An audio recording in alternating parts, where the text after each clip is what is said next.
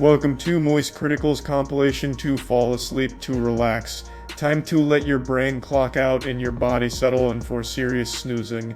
Grab your premium slumber gear and prepare for a lady tier drowsiness.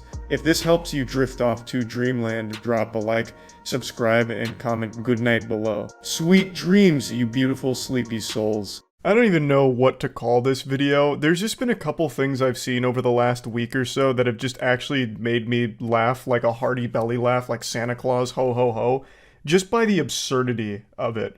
So this is just going to be like a full dump of just a bunch of random things, stories, and videos that have just been on my mind as something silly. This first one is fresh off the press. This is a bun straight from the oven here. It's still piping hot. So Take-Two CEO is defending the outrageous idea that a Red Dead Redemption port is worth $50, and he calls it commercially accurate. Commercially accurate, my left foot. You're telling me that that vampire in a sweater, the CEO of Take-Two, was the one out there crunching numbers and collecting data, and he's like, well, actually, pushes up his glasses like Poindexter. This is a commercially accurate price point for the Red Dead Redemption port, and, well, all of you gamers just seem to be way off base with all of this outrage. Can you just please consume without thinking, please? Can you go back to just buying blindly and just give us money? Thank you. Now, for those of you that don't know what this whole situation's about here, I'm going to break it down to its bare bones. I'm going to feed you the apple from the tree of knowledge, so that way you, too, can take part in this common Take-Two L here. Rockstar Games made Red Dead Redemption, and it is an outstanding masterpiece. It's a game I'm sure most of you watching this have played, or at the very least heard of. But it's also 13 years old. It came out in 2010. It's a title that fans have been salivating at the thought of a remaster for. Even though the game still holds up extremely well today, in my opinion, it is a game that could absolutely benefit from a nice coat of paint and a lot more quality of life, attention to detail, and just general improvements. A remaster for Red Dead Redemption would go hard as fuck. So fans were really excited that there was some Red Dead Redemption news around the corner. But man, those hopes and dreams soon turned to nightmares when Rockstar confirmed that it's not a remaster, it's not a remake. What they're doing is they're doing a Red Dead Redemption port to the Nintendo Switch and the PlayStation 4 for $50. 50 doubloons, and you'll get Red Dead Redemption on Nintendo Switch at a crisp 30 FPS, so you can feel like you're back in the goddamn Stone Ages. And you can feel even worse about it because you paid $50 for the experience. Naturally, this was a slap in the face to every human being with a heartbeat reading this, because there's nothing hype about this. No one cares about a Red Dead Redemption port for the fucking Nintendo Switch or PS4. That's meaningless hoopla. Now, you might be wondering, why did the Take-Two CEO opine on this? What does he have to do with anything? Well, they own Rockstar Games. That's super simple. Take-Two owns Rockstar, and Take-Two is no stranger to L's. Common Take-Two L here, per usual. They are a greedy, evil corporation that has done so much shady shit over the years, it is gross. And, of course, if you're a fan of Rockstar Games, you're also no stranger to Take-Two spitting in your mouth. Take-Two is more than happy to dump excrement in the mouth of their fans like it's 2 girls, 1 cup. For Take-Two, it's anything in the name of profits. I don't want to open up an old wound here and pour salt in it. This is a scar that any fan of GTA bears, but I must remind you of the absolute catastrophe that was the GTA Vice City, San Andreas, and GTA 3 remastered from a couple years ago, which was basically a demaster. Fundamentally, it was like a fucking mobile port of these titles. It was abhorrent. That is a affront to God, what they tried to pull with that whole collection they did there. Lord have mercy. Yeah, this is just a horrible idea here to charge $50 for a port of a 13-year-old game, especially in the modern landscape of things when you can emulate it and have a much better experience, like, in your own home. Not that I'd ever advocate for emulation, of course. Take-Two lawyers, if you're watching this, that's not what I'm saying. I'm just saying there are some hooligans out there that may dabble in emulation that will recognize just how silly this whole idea is for a $50 port of a game that is 13 years old with no remaster, remake, or like significant improvements at all. It's just greed for the sake of greed. Like, you know, it's just a very misguided idea here. I can't imagine what the actual fucking thought process was here other than just dollar signs in the eyes and hoping for the best. So yeah, just another big L here from Take-Two trying to say that a $50 price tag is commercially accurate for this product. I couldn't help but just slap my knee and laugh about it. Now, the next thing that had me giggling was actually an advertisement from Mike Pence. I'm not here to get political or anything, but this ad was bafflingly awful. Hey everybody, Mike Pence here. Remember $2 a gallon gas? I do. And then Joe Biden became president of the United States and launched his war on energy. Since that time, gasoline prices are up 60%. Electricity going to MikePence2024.com. We can lead the world once again to a more prosperous and a secure future for America. Someone needs to lead Mike back to Doofus Town. Man is an escapee from Stupidville. That is not how pumping your own gas works.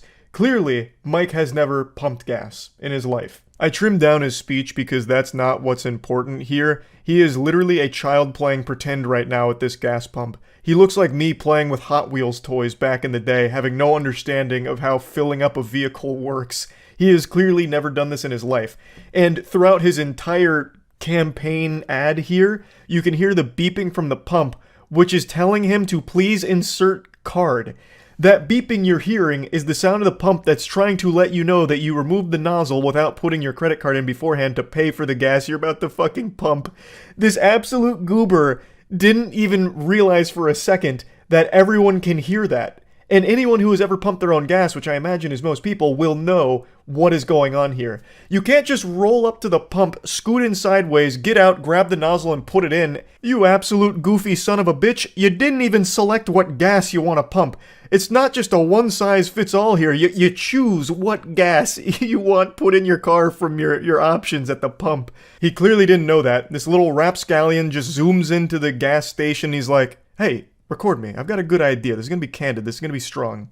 Hey, Mike Pence here, which, by the way, is a wild introduction here. Actual Billy Mays shit. Like, he literally stole that from Billy Mays, but rolled a 1 on the charisma check and delivered it with zero enthusiasm. He just sounded straight up sad. He sounded just downtrodden. He sounded like Matt did when he told me that our package got stolen from his house. But anyway, yeah, he rolls up, he's like, hey, Mike Pence here. My fellow Americans, do you remember when gas was $2 at the pump? Because I don't. I've never seen gas in my life. Why is no gas coming out? I'm starting to panic. I'm pressing the trigger, but nothing's happening. Jeeves, but where's my butler to help me do this? Jeeves, come fill up my car. Oh my god.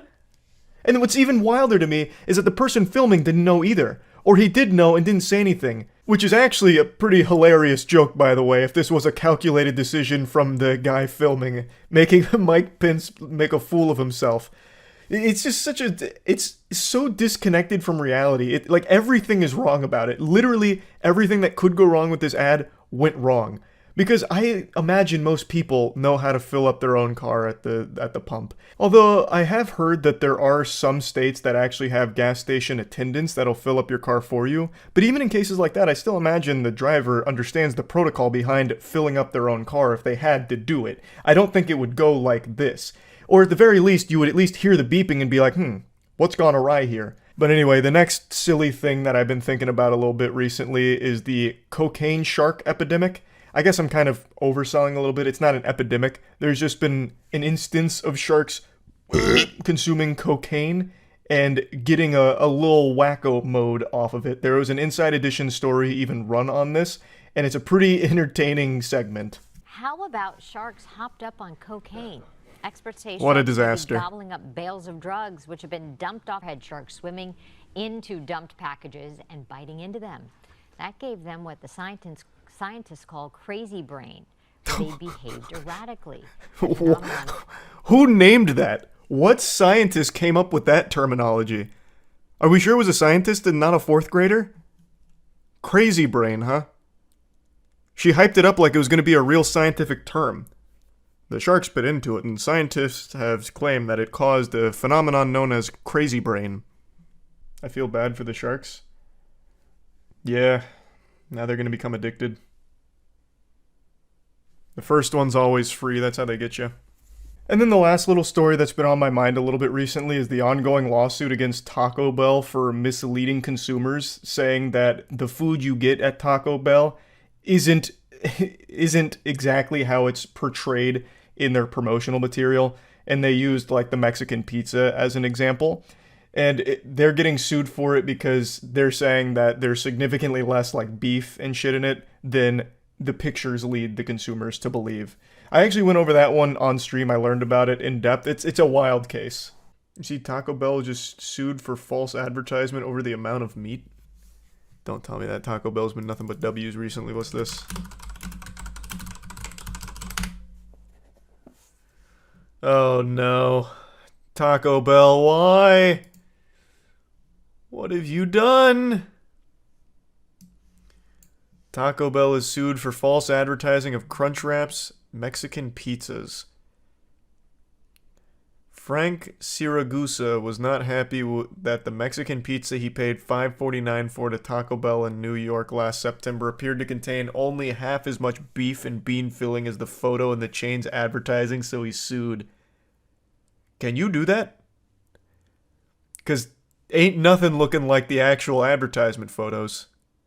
If so, we're opening Pandora's box here. Because I'm ready to ride. In a proposed class action filed on Monday in Brooklyn, Siragusa accused Taco Bell of deceiving consumers by falsely advertising its Mexican pizza, veggie Mexican pizza, Crunchwrap Supreme, Grande Crunchwrap, and Vegan Crunchwrap as containing at least double their actual content. Based on what? Your eyeballs? How would you know? How would you be able to like actually prove that? Let me see.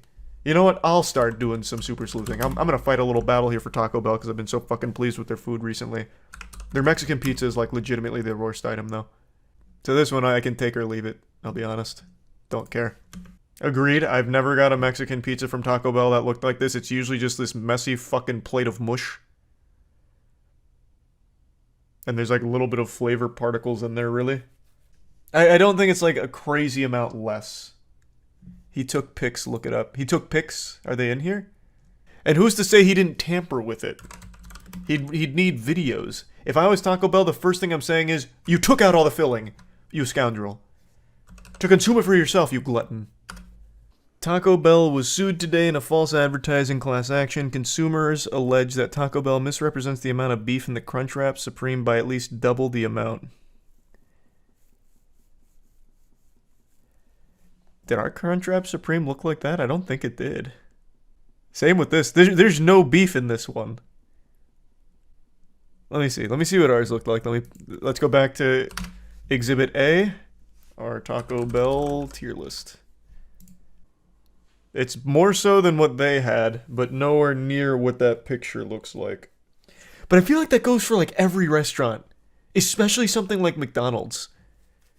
I think McDonald's would even be more egregious than Taco Bell, but maybe Taco Bell's like an easier target, perhaps? Okay. But yeah, these are, assuming these are untampered with, these are pristine, PSA tin, fresh out of the wrapper Crunchwraps, then yes, that is a problem. I will agree with Frank Siragusa on that. Taco Bell, a unit of Yum Brands, did not immediately respond. Last year, one of Siragusa's lawyers filed a still pending lawsuit in Brooklyn accusing McDonald's and Wendy's over the actual versus advertised size of their burgers.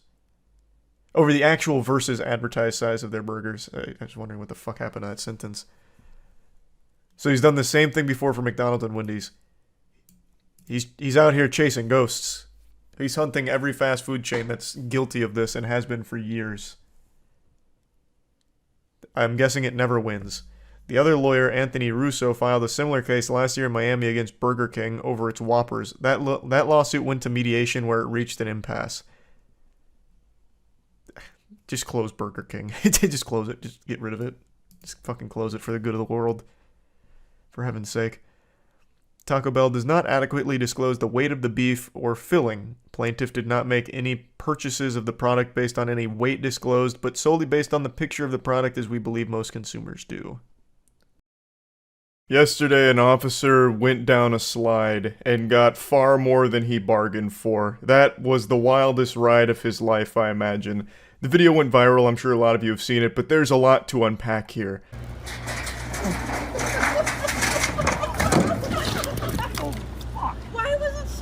The officer wasn't injured or anything, just minor boo-boos as I understand it, but this video is just a masterpiece. The sound of him coming through the slide is like something you'd hear out of Looney Tunes. It sounds like 15 potatoes being fucking thrown down a steel chimney, and then he just rockets out of this slide like a bowling ball getting pushed back into like the holding receptacle.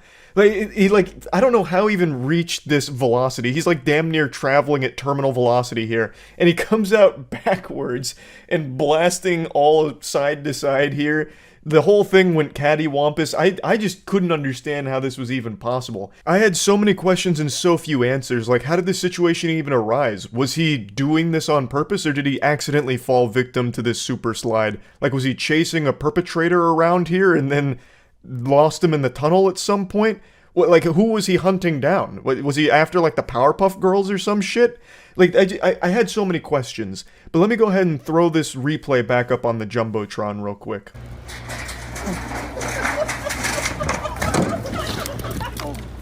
Why was it so...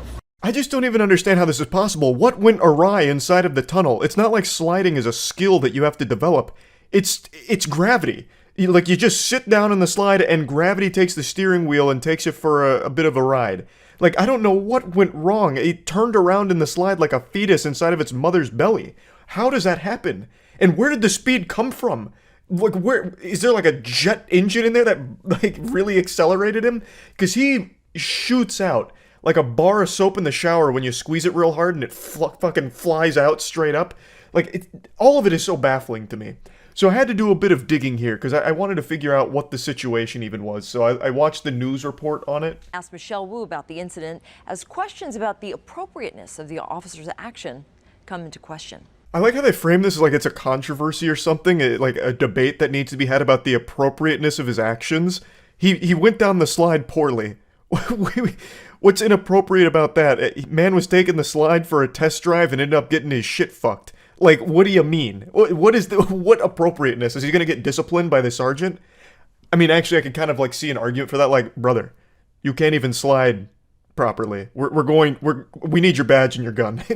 You're not fit for duty. We're gonna need to send you back to training or something. If you're having a problem on the slide, we gotta go back to the drawing board for a moment here, son. It appears a Boston police officer got a faster ride than he bargained for when he tried out the slide at City Hall Plaza. This video showing the officer tumbling out of the slide in his uniform has gone viral on social media sites. It also got millions of views on TikTok. I love that they replay this clip like 20 times with different levels of slow-mo. I can just feel the giggles that the production team was having during this segment here. And I can't help but feel the tears from the officer having to watch this back so many times in shame. Now, I was just going over the physics in my head, running a little mental simulation, using the scientific method, of course, to make heads or tails out of how this was even possible. When I first watched the video, I couldn't believe a world where he meant to go down that slide. I thought he must have, like, stumbled into it or something, chasing a criminal. I don't know why there'd be a criminal, trying to escape at the playground next to the slide or whatever. But it was the only thing I could make sense of, like chasing the fucking Hamburglar around here and then he loses his footing or the Hamburglar pushes him down the slide and that's how he ends up so chaotically exiting the slide here and so painfully. But after really thinking it over for a moment and employing all of the latest and greatest in physics theories that we've come up with over the last 100 years, I've deduced that what must have happened is that he was covered in baby oil, or butter, perhaps, something, I don't know. And when he got that first little bit of speed, he hit the first corner and turned upside down and ended up on his belly, and then started slapping the sides of this steel contraption like a bundle of clothes in a washing machine. Now, obviously, I don't really think he was covered in baby oil or anything like that, but his uniform must be so silky smooth that it gathered speed instantaneously, which caused him to hit that first corner and flip. But the thing is, he hit that shit, went belly down, and he could not recover. So then he just ragdolls out. Include this slide. Signage for the park indicates it's designed for kids ages 2 to 12. I don't know exactly what the circumstances were or what happened, but I will definitely check in and make sure that the officer is okay. If it looks like we need to make sure that there's more signage that this is for children or something, we can do that too. Oh my god, the embarrassment would be overwhelming. If this was me, I would not want to be the guy that caused them to implement 50 more signs that say, adults beware, do not go on this slide. I would be actively shutting that shit down and be like, no, don't you dare put up another sign, don't you fucking dare. I'm going to prove that this slide is compatible with adults too. And I would ride that slide every goddamn day until I've got it perfect. Even though, again, I don't think riding a slide is a skill. It just happens because of gravity. I don't know how the... I don't even know how the fuck it's possible that he ended up traveling like 88 miles per hour down this slide, nearly traveling back in time like Doc Brown.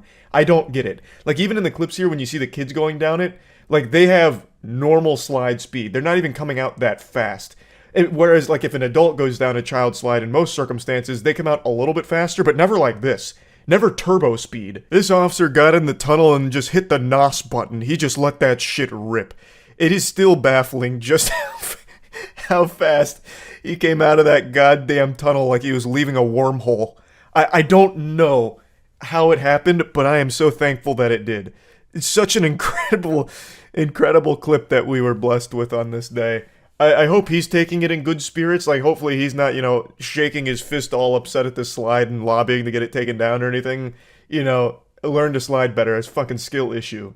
We also asked Boston police about the video. The department says the officer was hurt, used his personal insurance for care, and did not charge the city. Everything has a chance to be viral these days. Not wrong. Everything does have a chance to go viral these days, and that chance is greatly improved when it's a situation like this, with a tumble like that. Again, you're not gonna see a slide tumble to that extreme very often. Usually in cases where a slide has like a big wipeout or something, it's actually the slide's fault. We talked about this about a year ago. There was a slide that was designed where it was so poorly done that the first angle was too sharp. So what would happen is a lot of riders would hit the first hump, and it was like an open air slide, and when they hit that first hump, it would just shoot them up. They just like fucking fly off and hurt themselves. That's the slide designer's fault. That's not the rider's fault. It's a poorly made slide. And another one we covered was a slide where you're in like a sack and you're going down like an extreme roller way of a slide, and there's a cage above it. And I just hit the mic and I know that sounded like a goddamn earthquake. Sorry for that. There's this cage above it, and it's a steel cage. So what happens is you gather a lot of speed and this steel cage is above you, so when you hit your first little jump, you hit into the cage, so very easily you could lose a finger, appendage, break your arm, break all your bones because you get shot into a steel cheese grater, basically. And that's not the rider's fault. Again, that's a poorly designed slide. But in this case, the slide seems like it's designed fine. It doesn't seem like it's dangerous or poorly constructed or anything like that.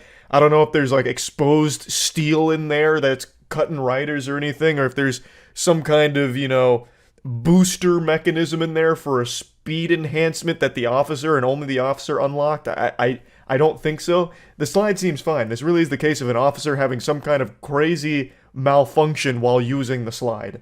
So yeah, it's just a wacky video. I just wanted to talk about it because I've been giggling about it for a while. That's really about it. See ya.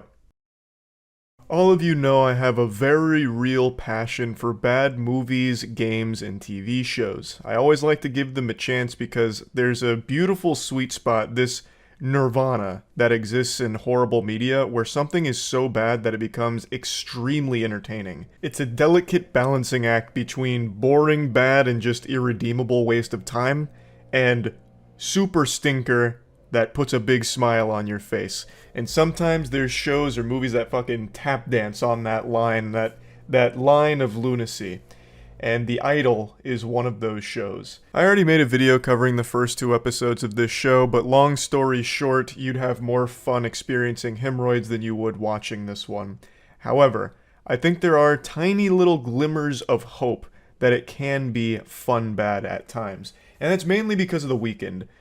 Within the first 2 episodes, The Weeknd establishes himself as one of the most unintentionally comedic characters to ever grace the television screen. He plays a goofball named Tedros, and he's basically a cult leader and a sexual savant shaman. Basically, everything he does is hypnotic to the point where everyone wants to have sex with him, and he can have sex with anyone and everyone all the time. And this leads to probably one of my favorite scenes in recent memory from a show, where he's got the main character, Lily Rose Depp. She plays a pop star named Jocelyn. He's got her ready to engage in a little bedroom ham sandwich activities here, a little coitus, and he blindfolds her and tells her to get on the bed, and he starts like barking orders at her like a drill sergeant from behind a chair. So he like gets behind a chair and he like pokes his head out and starts basically having phone sex with her in person. He's like, "Yeah, now imagine my tongue on your pussy. Yeah, my wet tongue's on your pussy right now. And here comes my cock. Open wide for the airplane, that's my cock. Whoop, you're choking on it." And the whole scene, that's the whole scene basically. He just keeps saying this and it goes for like 5 or 6 minutes and he's sitting like on the fireplace, poking out behind the chair. And then he delivers what I consider to be one of the most powerful lines in all of recorded history. He says, "Fucking stretch that tiny little pussy." As the camera zooms in on his face like we're about to enter the Twilight Zone here or something. And he delivers it like an android that's malfunctioning. It's so beautiful. But anyway, there are moments like that sprinkled out throughout the show. But on the whole, it's actually just a pretty revolting show that's clearly just there because the director's got an actual fetish that he wants to be paid to produce, I guess. Like, it doesn't really have a legitimate message. Jocelyn, the main character, does have like an interesting story to tell, but he's not interested in telling that story. Instead, it's only focused on the sexuality of everything and everyone in the show, as opposed to being like an interesting piece about the exploitation of like pop stars or something in the industry. It doesn't have any kind of criticism or critique of it. Instead, it's perfectly content just showcasing exploitation of a pop star for the sake of, like, I don't know, softcore porn. It's not delivering any kind of real message. Like, the show doesn't really have anything it wants to say. It's literally just a montage of sex scenes, while giving you tiny little breadcrumbs of what could have been an interesting premise if they just decided to actually focus on telling a good story. At some point, maybe they were, and then they just decided, nah, good stories are for dweebs, here's more tits, and that's the direction they went, because that's pretty much the final product of the show so far. Episode 4 just dropped. I've watched every episode. It's only a 5-episode long series, so it's a pretty low time investment, so I plan on finishing it. And I was going to wait till episode 5 dropped, but I can't hold my little wet tongue anymore here. I've got to talk about episodes 3 and 4, so I went over episode 3 on stream, and I just watched episode 4, so I'll show you the clips from episode 3 that I talked about, and then get into 4. No, I never finished Velma. You know what I am finishing, though, is The Idol. And The Idol is much worse than Velma. Well, I won't go that far. The Idol is very bad, too. What's The Idol about? It's literally... The show has one interesting character, and that's Lily Rose Depp's character. But for some reason, they refuse to focus on her. It's mainly The Weeknd being a fucking weirdo. Yeah, spread that tight little pussy for me. Yeah, now my cock's in your mouth. Well, you're choking on it. Yeah, now you're choking on it. Like, that's half of the fucking show. And for some reason, the director very openly just has the show as just fetish material for himself. There is not a single goddamn scene in that show where Lily Rose Depp does not have her titties out. Even when she's in public, she still is wearing basically a see-through top with no bra. Even in public in the show. There is no scene in that entire show where Lily Rose Depp has her tits covered. It is actually just softcore porn that the director made, and The Weeknd is a creepy weirdo in. I'll get into it real quick. I was going to do another video on The Idol, but I'm just going to wait till it's done. Episode 3 got so fucking unhinged. So, spoilers, I don't think anyone gives a fuck. No one's really watching the show. I don't think anyone cares. The Idol episode 3. It's once again just fetish material for the director to jerk off to. But at the very end, they're having like this dinner. And The Weeknd's there with his whole crew. Lily Rose Depp is there with a couple of her friends. And one of Lily Rose Depp's friends pitches that she should make a picture with cum on her face, her album cover. Which is like, oh, that's goofy. And she's like, no, I kind of want to be taken seriously. And he's like, why? Just use this picture of cum on your face for your album cover. It's provocative. You'll be a real bad girl. This is good for us. This is good for everybody. And she's like, no, I really want to be taken seriously. So then The Weeknd's like, but why? And then he gets like really deep. I won't bore you with most of the details. Eventually it culminates with her revealing that her mother, who has died, was abusive and used to beat her with a hairbrush to keep her in line and to keep her making hit songs. And she's in a bit of like a creative rut. So The Weeknd's like, so do you think your mom beating you with that hairbrush led to your great art? And she's like, yeah, I think in some way. And she's fucking crying her eyes out now. And he's like, do you think it was worth it because the songs were so good? And she's like, yeah, well, I guess. So then he goes, I shit you not, do you still have that hairbrush? So she goes and gets the hairbrush. And the episode ends with him beating the fuck out of her with the hairbrush. She's crying and wailing. And then she eventually says thanks. It's diabolical. He turns the trauma into like a sexual fetish thing for himself and convinces her that it's good for her artistic process. Was he beating her or was it sexual? Sexual for him, not so much for her. She was legitimately crying her fucking eyes out, screaming and wailing. Because he even says like, get ready, I'm going to hurt you. And then just starts beating her with the hairbrush, making her relive the childhood trauma that her mom put her through. But for him, it's like a sexual thing. It seems, because he's just a fucking weirdo. No, it's crazy. Someone put this in the chat, and I think this is an interesting talking point. Do you think that's some Illuminati shit and he's trying to tell people that's what they do?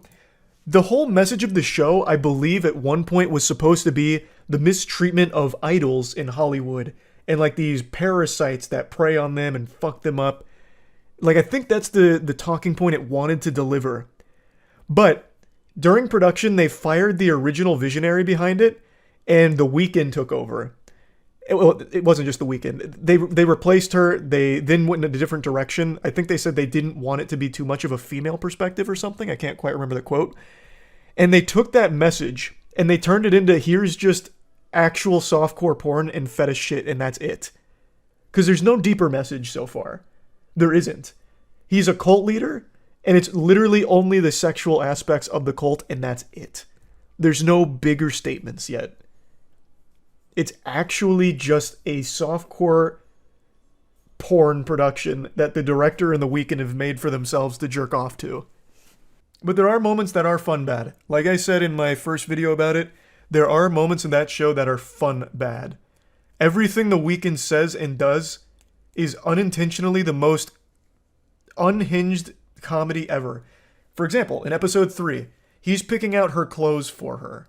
He's supposed to be like controlling every aspect of her life because he's a manipulative cult leader, sex savant. He's picking out her clothes. And there's a guy, one of the workers there, is showing some clothes and he's like, this would look pretty good if you want to try this. The Weeknd goes up to him, he's like, look at her again. Fucking look at her again. Fucking look at her again. I saw you. If you fucking look at her again, I'll drag your ass down Rodeo Drive and fucking curb stomp you. Look at her again. And like, that's his energy. But it doesn't work well because it's so over the top goofy. Like, absurdly goofy. How is his acting? So a lot of people criticize his acting. I will say it's not great, but it's not as bad as everyone's saying. I think he learned from like YouTuber acting tutorials because everything he does is so big. It's so over the top. This motherfucker wears a trench coat like The Undertaker. Like, everything he does is on the nose and grand. Like, he doesn't just deliver a line, he lives the line. So it's so campy. But I wouldn't even say that it's like bad acting. It's just so dramatic. All the time. You forgot the jerk off scene. Oh yeah, and that same scene I was talking about where he's like, look at her again. Fucking look at her again. He eventually raw dogs her in the dressing room in front of everyone in the store, mind you. And then he's about to come and she's like, no, don't come inside me. No, don't come inside me. So she like pulls up her panties and walks away and he's like, now what? She's like, you'll figure it out. So then he jerks himself off and he's like, oh, ah! In the dressing room as he's like coming. You forgot him eating her out in the backseat. That's just more of what I was saying, like it's all just a fetish for the director. On the way to the store in a convertible, The Weeknd is just eating out Lily Rose Depp in the backseat. And then like in front of paparazzi. Well, no, he finishes eating her out once the paparazzi gets there that he called. He probably just sees it as his way into acting. I mean, this is a big show, or it was hyped up to be a big show. It's flopping because it's not very good. But I have no doubt that he really thought this was his acting break. Like, this was his big ticket into acting. The show is also littered with his music to talk about jerking himself off. Oh yeah, by the way, after he beats her with the hairbrush to relive her childhood trauma that her mom inflicted on her, the episode ends with a Weeknd song playing. Yeah, he plays his own music throughout the entire show. I saw a clip from it though, I already know what to expect. I already knew this was coming. She made a remix to one of the songs, well, her only new song in the show, and since she was, like, in love with The Weeknd, she starts rubbing an ice cube on her pussy and shit, and then she's like moaning into the mic to try and make it really sexual. So I saw a clip from episode 4 where in order to replicate that in the studio, she just has The Weeknd basically fucking her in there so she's moaning on the track. Or something like that, I'm pretty sure. That's not true. I saw the clip on Twitter. What do you mean? It's him like rubbing up and grinding on her and like dry humping her while she's going, on the track. You're absolutely lying, she didn't do that. Is that clip not real? You know what, here, I'm gonna scrub through it just to prove you wrong real quick. I am literally watching it right now. Why are you telling me it's wrong? I am literally watching this happen. He is grinding on her. He is currently grabbing her ass. Now he's dry thrusting a little bit. What are you talking about? I am literally watching it. I'm watching it again. This... Wait, why is there more scenes of this? They're doing it again. This one's much more egregious. Now he's fingering her. What the fuck? As she's singing the track. What the fuck are you talking? Why are you telling me I'm wrong? I'm literally watching it. Oh my god. This is so much worse than the first Twitter clip. She's also blindfolded, by the way. Like it's a game of pin the tail on the donkey. And not only that, not only is this for the track, she is singing it in front of all of her friends. And people that she considers family. Now he's grabbing her titty. Like, through the dress. In front of the record label, who's all getting uncomfortable. I can't believe you were telling me I'm wrong. I am actually watching this now. It is always so shameful. You just come in here and fucking tell lies. Now you made me have to go and spoil this for myself. Now I won't get to experience that for the first time again. So the first half of episode 4 is dedicated to the artistic process of creating the hits with Jocelyn. So Tedros is getting her in the mood. So he's got like a producer there that's helping record everything, and she's performing in front of the entire house now, which includes Tedros' like family as well as like other people in the industry, as well as Jocelyn's manager is there now to observe because now they're a little concerned about Tedros because he's a criminal. So her manager is there basically reporting on everything and making sure that they can, you know, fight back against Tedros at some point. Now, they spend, like I said, the first half making these songs together, and since the idol can't go a second without being absolutely absurdly in-your-face sexual, like to the point where it's now cartoonish, he blindfolds her while she's recording, and then starts fingering her while squeezing her titty, like actually honking on her milkers.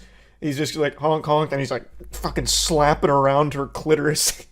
He's actually working her vagina, like he's trying to like beat an egg or something. So he's down there doing this and she's going on the track. And he's like, brilliant, this is amazing. Save it, mark it, good. That's like the whole first half is making those songs together like that. And also the manager reporting back like Tedros is dangerous and everyone in the house is like kind of odd.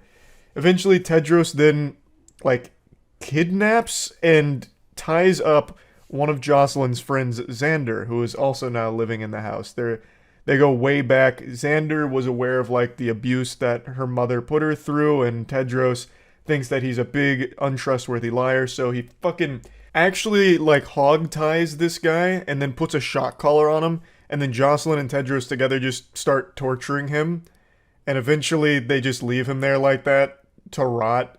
And then eventually they set him free because he's got a bigger role to play in one of Tedros's like nefarious plans here, which we don't know yet. But anyway, that's kind of the whole first half is focusing on like the music side of things with the, of course, like, you know, fucking sexually singing it. Like he's got a finger in her butt like a Naruto 1,000 Years of Pain while she's singing in order to get better moans on the track. But it turns out like even Jocelyn's manager thinks the music is pretty good, apparently, but not worth, like, the torture that she's being put through for it. But Jocelyn doesn't recognize it as torture. She's recognizing it as, like, love and all of that. Eventually, they're celebrating. They throw a huge party, tons of cocaine, tons of drinking, and that's when the girl from the first episode and second episode that was Jocelyn's friend, her dance instructor, comes over.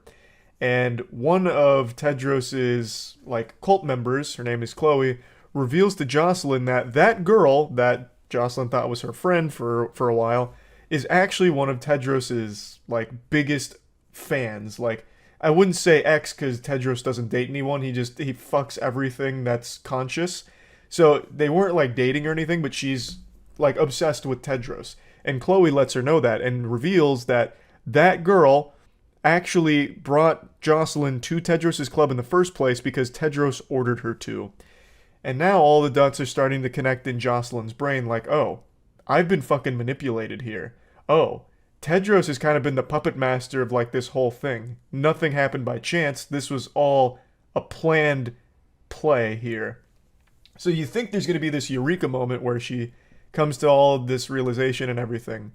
And that girl then approaches Jocelyn saying like, hey, the record company wants me to take over your song. You okay with that? Jocelyn's just like, go for it, I guess. And then Jocelyn, for her revenge, texts her ex to come fuck her. And that's how she gets back at Tedros. So Jocelyn's ex comes over during the party. Tedros immediately takes notice of that, so Tedros does another big line of cocaine and then takes like 50 shots and starts doing karate at her ex. And then Jocelyn comes up and says, you know, I don't know that guy, come fuck me. So then her and her ex go have sex as Tedros cries outside the bedroom door listening to it. And that's pretty much where the episode ends. That's episode 4. I feel like we got absolutely fucking nowhere in this episode. And it was actually pretty light on goofy, fun moments. It was actually just pretty uncomfortable boringness for the most part. So yeah, that's the pre-season finale here. Final episode drops on Sunday, and you bet your sweet bippy I'm going to be glued to it watching that. And I'm not expecting much at all. This has been a complete disaster of a show. It is actually just softcore porn and nothing else. There's no real substance here. And it's downright depraved pretty often. Like, a lot, really. Without having any kind of deeper message to it at all. It's just bad. Yeah, the show's just kind of bad. I wouldn't even say it's fun bad. It's just there are some moments of fun bad to it. But it doesn't salvage the show. It really doesn't. It's still an overall genuine waste of time. But I'm going to complete the journey anyway because I've already, done 4 episodes of this side quest here. So might as well finish it here. So yeah, just wanted to give a little update on it. That's about it. So yeah. EDP445 has issued an apology for the cupcake incident from 2 years ago. Not exactly the quickest response time, but it's a little bit faster than Valve responding to Team Fortress 2 issues.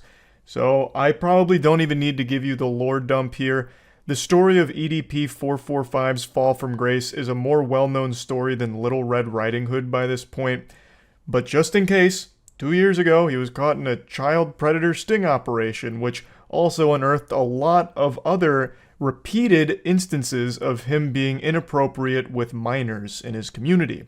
For this, he lost his entire career, and since then he has desperately been trying to claw his way back to the internet because it's all he knows. It's his only home, so he pathetically comes back like every couple of months for the last 2 years, like clockwork, with a new pitiful attempt at reviving his internet career. There's only a few certainties in life: death, taxes, and EDP coming back when no one wants him to. He's posted videos on every platform that allows video sharing capability. I wouldn't have been surprised if he tried to make a career out of streaming on Xbox 360 Arcade Uno, where they used to let you use the Xbox fucking Connect or whatever in order to have a webcam chat in Uno servers.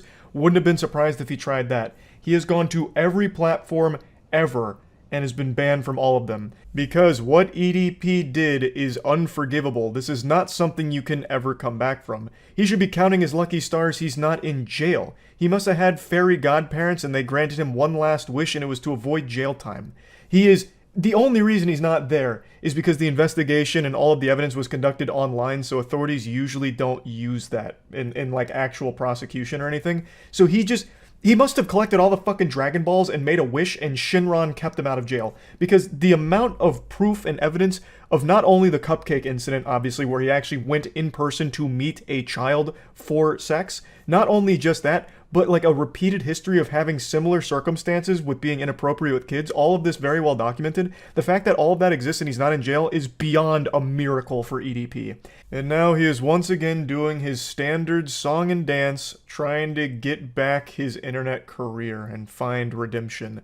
He's made a couple other videos in the past addressing it loosely, like where he's like eating a cupcake, so literally leaning into being a pedophile, I guess, and acknowledging it. And then only a handful of months ago, he made a statement on his website that was perhaps one of the wildest ideas ever cooked up by a human brain. He said that the whole cupcake incident, that whole scenario, was actually all acting. He was hired for an acting job to play a pedophile, and he committed to the role, and he had no idea it was going to be used as like a legitimate thing. He thought it was all just a Shakespearean play, basically, just part of, you know, the acting craft. But this is the first video he's made where he's apologizing and talking about it, like actually talking about it. And I've seen a lot of people saying, oh, wow, finally, he's taking accountability. He's starting to, you know, grow now, and you know, maybe he can move on from this. What a bunch of hooey. That is a load of fish paste. He doesn't, in his entire 8.5-minute apology video, he doesn't once refer to what actually happened. When he's talking about being caught in a child predator sting operation, he calls it that YouTube shit. I want to take full responsibility for my actions that happened on April 21st, 2021. The entire YouTube shit that went down, the entire YouTube incident, you know what I mean, that went the fuck down. I'm not even going to get into it. You guys already know what the fuck happened. I'm taking full responsibility, full accountability for my actions. He doesn't even say what he did and what he like is guilty of. He just loosely refers to it vaguely and brushes it off quickly. That is the opposite of taking accountability. He doesn't even fucking address it directly. Now, he states one of the reasons for the tardiness behind this apology is because he's been in talks with lawyers over the last couple of years about what he can and cannot say. And I'm just going to slap down the Phoenix Wright objection. I'm calling baloney, because if he did have a team of lawyers behind him after all these years, I'm assuming they would have advised him to not make any of the statements he's made over the last couple of years. Especially the one where he faked emails to try and confirm that all of this was actually just an acting moment. It was all just a ruse. It was supposed to be a movie, not real. It's all fake. Or the other statement he made about how it never happened in the first place and just outright denying it. I feel like if there were lawyers behind him for the last couple of years, they would have told him, do not do that. But let's play ball with that idea for a second. Let's assume he's being truthful. If the lawyers have told him to not mention any of the specifics of the incident, then you can't come on this video and pretend like you're taking accountability or responsibility. If you're not willing to actually tackle what happened and what you are guilty of and actually talk about it directly, then you can't pretend that you're somehow taking accountability or responsibility in the situation. I didn't want to talk about this apology video because I don't think there's any value here. I've already made a few videos talking about EDP over the last 2 years with every attempt he's made to try and come back to the internet. And this is just another one of those. A desperate Hail Mary to try and monetize an internet career again because it is all he has. It is the only home that he knows. So he keeps trying. But this is just not something that you can come back from. Taking the proper measures and the proper steps forward to seek out help, to try to, you know, get my head on right and to make sure that, you know, in the distant future that I do not hurt, you know what I mean, my loving, caring, supporting friends and family, because they are the ones that hurt the most. They are the ones that suffer the most.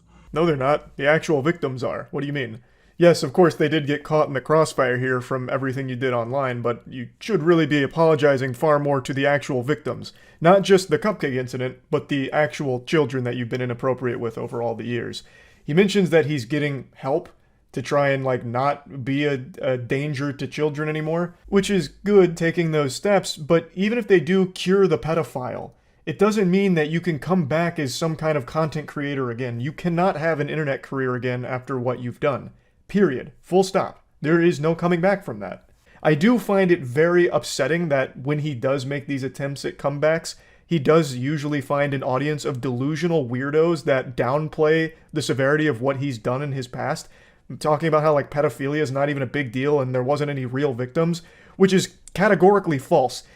He may not have actually met a child during the cupcake incident. It was all a sting operation, but there were very real victims to EDP that most people seem to forget. Actual children he was being inappropriate with. There are victims. Like, it's not just that one time with the sting operation, the fucking Chris Hansen have a seat to catch a predator moment for EDP. There was many more. It's just not something you move on from. Now, he does mention at the very beginning of the video that he's come close to, like, hurting himself and ending it all over the last couple of years as a result of everything that happened with this whole situation. And he mentions that he's extremely remorseful for all of it and recognizes that it's all his fault. And he also mentions that his family has been harassed a lot from all of this. And overall, yeah, it's sad to hear that, but again, it is all your fault. You can't come back to the internet after all of this. You are a danger to children. You preyed on kids in your audience. You can't come back online from that. You should have been in jail, but got extremely lucky to avoid that. So you should have been satisfied with just being able to stay out of jail and completely cut ties with the internet. Buckle down in the real world and just do something else and never come back online. Now, I understand over the last 2 years he has tried getting other jobs, but some people have recognized him and felt unsafe because, shocker, child predators are a danger in society. So he did lose his job, his other couple of jobs he's had over the last couple of years, but that doesn't mean you just quit and then just go back to the internet to try and monetize there for your career. You cannot come back from what you did online, period. So you should have just kept trying to find a job that you can hold down where people aren't going to recognize and harass you, and just stay pursuing that. He also does mention that the reason he's making the apology is because he wants to eventually have redemption online, which I think what he's done is irredeemable. I really do. I feel like most people probably do as well. It's an unforgivable act, but he keeps trying. And I don't even think this apology is genuine. This feels once again like another plan of his to try and crawl back online, because he has done it so many times before. This is not really taking accountability or responsibility. He keeps saying that it is, but he can't even address the actual issue itself. And like, not only the cupcake incident, he doesn't even mention the other victims outside of that either. So he doesn't actually even take any accountability or anything like that. So I don't even think it's coming from a place of like genuine remorse or anything. It really seems like it's coming from a place of desperation to find a career again online. So yeah, that's about it. So yep. There's only two kinds of people in this world. Me and everybody who isn't me. And which one am I? Well, I'm me. Some of the best stories ever told involve a main character who refuses to give up in the face of adversity and insurmountable odds. But none of these stories ever involve esports, because insurmountable doesn't even begin to encapsulate the impossibility of surviving in the esports scene. It is just an infinite void of sadness and financial ruin. And you know what I say to that? Cannonball! I'm coming in, willingly. That's right, Moist Esports is here to stay, and we've got some really interesting ideas to try and innovate in the space. So, we're getting a little experimental here. We're doing one of our outrageous watch parties live in person. So we're turning it into like an event, kind of like a Moist Fest to a certain extent. So we're going to be watching our Apex team take home the World Championship trophy in September, hopefully. Take home the World Championship trophy. Fucking fingers crossed, and I'm lighting incense every day in order to get rid of any kind of bad spirits out there that might weigh us down. And we thought it would be fun to do that with a live crowd to share in the hype and excitement. If you've ever watched any of our watch party streams, you know things get unhinged quick. We devolve into lunacy fast. It gets absolutely wild, and we thought it'd be really fun to do that with a crowd of people that are also energetic and excited to be watching as well. So it's kind of like a live sports event where everyone's getting excited for the home team, cheering for them, rooting for them, and that's kind of the whole idea behind it. So let me just go ahead and show you a little promotional teaser. This is the venue we're going to be using, and we made something a little goofy to announce it.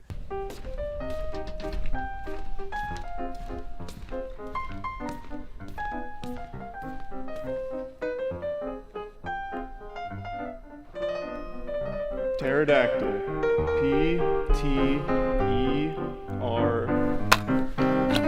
What's the deal with salt shakers? You fill them up, and where does it all go?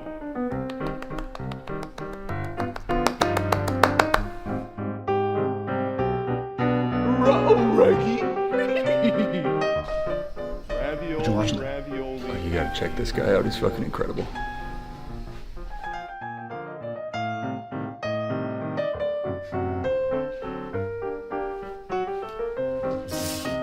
Come on, boys. Junction, what's that function? Tickets are available right now. You can click the link in the description below to get taken to them if you're interested in attending. It'll be a 3-day event, and hopefully it'll be a lot of fun. Again, this is just us experimenting, you know? We're back in college here, and we're getting a little experimental with ourselves. So, yeah, we've been in the think tank ideating on some real big picture ideas, and this is the one that we've cooked up that we think sounds like a delectable dish to serve. So, we're excited to give this a try. Also, the event is only for ages 18 and above. There's going to be a full service bar as well, so you'll get ID'd there. You'll need to be 21 and above for that. It's not going to be, you know, strippers coming out of the stage and, you know, getting fucking hog wild or anything, but it's definitely going to be content that is not suitable for younger audiences, which is why it's only 18 plus. It should be fun. We're really excited for it. And like I mentioned, esports is a space where you go to financially die. We've seen time and time again over the last decade these absolutely massive organizations backed by huge venture capitalist dollars still go belly up. These VC-backed orgs have more money than Scrooge McDuck did. The amount of doubloons at their disposal would make Captain Barbossa puke. They have tons and tons of money, and yet still they end up tits up. Because in the esports scene, you're just constantly burning money. It's just vanishing right in front of you without ever seeing anything come back to you. It's just being flushed down the toilet, and the toilet never refills with that money. So, even with all of the money in the world, these orgs still end up going defunct a lot of times, or end up in huge financial trouble, like pretty much all of them are right now. It's just stayed stagnant for so long, with orgs not really doing anything new or interesting to try and make the space grow in a way where it can be more sustainable. So, that's what we've been really brainstorming on and ideating on for Moist Esports. How can we do things different and make it more exciting and more fun and maybe down the line actually profitable to the point where it doesn't just have to be completely sustained from my piggy bank from streaming? Not that I mind that, but clearly that's not conducive to a healthy organization. Now, we are already doing things very differently than pretty much every org. We take 0% of any of our players or teams' winnings. They keep everything that they win themselves, which isn't exactly the norm in the space. Now, I understand a lot of orgs have pivoted very hard into content creators and merch, hoping to grow brand awareness through content creators, which will down the line turn a profit, and merch being the absolute focal point. And there's nothing wrong with putting a whole bunch of eggs in the basket of merch, because there's a lot of high quality merch that you can sell, and a lot of them do. We also have merch too. But there's so much more potential in the scene than just that. So our primary goal with Moist Esports is not to just, through any means necessary, find profit, nickel and dime everyone that joins the org and go through these predatory contracts or shady exchanges to try and make a buck off of it. It's truly our mission to make the esports scene more exciting and grow it in a way with Moist Esports where the money comes from the content and not on the backs of players doing deals for the org or taking their revenue that they've earned or anything like that. It's just doing it in a very different way. And we think that the live watch parties could be a really fun idea. So if it goes well this time around, maybe we look at doing it in more than just Tampa. We could do live watch parties across the country and turn it into like a really fun watch party tour, because we do have a lot of teams, so we'd have plenty of content to choose from for majors, super majors, and like in this case, world championships. So yeah, anyway, this is our first big experiment here, and hopefully it goes well and everyone has an incredible time with it, and we can look at expanding it in the future. So tickets are for sale right now. It's September 8th, 9th, and 10th at the Straz Center in Tampa. The format is, like I mentioned, we're going to be doing our watch parties live, so we're going to get our nice big, fucking casting couch out there. We're going to be projecting the game, and we're all just going to be fucking going wild and crazy together. It should be a fun atmosphere. I imagine it'll be very similar to going to a sports game for your home team, but all of the announcers over the speakers are goofballs spouting SpongeBob references and getting real wacky. So yep, looking forward to giving this a try, and yeah, that's really about it. So yeah. I know when all of you look at me, you see a high-caliber, top-tier, top-shelf athletic specimen the likes of which science can't fully explain yet. Just a succulent slab of meat, an imposing frame that's been blessed by the gods at Mount Olympus. So naturally, this leads people to question, what sport do I play? Because obviously, you're not packing puppies like these without letting them off the leash to play a little bit in a high-octane competition. And the sport that I play actually surprises people for some reason, which I don't fully understand, because the answer is basketball. I don't know what's so shocking about that. If I had to spitball a guess, it might be because I'm 5'6", so a little on the shorter side, and basketball's typically thought of as a tall person sport. So people will raise an eyebrow and ask if I'm joking, like, there's no way you play basketball at 5'6", you could literally wipe the team's ass standing up. Like, what do? Just dry their sweat? And you're right, there's a lot of basketball players I legitimately could suckle the teat of while I'm fully standing, but it doesn't matter, because I have a little something called technique and fundamentals, damn it. I'm out there proving that even at 5'6", you can be an elite basketball player. The thing is, I've played basketball for pretty much my entire life, but over the last 9 years, I got hit with a serious case of old as fucking lazy bone-itis. So those two, in conjunction with one another, just caused me to kind of drop it. So I took about 9 years off from basketball, but as most of you know, over the last 3 or 4 months, we've all been getting back into playing pickup games every Thursday. We have a great group of guys. We usually get like 15 or so bodies out there, and we just go hog wild trying to remember how beautiful the game of basketball can be, trying to reclaim our former glory on the court. And that brings me to a promise that I made a few times on stream but still haven't fulfilled. I said that eventually we'd start streaming our basketball games, or at the very least filming them for basketball content, because we do think it'd be hype, especially if we could get other creators out there and just do 5v5, the Moist Squad versus whoever else wants to play. We think that'd be really fun, but just never really bothered to set up the cameras to do that yet, especially because a lot of us haven't played in a while, and it might be a little embarrassing to be caught with your pants down and making a fool of yourself out there, so we've just been focusing on getting better and just having fun. But tonight, decided to film a couple of our games. We didn't play as much as we normally do because it's Florida, and today was a 115 degree heat index with humidity that was so fucking thick and brutal it could drown a fish. So we didn't play mini games tonight. It's an outside court. Also, we only set up one camera on one hoop because if we did another one on the other side with the direct sunlight on it, it would have melted the camera, which is something we actually had happen like a month ago. So it's not the best footage. So I'm not going to just drop half of the game. And also, we weren't exactly moving and grooving the way we normally do because of how brutal the weather conditions were tonight. We were moving pretty slow up and down the court. So I'm just going to show you a bit of my highlight reel from our game here. You know, just to prove that I do actually play and I'm not the worst player of all time. I'll just make you a quick believer in the Charles White magic. And then I want to get into a couple of our plans because we do have some wacky ideas for basketball related shit down the line.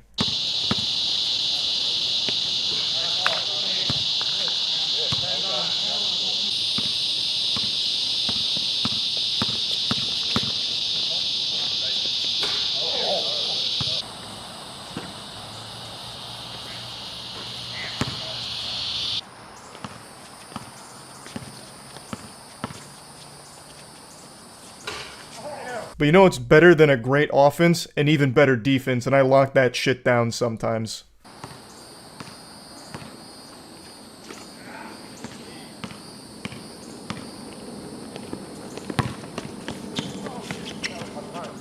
Unfortunately, Matt let me down on the fast break, ruining my assist, so I didn't get my double-double I was looking for this time around, but it is what it is. Now, this is one of the very few misses Matt had during the game. I don't want him to think that I'm doing him dirty by only showing the lowlights, so I'll go ahead and show you what happened in the previous few possessions that we had leading up to that fast break.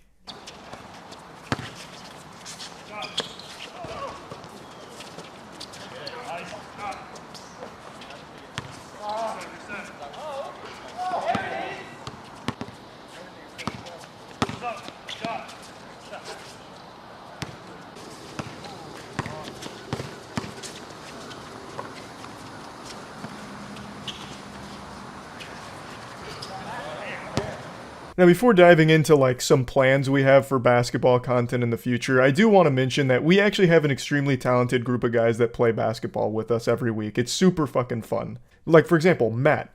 Matt initially didn't even go to college because he was too busy pursuing a professional basketball career until an injury took that dream away from him. Then he reluctantly went to college.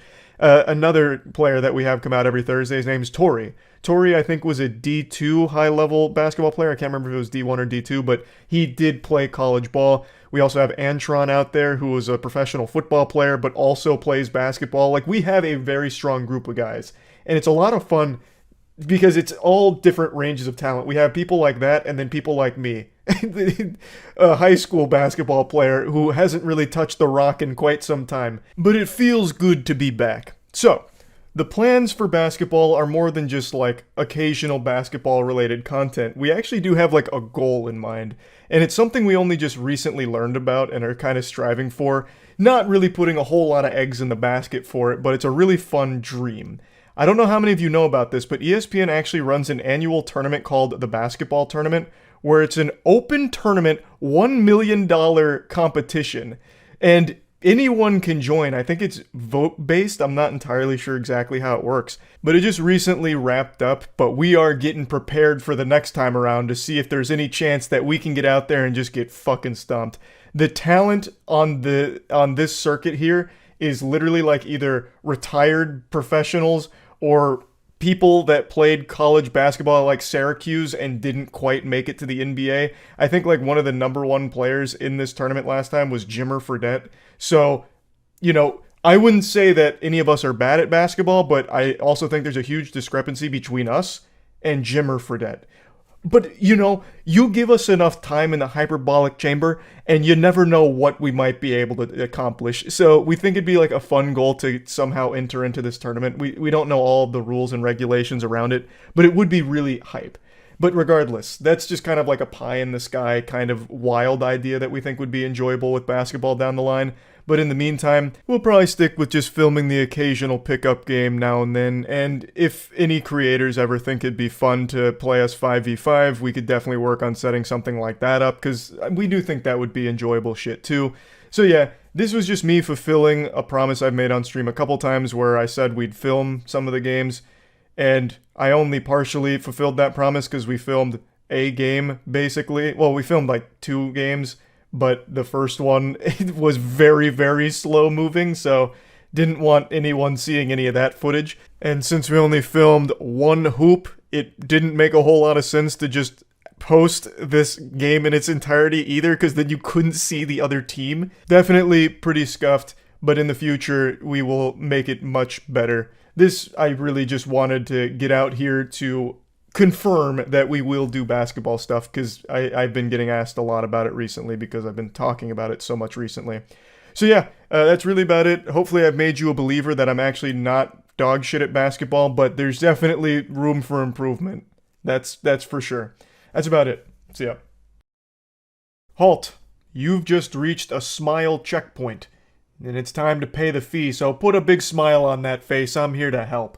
I've got some amazing news that's going to tug on your heartstrings and make you go, aww. A YouTube scammer was just sentenced to over 5 years in jail for a massive fraudulent operation they've been running for the last half a decade. And boy, howdy I tell ya, it's always a great feeling watching a scammer get their comeuppance. A nice knuckle sandwich from the law. And honestly, he's getting off easy here. His name is Jose Terran, and he is like the Cobra Commander of scammers. This guy is going to go down in history as one of the largest fraudsters in not only YouTube history, but music history as well. Over the course of the last 5 years, Jose has claimed 50,000 songs, meaning that he then took the rights from these songs, and all of the money that those songs would generate online went into his bank account. And over the course of the 5 years he's been doing this, he's made roughly $23 million in royalty proceeds from the music he's fraudulently claimed. Bro straight up found a money tree and couldn't help but take a bite from the forbidden fruit, just like in the Garden of Eden. And now he is paying the price. He may have raked in 23 million bones, but now it's coming at the cost of over 5 years worth of his life spent in the slammer. And I really do think he's getting off easy here because this is an absolutely abhorrent case of fraud. But the wildest part is this is actually a very prevalent and out of control epidemic on YouTube itself. This scam is not something Jose came up with. This is very common right now and used by a lot of other shady scumbags. In fact, I'm not here to start pointing fingers here and, calling out sailors on the ship. I'm not trying to lead a mutiny. But there's even some beloved YouTubers that do pretty much exactly what Jose did on a smaller scale. We'll talk about all of that in a minute. I just want to quickly thank today's video sponsor, Opera GX. Opera GX just has so many tools that really allow you to customize it to your liking, as well as even allowing you to limit how much CPU and RAM the browser uses with GX Control. GX Control allows you to enhance your performance on PC when gaming by changing the amount of CPU and RAM you're willing to allocate to the browser, which makes it a lot less of a load on your system, unlike something like Chrome, for example, which is a resource hog. Another great feature is, of course, GX mods, and there's even a mod pack for me on there as well, if that sounds interesting, where you can change browser sounds. Yeah, baby! So yeah, all kinds of customizable wallpapers, and a lot of other interesting things that you can toy around with and adjust thanks to things like GX mods. And when you download using my link, you can see my latest 12 uploads in the Opera GX corner. So if you're interested in starting with Opera GX, you can download it for free in the description. Thanks again to Opera for sponsoring. Before diving into the bigger picture of this whole situation, let's focus on the particulars of Jose's case here. Now, he's considered a person of high risk to reoffend. They even cited that he obtained more than $6 million in personal profits and continued pocketing another $190K of stolen royalties, which he hid. And the hefty sentence was really necessary to deter him from launching future scams because he's planning to remain in the music business. I want to stop it right there. How the fuck is this even considered a hefty sentence? He stole $23 million. 23 million clams that he had no right to, he stole. Now let me walk you through how the scam works. Someone like Jose and other awful people like Jose will set up these fraudulent businesses and they'll go on a copyright claiming bender. Like, we're talking full-blown, like 10 lines of coke, stay up 24 hours programming bots in order to flag content on YouTube that they will copyright claim to take the money from. On YouTube, when you copyright claim a piece of content, you then get the ad revenue from it, even though it wasn't you who posted the video. This happens to everyone's channel at some point. At some point, someone created a piece of like music or something that plays in the background of a game you're playing or something, and it'll get flagged in the system, and when that's there, you lose all of the ad revenue from the content, and it goes to the person who made that piece, or is claiming they made that piece. That's how it works. In theory, it's supposed to be there to protect copyright holders from people that are just re-uploading their shit. Instead of just like taking it down, you have the option to instead just take the money from it and it can stay up. But there's a lot of people that exploit this process, like Jose, where you don't have the rights to 50,000 songs here, but you're still claiming it because YouTube's system is fucking archaic. And there's not a whole lot of safeguards in place. A great example to highlight how unacceptably dog shit the current system is on YouTube, a community member of Destiny 2, just a person, just a, red-blooded, God-fearing human being, a normal person, noticed that this is a complete oversight from the system. And in the Destiny 2 community, he got really fed up with the way Bungie was doing something. They got very upset. I don't want to go into all the details here, so I'm not going to get like too deep into the weeds. But basically, they were disgruntled, and in order to get back at not only the community, but Bungie themselves, they started copyright claiming a ton of content in the Destiny community. And they were claiming it as if it was Bungie doing it. So Bungie got a lot of flack, a lot of shit for it, and then eventually they got so bold and brazen that they copyright claimed Bungie themselves. Bungie's own content that they were posting on YouTube, their Destiny 2 content, this guy started taking the rights of. So it's very exploitable and has been exploited many times. And it's illegal, highly illegal. That guy's facing some serious life-changing repercussions from all of that. And now Jose is as well. But the point is, it is exploited often.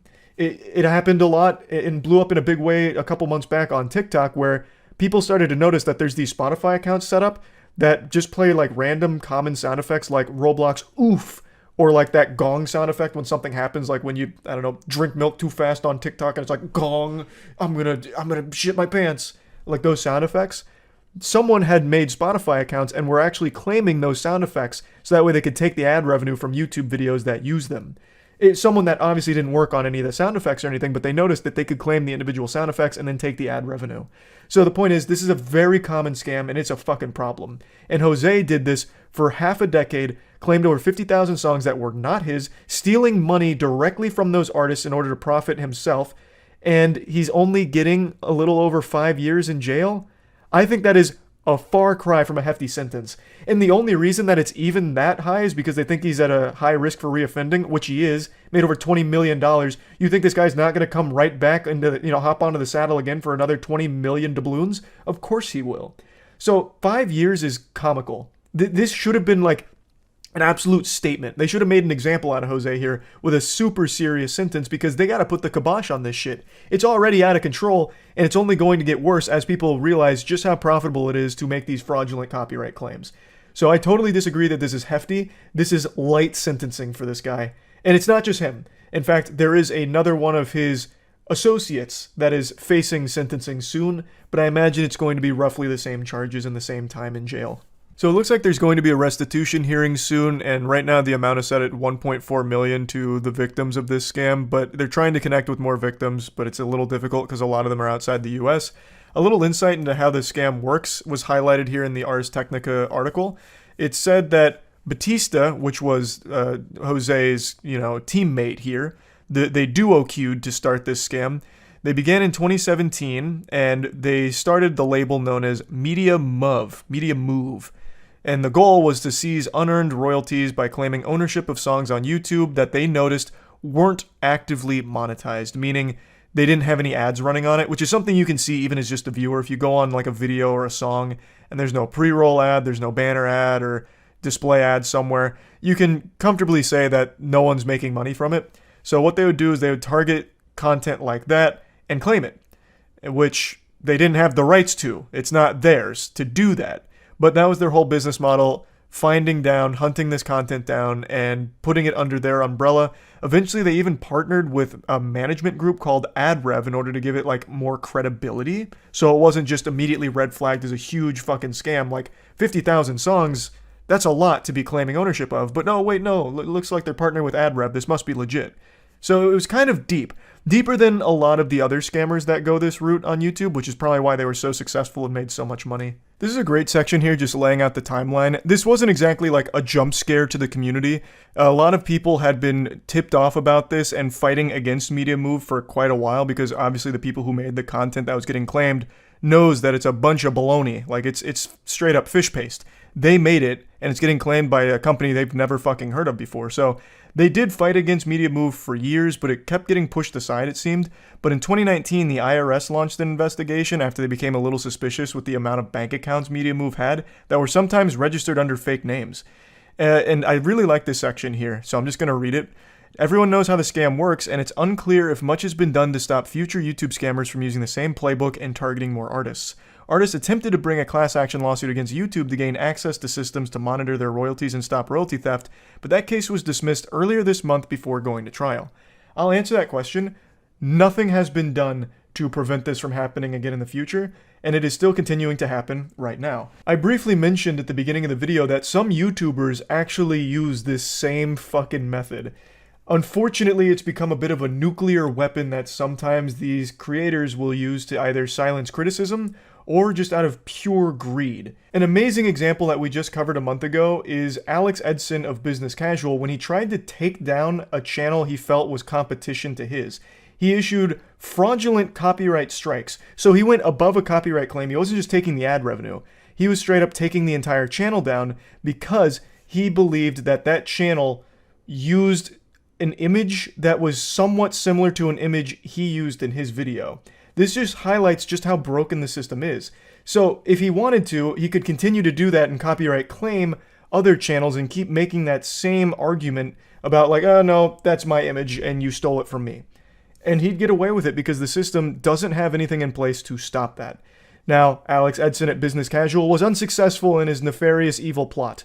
Thank God. But he's still an absolute unforgivable piece of shit for what he's done, and there's a lot of other content creators that engage in similar behavior, maybe not always motivated out of like, getting rid of competition. I need to make sure there's no one left in the world except my channel, so I'm gonna take them all down.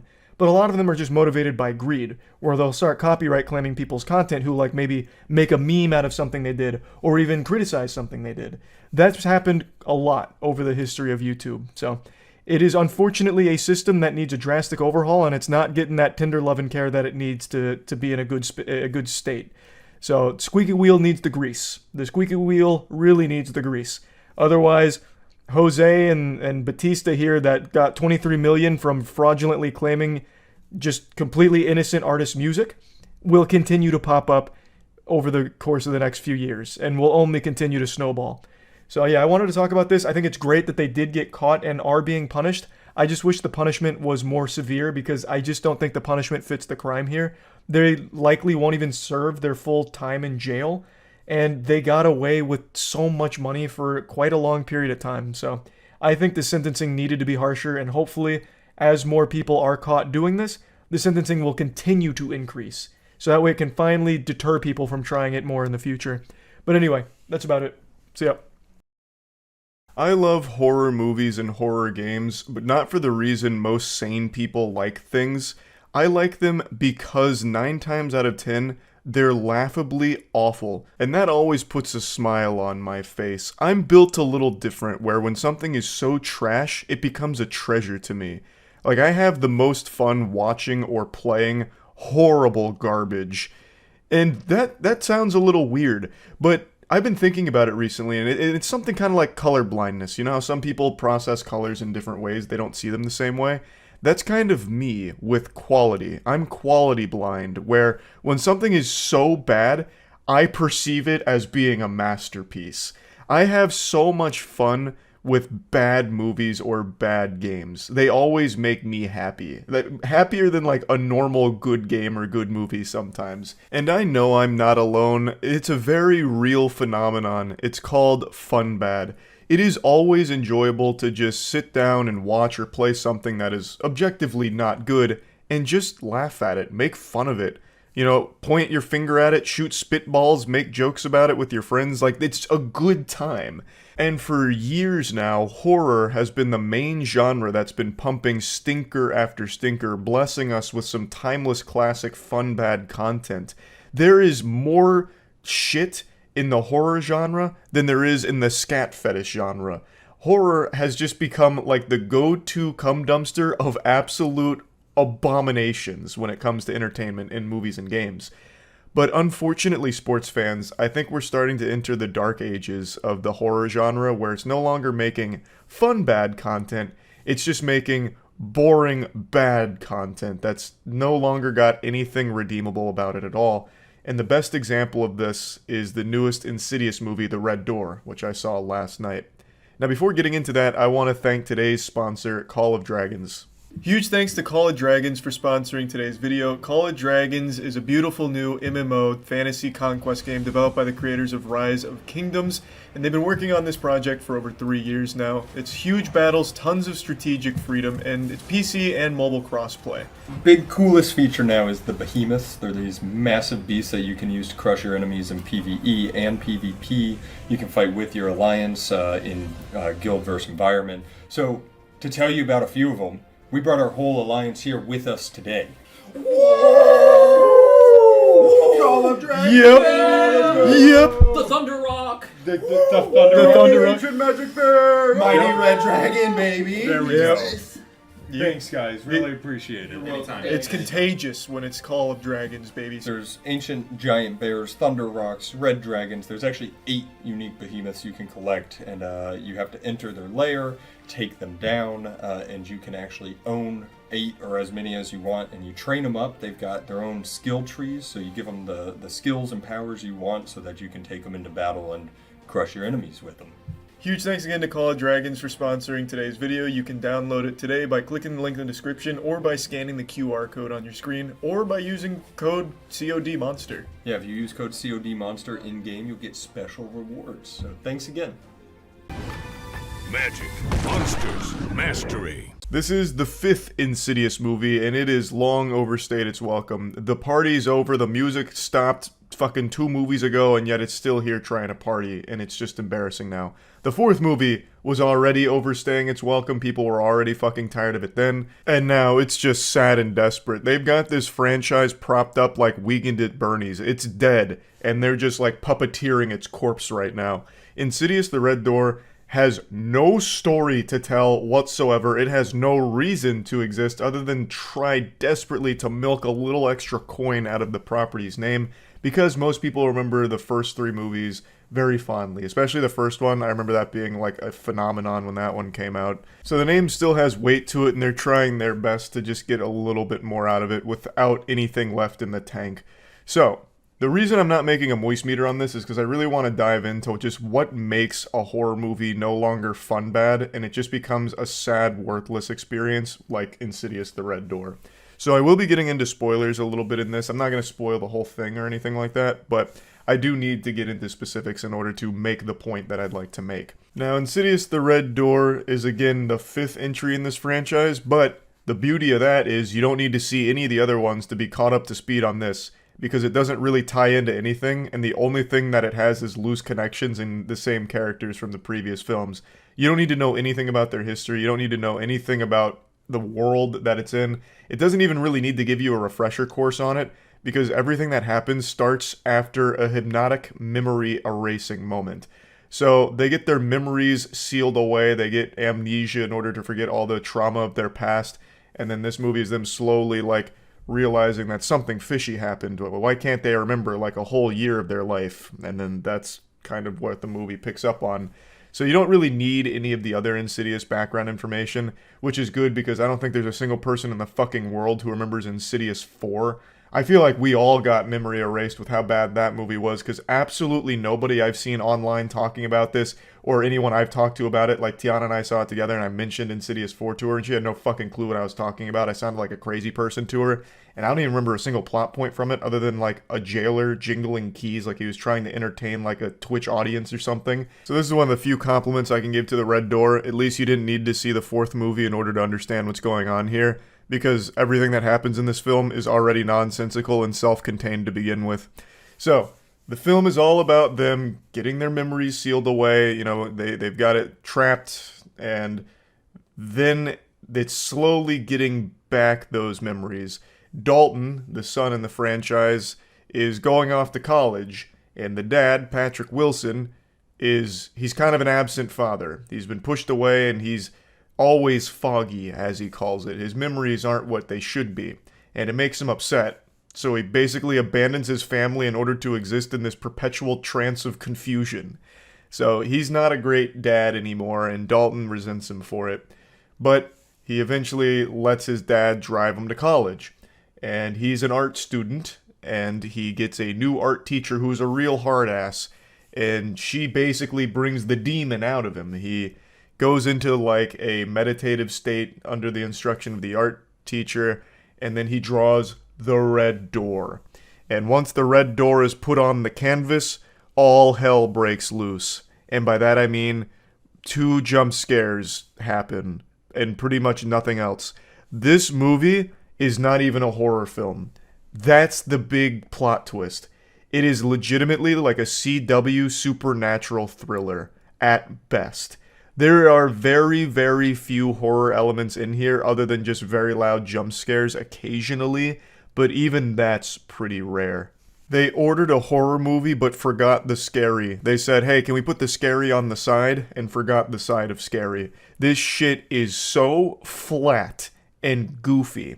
So, Dalton, after drawing the Red Door, a hand like slaps his hand. He's like, oh no! So then he rushes back to his dorm in order to keep painting it and figure out what this means, because now he's starting to see things.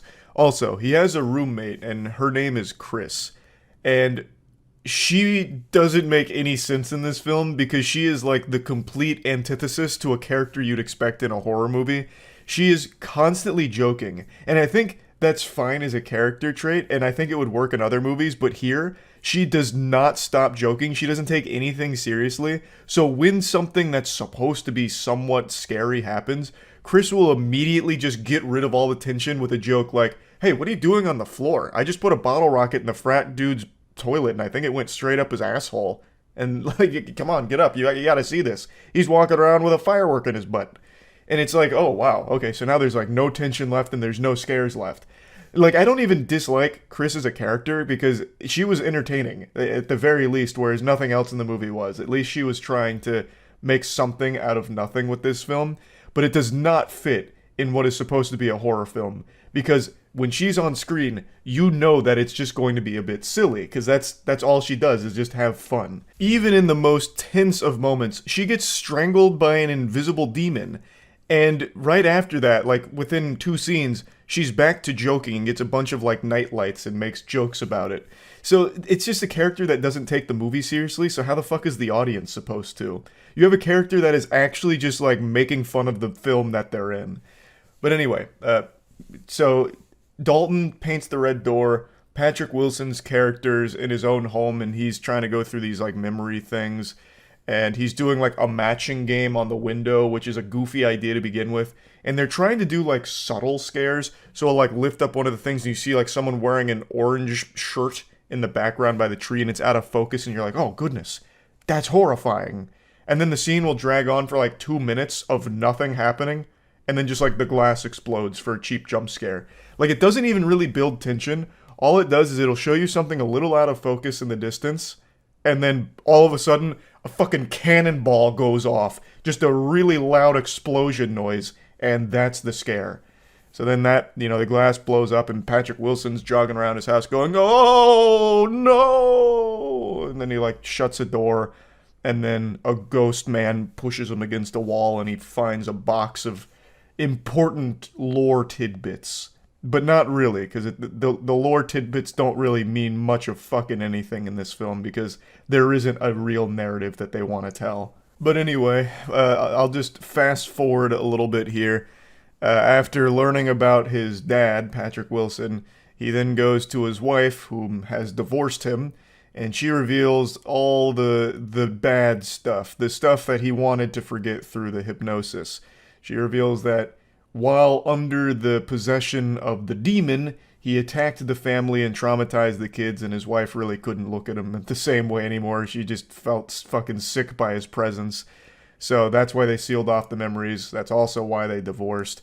And now, since Dalton has drawn the red door, everything's starting to flood back, and the family's getting those memories returned to them gradually, and they're seeing things. So Patrick Wilson keeps seeing a couple of ghosts, and that's when it's revealed that the reason all this is happening is because the dad, Patrick Wilson, and Dalton are able to astral project themselves into the spirit realm, like fucking Aang from Avatar: The Last Airbender.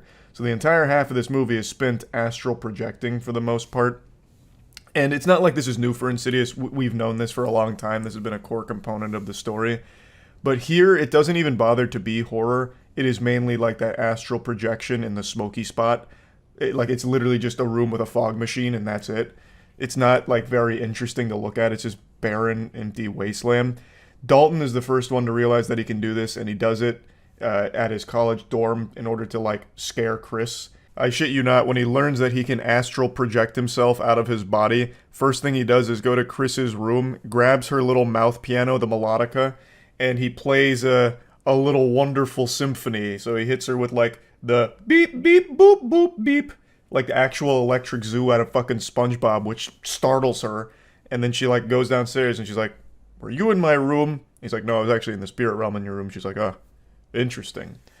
So then he does it again at a frat party in order to talk to a frat douchebag who died from alcohol poisoning because he thinks that he has clues about the door that needs to be closed because he'd seen him once before and he's like, close the door. He's like, wait, what do you mean by close the door? So he goes back, this time in the spirit realm, to ask him more about the door.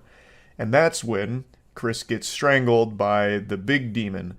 So in the Insidious franchise, the main bad guy is the lipstick face demon, I think is what he's called. He's that goober goofball who's like kind of red, but also just kind of silly looking. And his signature move in the spirit realm is he always puts a Tiny Tim record on the player. You know, the guy who sung the song like Living in the Sunlight? Living in the sunlight, loving in the moonlight, having a wonderful time. That guy.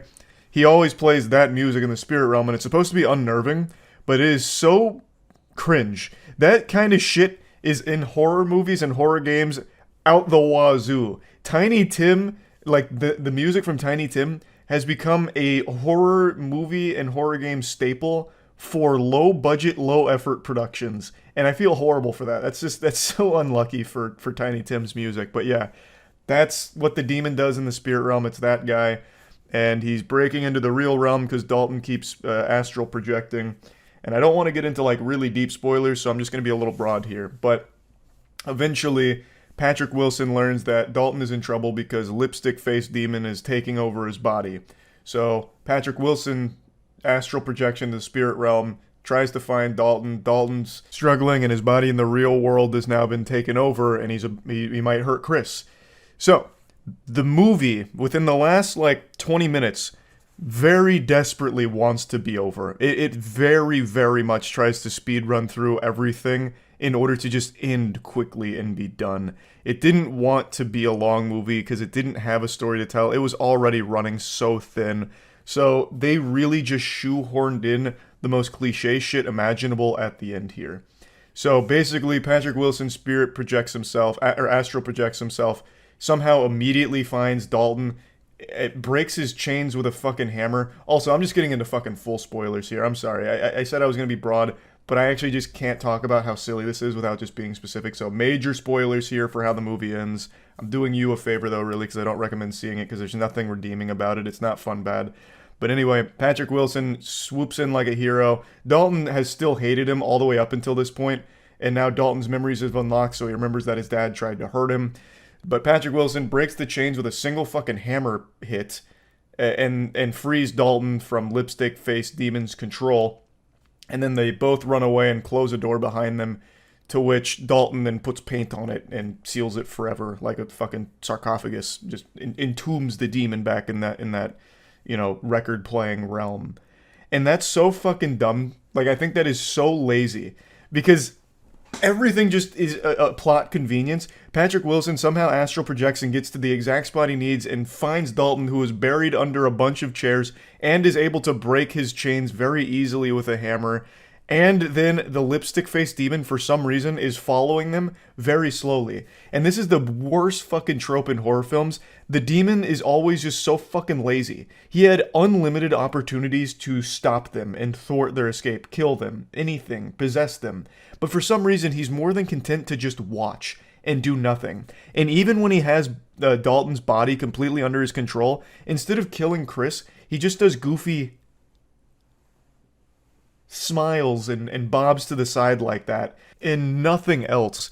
The horror movies of the modern age just make the big bad demon or ghost or whatever seem so fucking incompetent, like actual bumbling imbeciles. They have an unreal amount of time and opportunities to kill these people, or at the very least just stop them from thwarting their plan, but they choose not to. They must enjoy it to some level, because again, the demon in this movie actually watches him free Dalton, slowly waddle their way around this realm, and he just stands there watching, and he goes, ah, like just makes a loud noise, and that's it. Nothing else.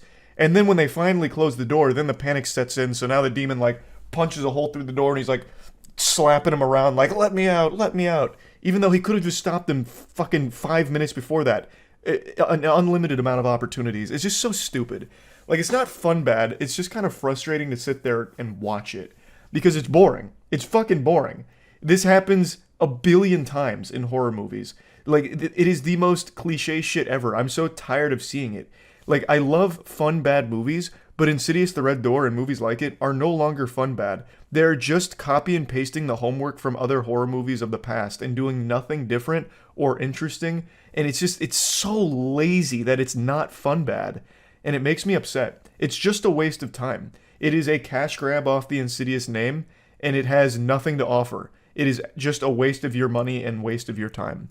So I wanted to rant about that a little bit, because I'm a little concerned that horror movies going forward aren't going to be fun bad anymore. They're going to follow the Insidious Red Door formula of just doing the exact same thing a million times over. and it's going to lose all of its luster. Horror games have already been going this direction. A lot of horror games that come out these days are just the same old walking simulators that do nothing different. It's just the same jump scares, same walking simulators, so they're fucking boring now. It's very rare that you get a fun, bad horror game. But now it seems like movies are starting to go that direction too, and I think Insidious: The Red Door has really set the bar for what I think a lot of these are going to look like, which sucks. So just wanted to talk about this a little bit. That's really about it. So yep. I've thrown on the formal attire today because we need to discuss something very important. A huge loser named Bintellect. Big goofball, weirdo, lame-mo, behemoth creep. He is a big TikTok creator, and that's a word I'm using very loosely here, with 11 million followers, and I'm sure only people under the age of 10 have ever heard of him before.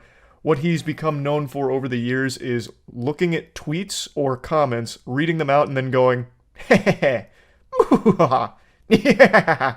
That's literally it. But sometimes it's a little hard to even muster a laugh, so what he'll do is he'll read one of the comments and then go, true.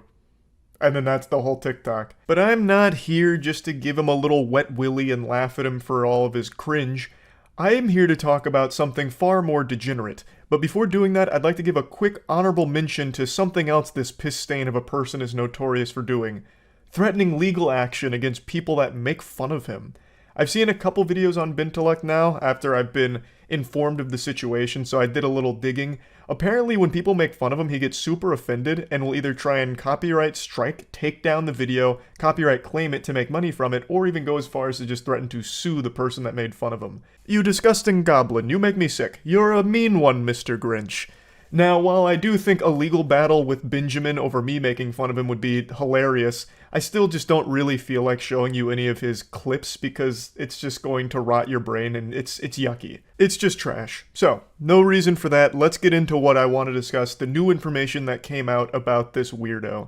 So, Bintellect recently made a podcast, I suppose, and he invited someone on named Jordan Max, and then things got really odd. He got super hostile, and she ended up posting about it, which led to this dam breaking, and we were flooded with cringe about Bintellect's behavior over the years with women. So this horny little goblin asks her before going on the podcast, "Do you want to make a video for OnlyFans?" To which she says, "When?" He says, "Today." And then she's saying, "No, you need to be tested within the last 14 days and have an OnlyFans creator account." But then he says, "I mean a video for your page." Oh, what a benevolent saint. He was actually just thinking about her the whole time. He thought this would be a good opportunity for her to make some OnlyFans content with the great Big Bintellect. So she says, "Doing what?" And he goes, "I don't know what performs best on your page." I can literally see him doing this. Well, I mean, I don't know what we do. I mean, what do you do on OnlyFans? Maybe we could do that? So it's become pretty clear that Bintellect uses this podcast as a way of just fucking. It seems to me like the whole podcast existence is only here as a way of trying to get Bintellect laid. So he tries to leverage his big follower count to then invite on OnlyFans models and then ask if he can make content with them. It's pretty pathetic stuff, but we're only just beginning. He continues by saying, "I was just thinking you're helping me with doing a video for my YouTube, so maybe I could help you with your OnlyFans." And she replies, "I'm good, thanks." So then he goes, "No worries." And then, "Hey, I'm going to do the pickle video with someone else, thanks though." To which she asks why. So the pickle video he's referring to is the podcast was going to be a pickle tier list mukbang or something like that. A pickle mukbang. And it was her idea. It was Jordan's idea. And he's now kicking her out because she declined to do an OnlyFans video with him. So his answer to why was, "To be honest, I thought it would just be fun to film and see where things go, but I got it." So he gets real sad and pitiful, like, "No, I get it.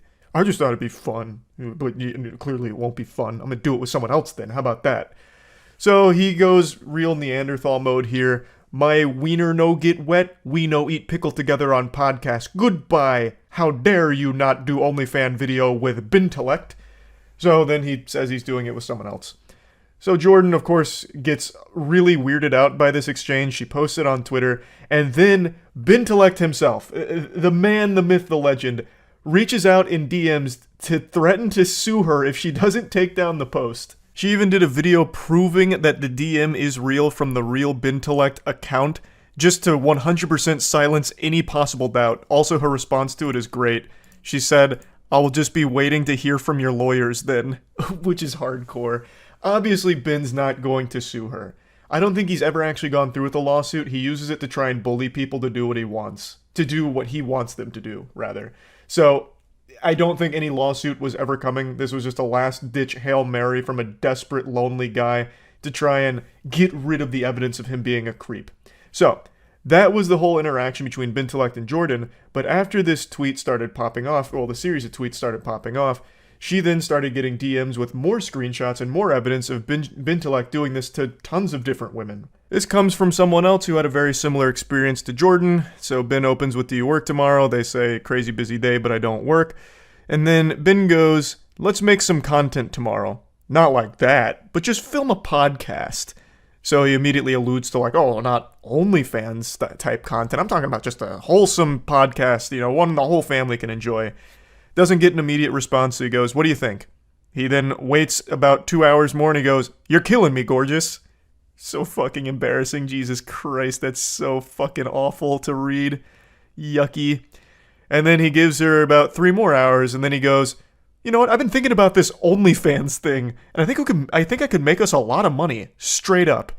And then she finally does reply saying that she's just been busy taking a mental health day. So he can't even go more than like 3 messages without bringing up OnlyFans. It seems like the only thing on this guy's mind is sex, and how he's never getting it, I guess, but is very desperate too, and will do it by any means necessary to try and achieve coitus. From everything I can tell, Bintellect has never done any kind of OnlyFans content on his own, or like any type of explicit content. He's just a professional TikTok giggler.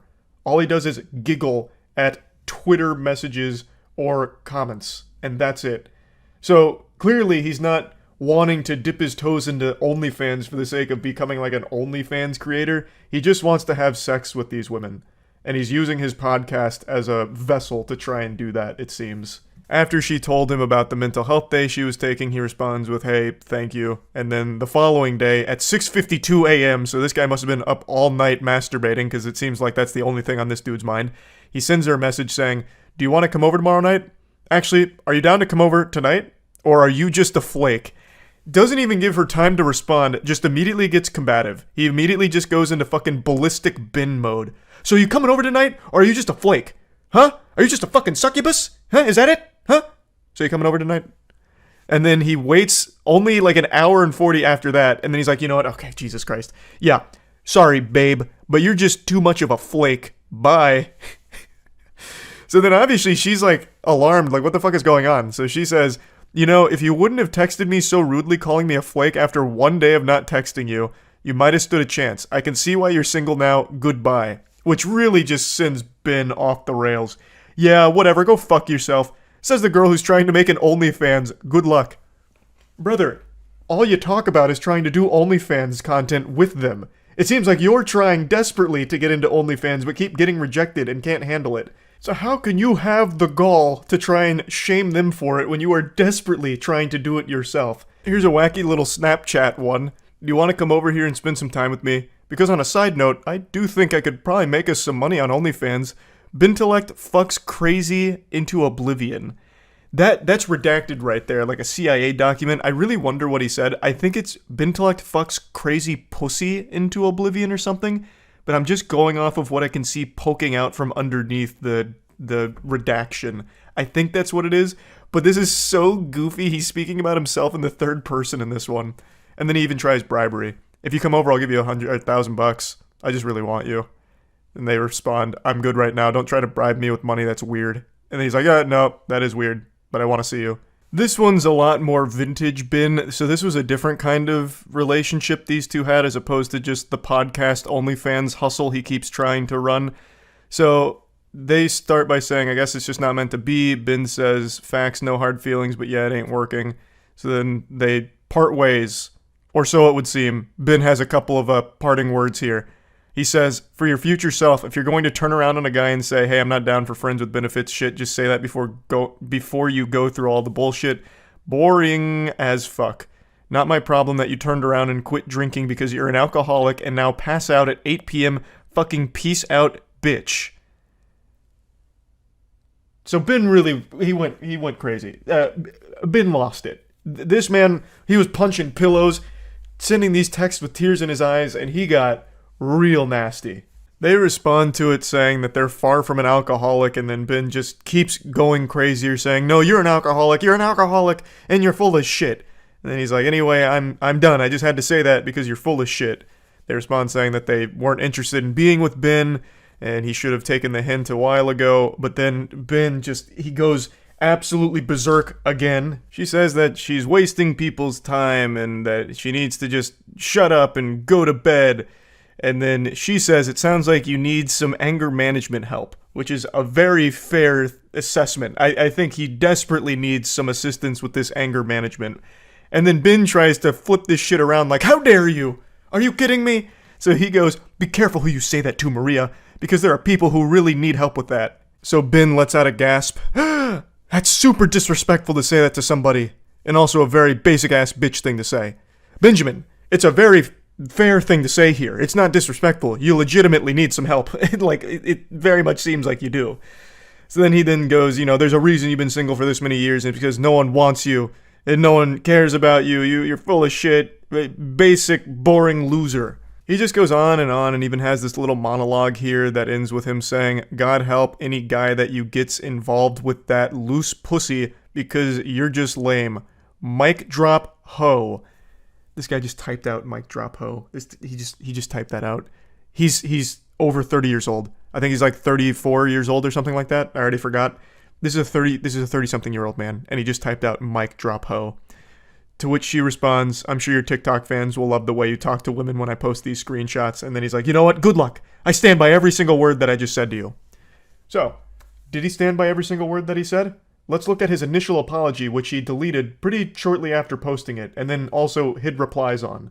Let's look at his first apology. I've recently been accused of some heinous actions and would like the opportunity to share my disgust at these accusations. I'm a firm believer in the rights and equality of all humans, including women. If that's not the biggest red flag immediately, I don't know what else is. I stand by the rights for all humans, and that does include women. Those creatures. I am including them in that statement because that's the kind of angel I am. It makes it sound like he's drawing a distinction between women and every other human on the planet, like they're a totally separate species that aren't included in humanity. What an absolute incomprehensible weirdo. I grew up in a home with 3 sisters and no brothers, so I learned very early on the importance, power, love, and abilities women have. They deserve to be cherished and uplifted and treated with respect, and that's how I live my life. I do not condone the statements or accusations that have suddenly been hoisted upon me, and I hope to speak to anyone who feels they have been wronged. He's actually going with I have sisters. I can't hate women. I have sisters. No. I have 3 sisters. You guys don't understand. I could never do this to women. Like, you're misunderstanding. These are all baseless accusations. I have 3 sisters. I legitimately cannot be mean to women. And not only do I have 3 sisters, but my mother is also a woman. So you should see how ridiculous these claims are now, knowing this context with my 3 sisters and mother. So that should hopefully clear up all of the air here with these accusations. Like I mentioned, he did delete this apology post, but today he did release a new apology on TikTok. He released an apology video, so let's take a peek at that. Also, Ben, I know you're still watching. You probably plan on suing me if I show your apology video because you've employed this tactic before against other YouTubers. If they've shown clips of your content to make fun of you, you allege that it's stealing your work and you have a legal ground to take it down and come after them. You don't. That's not how that works. Me showing this is not any kind of violation in any way, shape, or form. So if you do try and sue me or copyright claim this video, copyright strike the video, anything like that, I will 100% respond with every single option at my disposal in order to follow this legal case through to its fullest conclusion. So let's check out your apology, brother. Hey guys, there's a lot being said about me on the internet right now, and I just wanted to clear the air. The first thing I want to say is I'm sorry to anyone that I've made feel uncomfortable. I love how nonchalant he is about this whole thing, just trying to downplay the situation. Like, if I made any of you feel a bit icky, a little uncomfy, I'm super sorry. That wasn't my intention. You must have misunderstood. It's not what I'm about. When in reality, he would snap, get aggressive, hostile, combative anytime he was denied sex. I want to say to any girl who I've been rude to, whether through text or in person, that I'm sorry. I understand that me being sorry does not excuse that kind of behavior. I will continue to work on myself and do better. Thanks, guys. Behold, the first AI ChatGPT written apology. This just ticked every basic box. There's really nothing of value here at all. Just like the quickest, weakest apology, and he's just gonna go forward doing his little, look at this tweet. Like nothing ever happened. So, that's kind of where everything's at. Dog shit apology, dog shit situation. This guy is a big old loser. So, let's use this as a learning opportunity for anyone watching. Don't be like Bintellect. That's really about it. See ya. Today we finally received an update on what the fate of the Titanic submarine was. This is a story I'm sure all of you have been following at least to some capacity or have at least heard about, and the update today isn't exactly a fairy tale ending for those aboard the vessel. Now, just in case you're in the dark on the situation, I'll give you the quick and dirty. There's a company called OceanGate. It does deep sea dives. One of the expeditions it does is take people to see the Titanic wreckage. They do this in a vehicle called Titan. It's a submersible that goes about 13,000 feet. Now, the CEO of OceanGate is a real quirky wacko named Stockton Rush. And Stockton Rush went real loosey-goosey with the construction of Titan. And there was a ton of alarm bells ringing about the potential safety risk that his experimental vessel held for not only himself, but the passengers that he would take down to the Titanic wreckage. And on the most recent expedition, that disaster, that impending doom that people were warning, came true. They lost communication with the vessel on Sunday, about an hour and 45 minutes after launch, which is extremely quickly.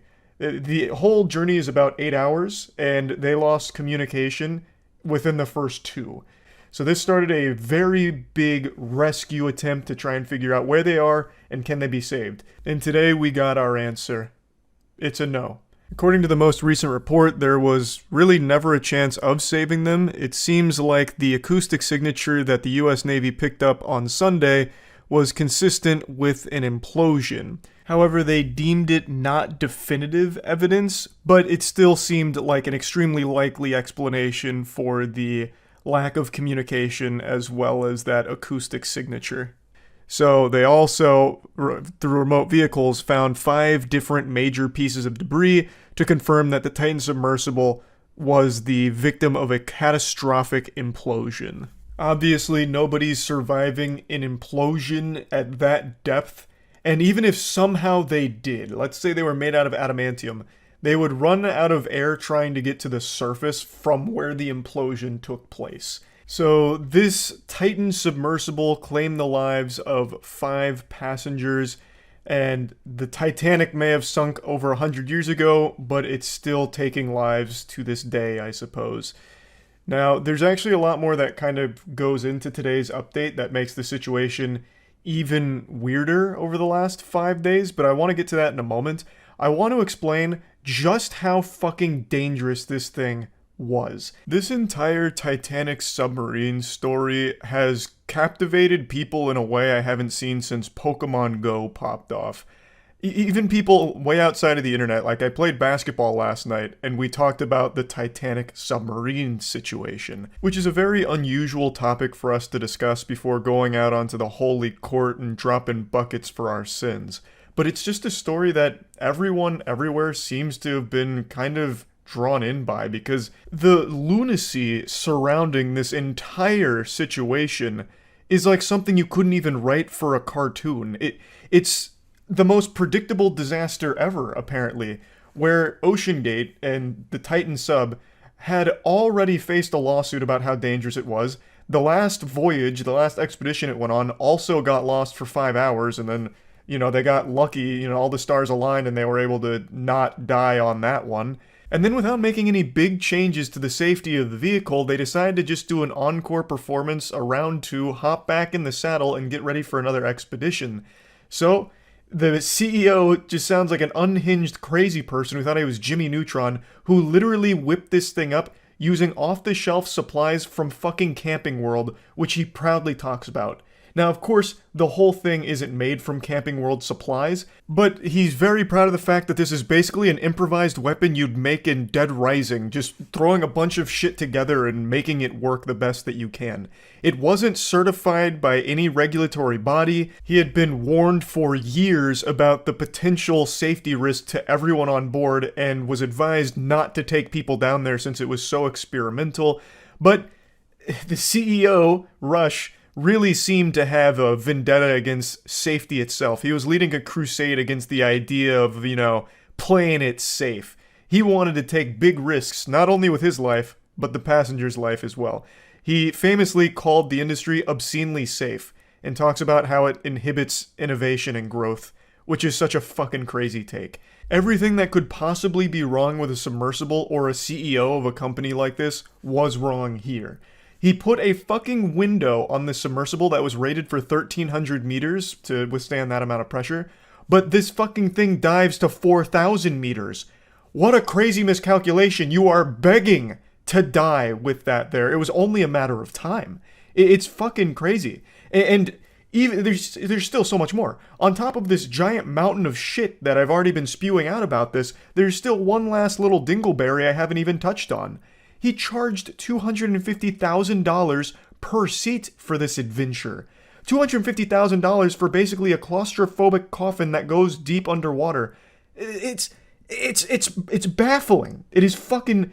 It's unbelievable that this is real. That's why the story has become such a phenomenon. Now, I briefly mentioned that the confirmation of the 5 dead aboard the Titan submersible today via catastrophic implosion makes the whole situation a little weirder when it comes to its rescue mission, and I want to explain what I mean. Apparently they had this evidence to suggest the implosion as far back as Sunday. Yet, for the last 5 days, we've still been getting updates about the rescue missions and even been being fed like little glimmers of hope that they might be alive and there might be a chance to save them. For example, a couple days ago, there was these reports of banging that they were getting picked up, that they were hearing banging, and they were reporting it as if it could be the passengers making noise to get their attention to try and, basically send up a flare of where they were in the ocean. How the fuck could that be the case if the vessel imploded on Sunday? Was it ghost sailors playing a drum solo? Was it Davy Jones at the bottom of the seabed floor banging pots and pans together? What was the banging noise then? Because again, during, the updates on the situation, everyone was glued to each update and, getting told that there's like this, glimmer of hope, hearing these banging sounds that could potentially be the missing vessel and the people inside making noise. It's just a little odd that they wouldn't come forward like, don't put too much stock in that because we have this evidence here that suggests it's most likely an implosion. And from a couple of sources I read, it seemed like a lot of people behind the scenes kind of already understood that most likely it had imploded. Not necessarily like a mechanical failure or a power failure or something. Whereas the media kind of led people to believe that that really wasn't the case and they were potentially just stranded down there running out of oxygen.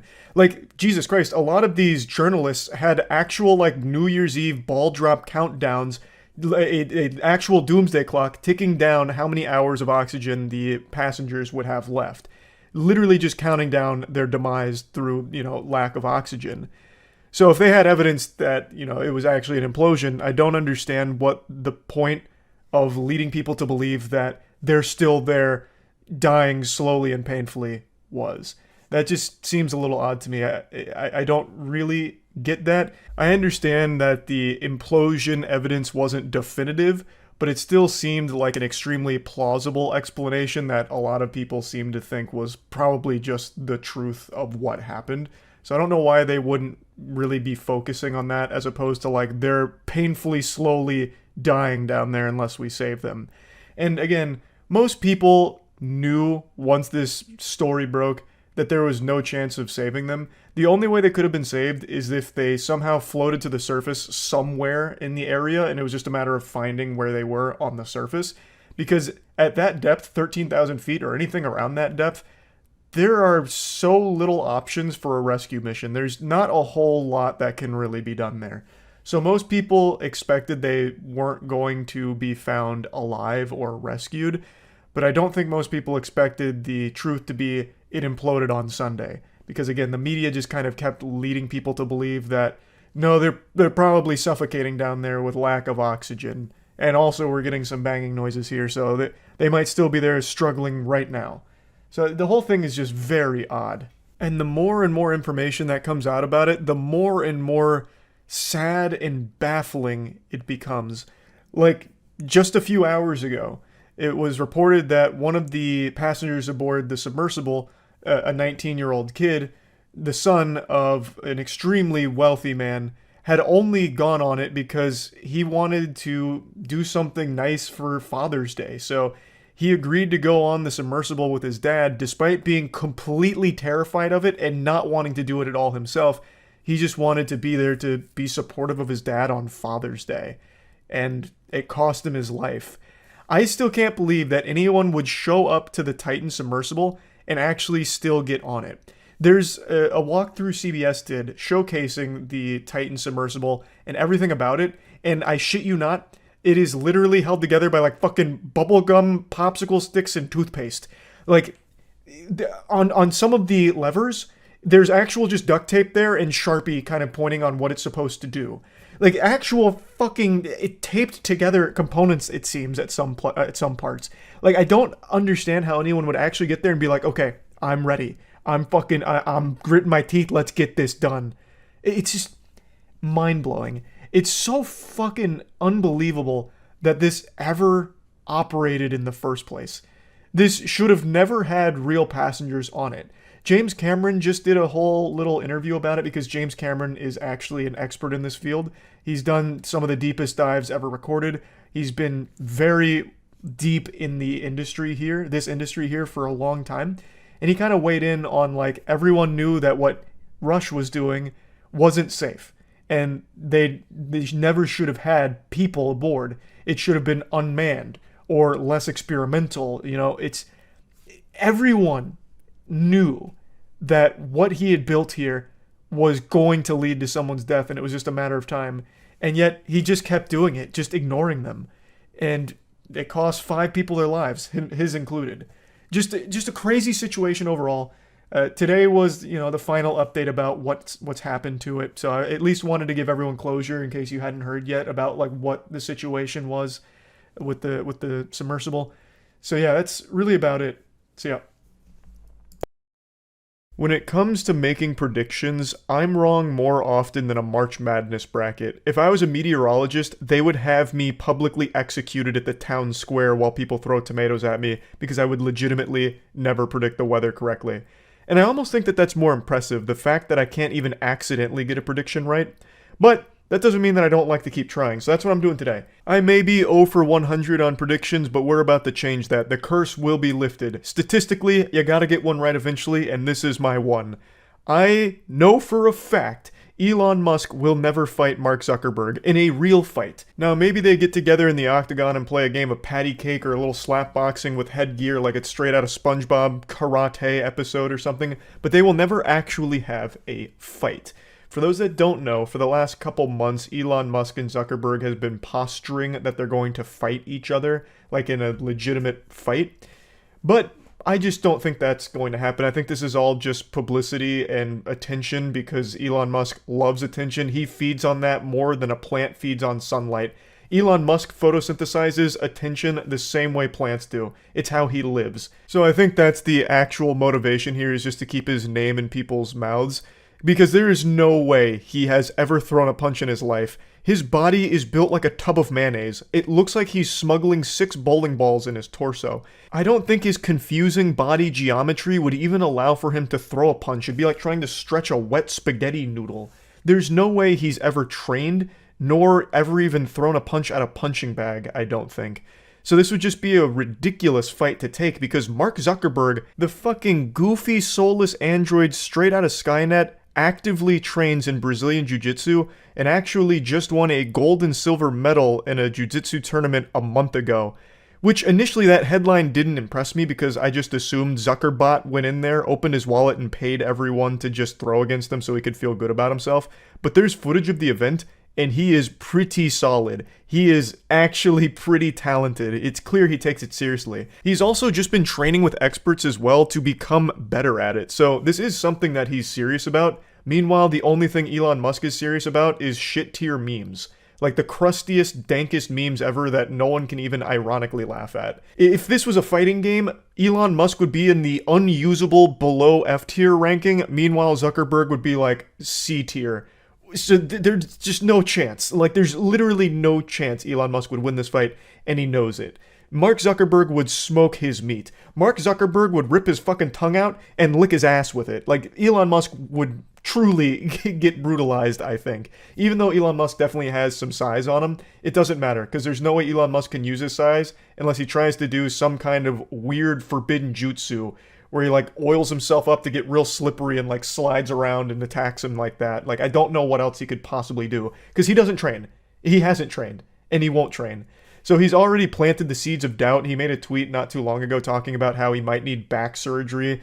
So he's already like alluding to some excuses he could use to get out of this fight to weasel his way out. So I just don't see this fight happening. I really don't see this fight happening at all. But it hasn't stopped the hype train. Elon Musk keeps talking about how it's definitely going to happen, and he even makes like these bold claims about where it's happening and when.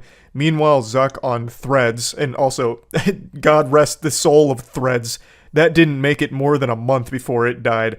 What a tragically fast demise that platform had. I don't know anyone that still uses Threads except for Zuck now. That's just like his quarantine zone, his containment unit.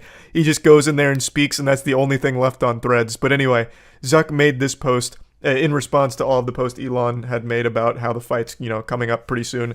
Zuck said, "I love this sport and I've been ready to fight since the day Elon challenged me. If he ever agrees on an actual date, you'll hear it from me. Until then, please assume anything he says has not been agreed on." Which I 100% believe Mark Zuckerberg here, because Elon Musk does nothing but make false promises and just make shit up. Like the way Elon Musk talks about it, you'd think the fight's happening this weekend. But meanwhile, there's not a single date that's been agreed upon or anything like that. So there's nothing confirmed here. It is still just a bunch of brouhaha, but I don't think it's ever happening. But it doesn't stop Elon Musk from puffing out his grotesque chest. He keeps making statements like this. So this was in response to Mark Zuckerberg saying, just take everything he says with a grain of salt, but I'm ready to fight whenever. Elon Musk said, "If Zuck wants my tongue," I guess. I don't really know what this emoji's supposed to mean. And now it just seems like he's more flirting than anything. So I'm having a hard time deducing these hieroglyphics here. I don't know why he's using that emoji in this fight context, but whatever. "If Zuck wants my tongue, really wants a lesson in why there are weight categories in fighting so badly, I could just head over to his house next week and teach him a lesson he won't soon forget." Elon is legitimately a 14-year-old on Xbox Live trapped in the body of a 50-year-old grown man. It is incredible. Like, this is actual old Call of Duty lobby energy here. Elon would never actually fight Zuckerberg. That's what I truly believe. If he did, that would not go well, I imagine. I really do think Mark Zuckerberg would fuck him up. I really think Zuckerberg's got psychopath energy. That man's probably got so much pent-up rage from the colossal historic failure of the metaverse that this man is just looking for an excuse. And Elon Musk might be that excuse. I think he would just absolutely destroy in this billionaire beatdown against Musk. But once again, I don't think we'll ever know for sure, because it's not going to happen. That is my prediction. I wanted to put it out here because sometimes I like to get my predictions out, and so far every single time they've been wrong. Many of you may remember I made a video talking about Halo Infinite not being real. I made that video like 4 years ago or something when they first showed like the early trailer, then a year went by and they didn't show anything else, and then like 6 months went by and they showed like actual pre-alpha level footage, and I proclaimed that the game is probably not real and even close to being released. But then it came out like a year and a half later, so it looked like they did have it cooking in the oven. And unfortunately, you know how the story goes, they served it raw. It was missing like half of the game's overall content it was supposed to have, and then it remained in a completely barren wasteland of a state where they weren't adding or changing anything about it, and then they eventually just canceled a lot of the components. And well, it's actually a very sad story, the post-release of Halo Infinite. Good news though on that front, they're getting it together. Halo Infinite's made quite a few new updates that are actually pretty well received. I haven't personally tried them myself, but they do seem like quality updates. They finally got Forge in the game, you know, like 2 years late, but they got it. Like, baby steps, damn it. They finally started adding some shit to the game, finally starting to turn it around. Maybe too little too late, but the point is, I'm way off topic now. Point is, they did at least start making improvements there. But I did make the prediction that it wasn't even real, which I was wrong about, and that to tie it all back to what I was saying.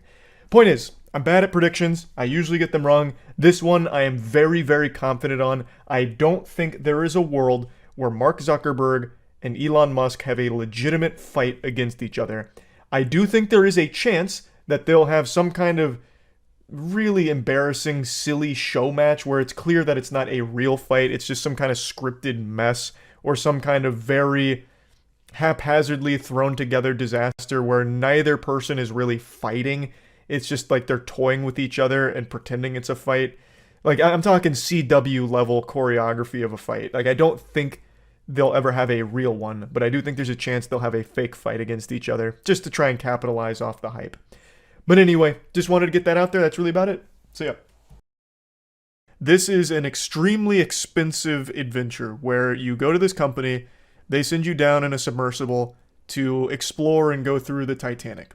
I think it's like $250,000 per person per seat or whatever. And they've lost contact with the submersible now. So it's been a scramble to try and like locate it, find them, and get them out. Now, one other thing that I think is important that we go into this with the knowledge of is this CEO sounds like a fucking maniac. Now, I do recognize that he is reportedly on this vessel as it's missing, so there is potential that he's dead, and it sounds like that's almost entirely his fault. I read this about him earlier. So, there were already problems with this submarine, apparently. So, in 2018, there was a lawsuit about it being a potential danger to passengers. So, there were all kinds of red flags here. And the CEO, at some point, I don't know if it's in this article, I haven't read this one. At some point, the CEO said that the safety requirements for the submarine were obscenely strict, complaining that the safety was overbearing. Like, he was complaining that things were too safe. So it sounds like he was a corner cutter in order to save a little bottom dollar. Boss of missing Titanic submersible once called his industry obscenely safe. The daredevil inventor is understood to be on board the submersible that lost contact with the surface last week. That is the last person I would want manning my fucking Titanic deep sea adventure. The daredevil inventor. That's such a wild thing to complain about too. The industry being obscenely safe. I can't get over that. But it is a very dire and very serious situation. There is a good chance that they're either dead right now or will be shortly. They can't find them. Last I heard, there are only about 30 hours left on oxygen as of like a couple hours ago. Oh, here we go. Rush said that there have been no injuries in the field for decades, adding, it's obscenely safe because they all have these regulations, but it also hasn't innovated or grown because they all have these regulations. What the fuck do you mean? Before people complain about it being controlled by a Logitech controller, they almost definitely had backups, and controllers are used for a lot of scientific and military systems such as drones, submarine periscopes because of their ergonomic and intuitive design. The design sucked for many reasons, such as the under-engineered window and lack of escape hatch. That's another thing of prerequisite knowledge here. I saw this all over Twitter, so I had to look this up at least a little bit because so many people were arguing. It was controlled by I think it was a $20 Logitech gamepad, which is apparently industry norm in military equipment and other high-value vessels. That's not uncommon. So that's not a... It's a little goofy to read about, but it's apparently industry standard. Yep, this is from 2 months ago. The US military will fight the next big war with an Xbox-style video game controller, and it's just literally using Xbox controllers. They legitimately use these for very high-tech shit. Why not a PS4 controller? I don't know, brother. You're asking the wrong guy. I also wonder if third-party controllers can give you like a boost if you have like the extra little toggles on the back that used to be illegal in professional Call of Duty. Like little paddle shifters or something. The Xbox controllers have better aim assist. Yeah, I suppose so. While it is bigger than competitors, passengers are required to sit on the floor with limited room to move around. Yeah, that's the scariest part of submarines in general. I think there's almost nowhere more miserable to be in the entire universe than in a fucking submarine. You can't go anywhere. It's very cramped. Much of the interior, the company admits, consists of several pieces of off-the-shelf technology, which it says help to streamline the construction and makes it simple to operate and replace parts in the field. I don't know. To me, that doesn't sound like extremely nice. Like, that wouldn't build confidence for me. I'd like to hear that these parts came directly from, like, the finest forges in Mordor or something. Like, something really strong sounding as opposed to off the shelf. Mr. Rush, speaking to CBS News last year, said piloting the sub shouldn't take a lot of skill. Why? I feel like it absolutely should. There's people's lives at stake there. Like 10,000 leagues under the sea. You should have a very skilled pilot behind the controller of that puppy.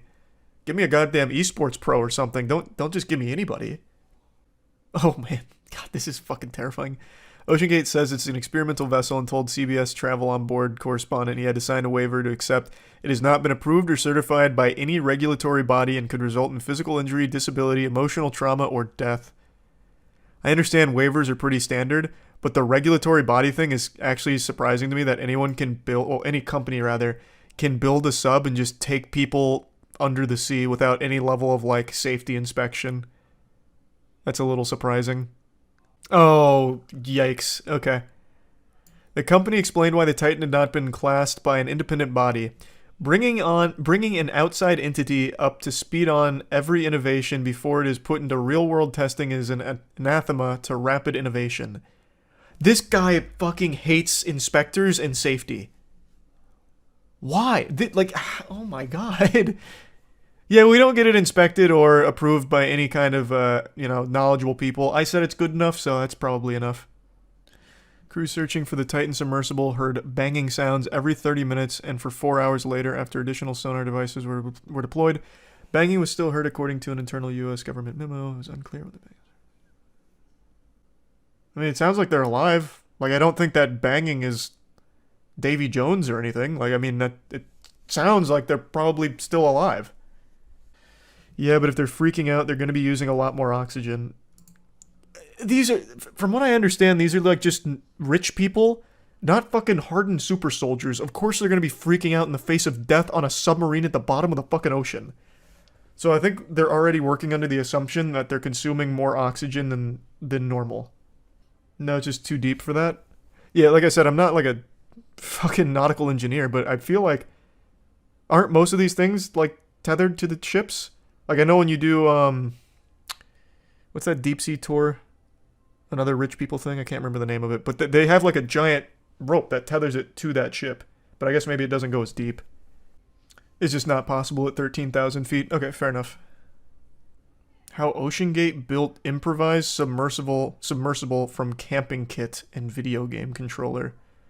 Again, the video game controller is kind of industry standard, but what do they mean built from a camping kit? The minivan. So this is not your grandfather's submersible.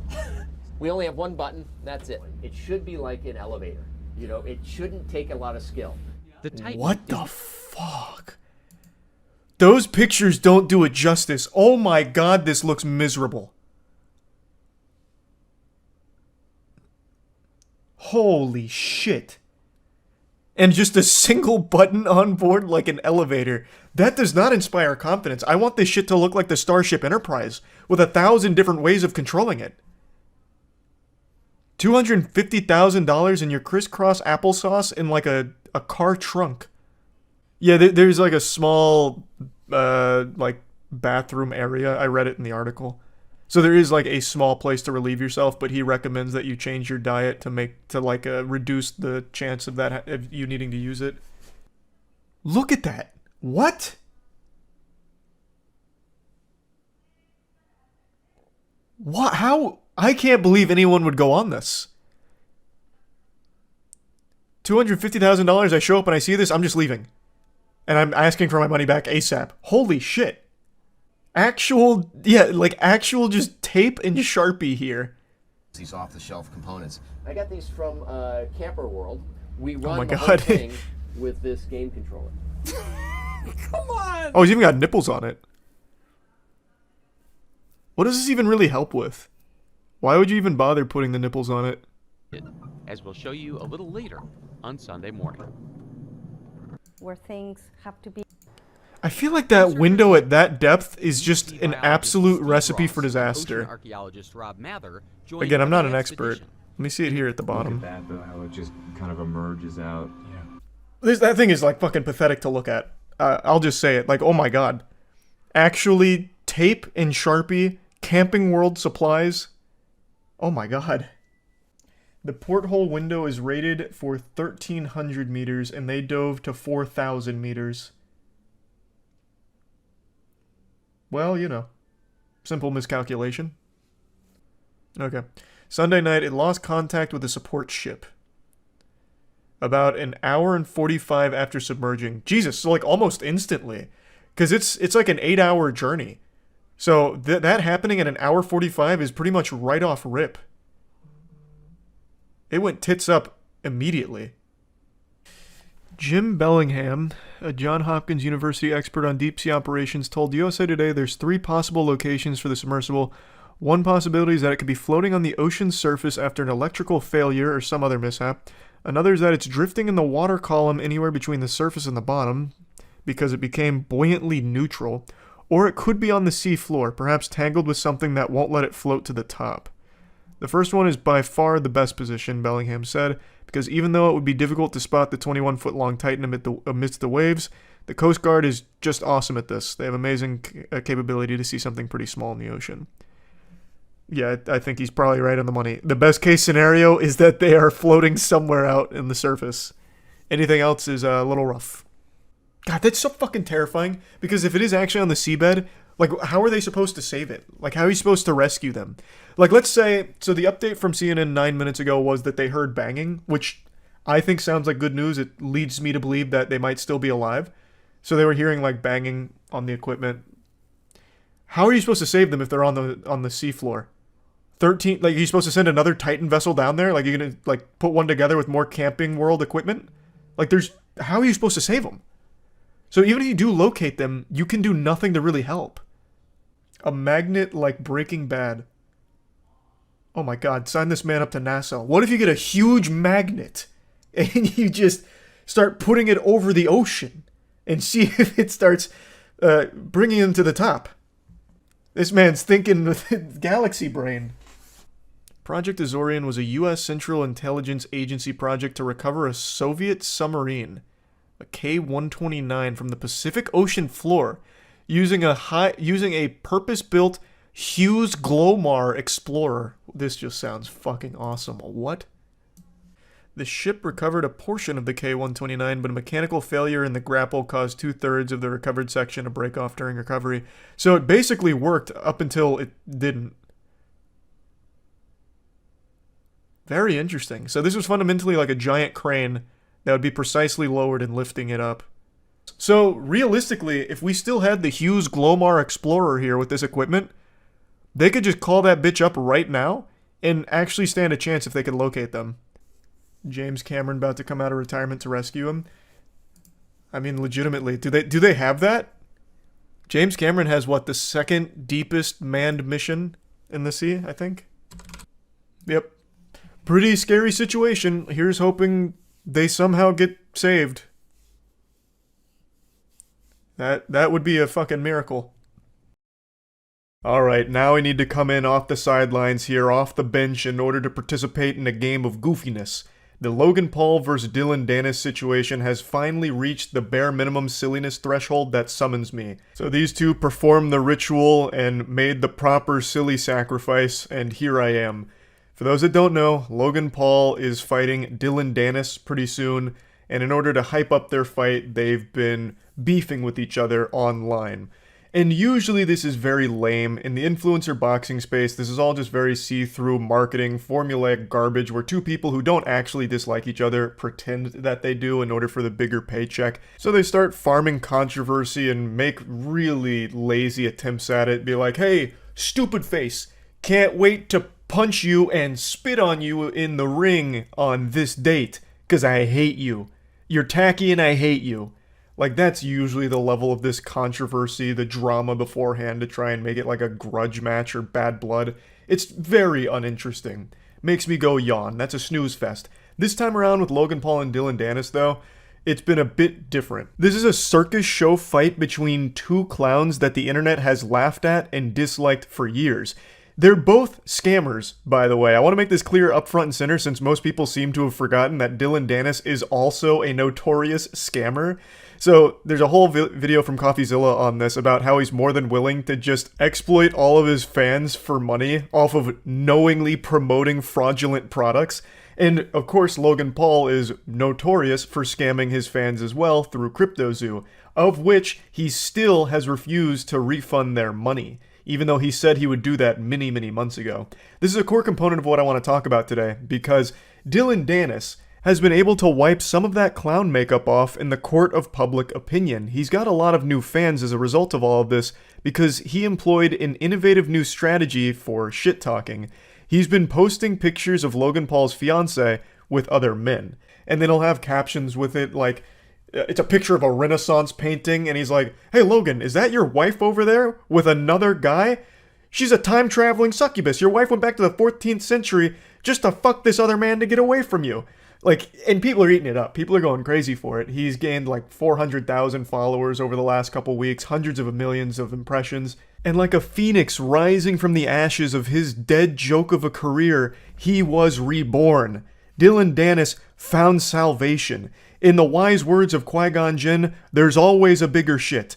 And Dennis found it with Logan Paul. He found a bigger piece of shit than himself. He couldn't have made a better wish if he had fairy godparents. This was an unbelievable blessing that fell in his lap because everybody hates Logan Paul. So the community wanted to rally behind Dylan Dennis, who was hopping in the kitchen and fucking cooking him. He was serving up beef, and the entire internet was consuming that meat more aggressively than Luffy in One Piece. And they were loving it. So now his whole public image has been saved thanks to Logan Paul being just the easiest punching bag ever. And not many people knew who Dylan Dennis was before this, unless you were already deep in the fighting community, and in that case, you were probably already in on the joke, because apparently he wasn't well liked in the space. I guess he had a reputation of ducking fights, and then even if he'd take them, he'd lose. So, like, most people just didn't even know anything about him. They just saw him posting all these pictures with his fiancée with other men and dunking on him, and Logan Paul just rolling over, belly up, just taking all of it. He hasn't even tried shit-talking back at all. He's just been reduced to this personal urinal cake for Dylan Dennis to piss on. Like, it's not even a competition. Like, he's not even engaging in any of the trolling. So Dylan Dennis has just won over the entire community's support against Logan. Which brings us to today, where they had their big press conference where always these things are drummed up and fake in order to, again, get more hype and sell more tickets. But Dylan Dennis is very good at getting under people's skin, so it really feels like he's crawled under Logan Paul and he's using him like a fucking fleshlight from the inside out. So he showed up to this event wearing this. Obviously a reference to Logan Paul's infamous Suicide Forest video. Still to date, one of the most deplorable videos a big content creator has ever proudly posted online, where he filmed and mocked a dead body in a Japanese suicide forest. And the press conference really goes how you expect. Logan Paul eventually throws a piece of cake at Dylan Dennis, and he's like, "Oh, Buster, now you crossed the line. Why, I'll come over there and beat the devil out of you." You know, it's nothing we haven't seen a million times before, all completely fucking manufactured. So that's not exactly what I want to mention next. It's just the same standard formula you've seen at these press conferences. Tables get flipped, everyone's heated, but everyone's getting held back. You gotta wait for the fight, buy your tickets very quickly so you can see all this pent-up aggression unleashed in the ring quickly. This is authentic. You know, that kind of shit. But there was something that was said that I had to laugh very hard at. I can't play the clip because I don't want to risk DMCA, so I'll just paint a picture with words here and describe it. Logan Paul brings up a bet that he proposed where he'd wager $1 million that he will suck the fart out of Dylan Dennis's ass. It's not even going to be a real fight. Logan Paul will beat him, but not only beat him, he will annihilate him, deatomize him. He will clobber Dylan, and he's so confident he'll put $1 million on it right now. And a lot of people pointed out that this is a really weird bet for him to make, considering Logan Paul still has a debt that hasn't been paid to his community that he scammed with CryptoZoo. he made a promise to his community that he'd pay back about $1.5 million and some change to all of the victims of his scam. And he still hasn't. Yet, here he is, proudly puffing his chest up and saying that he'll wager $1 million on this fight? Bozo, why don't you take care of the victims of your scam that put their trust in you with their money, put their faith in you, and lost so much? Why don't you finally fulfill your promise and just pay them back instead of wager the $1 million on this? And during the press conference, Dylan Dennis goes there. Miss Frizzle opened up the doors to the school bus and invited Dylan Dennis on, and they took a trip right to confronting Logan Paul to his face about it. He said, "Why don't you pay back the victims of CryptoZoo instead?" And I shit you not, Logan Paul's response is, "I'm working on it." No, you're not. You have so many millions upon millions of dollars. You could have paid this back 50 times over by now, but you haven't. You just keep dangling this carrot in front of their starving, salivating faces where they're still praying that they can finally get their money back because you promised you would give it back. You would pay them back. And you just keep that there, just out of reach, knowing full well that you'll probably never actually pay it back. You keep praying for a time where people will just forget and move on, but it's not coming. And what made me laugh is that it's Dylan Dennis that said it because he's obviously a scammer too. So it was a scammer calling out another scammer's scam. Dylan Dennis has exploited his community so many times, knowingly scamming them because he's making money off of it. And yet here he is trying to hop on his high horse like, how dare you? I can't... You scammed your community. You remember that, Logan? I would never. I could never even imagine. It'd be like if Chris Brown made a statement on not beating women. Like, Dylan is absolutely right. Why not just finally refund your victims of CryptoZoo like you've promised many months ago? But it's coming from Dylan Dennis, who is also a scammer that has not refunded any of the victims and just outright tells them to eat shit for it. What reality are we living in right now? It's a fucking beautiful disaster. So yeah, I just wanted to talk about this real quick because I watched the press conference and that part I just couldn't help but laugh pretty hard at. So yeah, that's really about it. So yeah. I'm sure all of you have heard of electric shock therapy at some point in your lives, or its actual name, electroconvulsive therapy. It's a very controversial operation that was used to treat a variety of things. And I'm using the word treat very loosey-goosey because there's a very disturbing history with odd usage of electric shock therapy procedures. Like, for some of these cases, electric shock therapy is about as much of a treatment as meth would be a treatment for sleep problems. It just made everything significantly worse. But anyway, I'm not here to cosplay as a medical journal peer reviewer. I'm just an idiot. And I wanted to use my stupid little smooth brain here to speculate, do a little scientific inquiry, where could you take electric shock therapy and translate it into making yourself a better gamer? So instead of making the brain convulse through electric signals, I thought, why not make the body convulse through electric signals to train your muscles to get better at games? So we set out to find an answer to this elusive question. A game I've always wanted to be good at is Rocket League, and it's a game Matt has also wanted to be good at. And luckily, we have one of the best Rocket League teams in the world at moistcritikal, and they were here to boot camp before getting ready for Worlds. So we thought, hey, let's give it a whirl. Who better to teach us Rocket League through electroshock therapy than some of the best Rocket League players ever? So our team, Juicy, Cash, and Joyo, were going to administer shocks in order to punish us for everything that we do wrong during our ranked games, thus achieving greatness through pain. As the age-old saying goes, no pain, no game-ing. And fuck, I wanted to game better. So that was the plan, and the team was on board, and I think you're going to be blown away by the results because they are astonishing. Only a short hour and a half worth of electric shock therapy, and we improved greatly. Almost unrecognizable from where we started. Also, just want to give everyone a heads up, we are in the World Championship, and our first game is tomorrow. So it'll be tomorrow afternoon, EST. Come by the stream and show some support.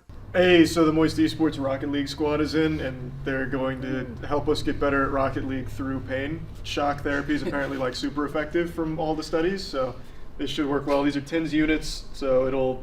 My arm still hurts from testing. Yeah, it won't... Yeah. Joyo and Noah still. Why don't you two introduce yourselves? I'm Kash. I'm juicy. Right. They're both helpers.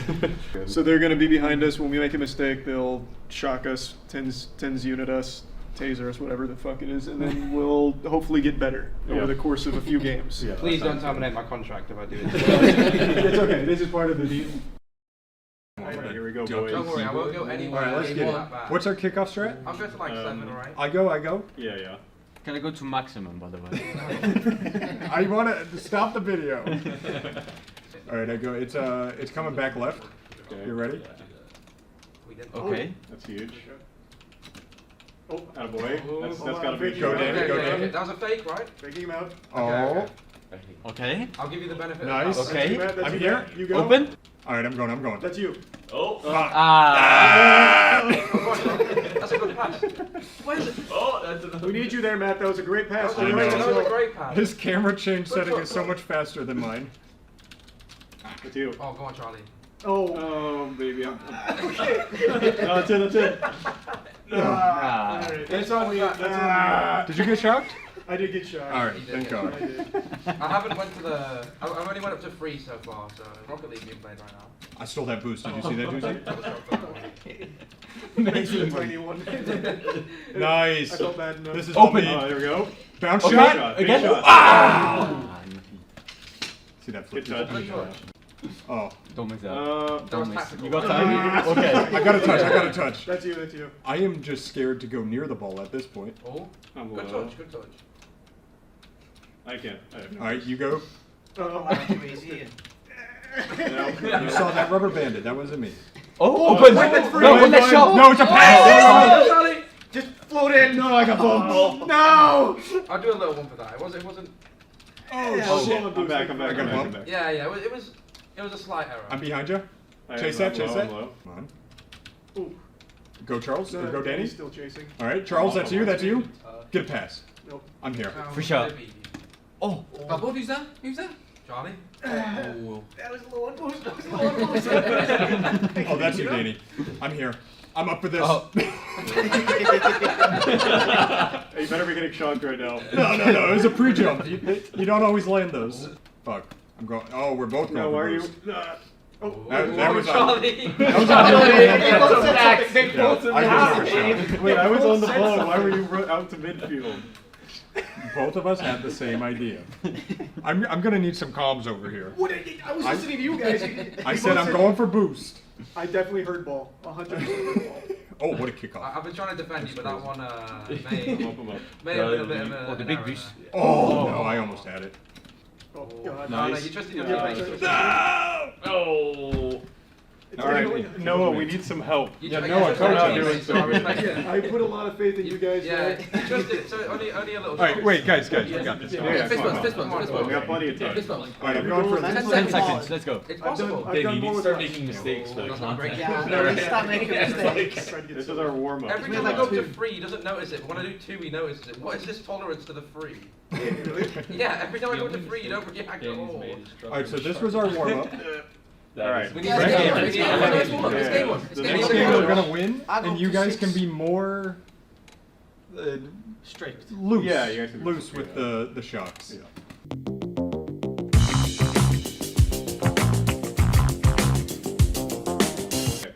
Oh, yikes, bad kickoff. It's fine. That's fine. It worked. Let's Go go. on. Danny, convert. I'm out of I'm up. Alright, I'm that's up. you, Matt. I'm falling apart. It's a fake. Fake. You missed the shot. I still made the play. Oh, bad touch. It's a bad touch. It's a bad touch. Sorry, I'm getting boost. I'm Say, back Benny, right. expectations are higher. I need to go like... That's like a double. I'm going all the way back. Oh! Where's my team? Where is my team? That was no mistake. Danny missed and then Charlie nearly scored from an impossible angle. No. Okay, that's gotta be Oh. Yeah, okay. Bad reaction. No, that all of that broke down because I had to fix the machine. We're back. Okay. Back. Focus up, guys. All right, Noah, call out our kickoff strat here. Work your magic. Oh yeah. Oh, look at that. Yeah, push that through. Push that through. Oh, I thought I had a good read there. That's you, Danny. I got it. I like the vision. I enjoyed the effort now. You can see the art. Oh, yeah. I can see it like in my I'll brain. meet you. What you were going for. Okay, nice. Center. Set it. Oh, Attaboy. I was at a boost. I didn't know. Okay, nice shot. Yeah! Great. Sorry, I misunderstood the genius. It was a fake. And I was shocked before. Bad. See? Thank you. Wait. No, I don't have it. I'm pitching middle. Yeah, I'm here. Open, don't miss. Oh! Charlie! Did I bump you or them? You didn't I bumped. Okay, I bumped them. Watch this bump. It's nutty. Yeah, that was Ready? Watch right here, right here. Boom! Look at that! Nice. What a boom! He's a headhunter. We don't even need the shots. Pass. Oh, nice, huge. nice, good effort, good effort. I personally don't see that as an error. Nice. I don't either. I see that as an opportunity. I see it as misunderstood genius. How much? Three. Go. I didn't have a hand on the keyboard. Sorry. Take a risk. Set me up. Go on, take a risk. Oh! That's it. When there's a big error, I'm doing it. Wait, Yeah. Oh, nice. Who's that? Open. Oh, that's that's good. good. We've got our game Very board. nice. That's why I shocked you. Actually, That's what the go up therapy's to one, about. then You go got me down. back on track. Reset That's the fair. medal. Nice. Oh, forfeit. Great job, Nice. guys. Great job. Good game. Good game. See, the shock therapy is working. It actually is. I'm really I feel like scared my to miss the standards ball. have been upped massively by this, so I need to be stricter.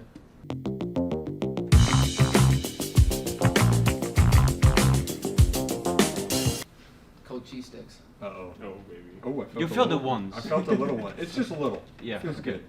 All right, I go. Clear comms. Is that what you're doing as well, JC? Yeah. I'm doing it so it doesn't I turn just off. go one and down. Nice. All right. Nice. Double. Double. Sorry. Woo! All right, boys. I'm waking up. Activating goal protocol. Oh, sorry, Danny. I almost bumped Stinko mode engage. Yeah. Give him a 5 for that. That's a 5. I gave him a 3. Yeah, it's a 3 at most. It's coming back. Well, you're immune to 3 Went on, for some went on, reason, went on. so... Nice. Oh. Great look. I'm going back for boost. All the way back. You got him right That's there. fair. That's fair. That's it too. That's it too.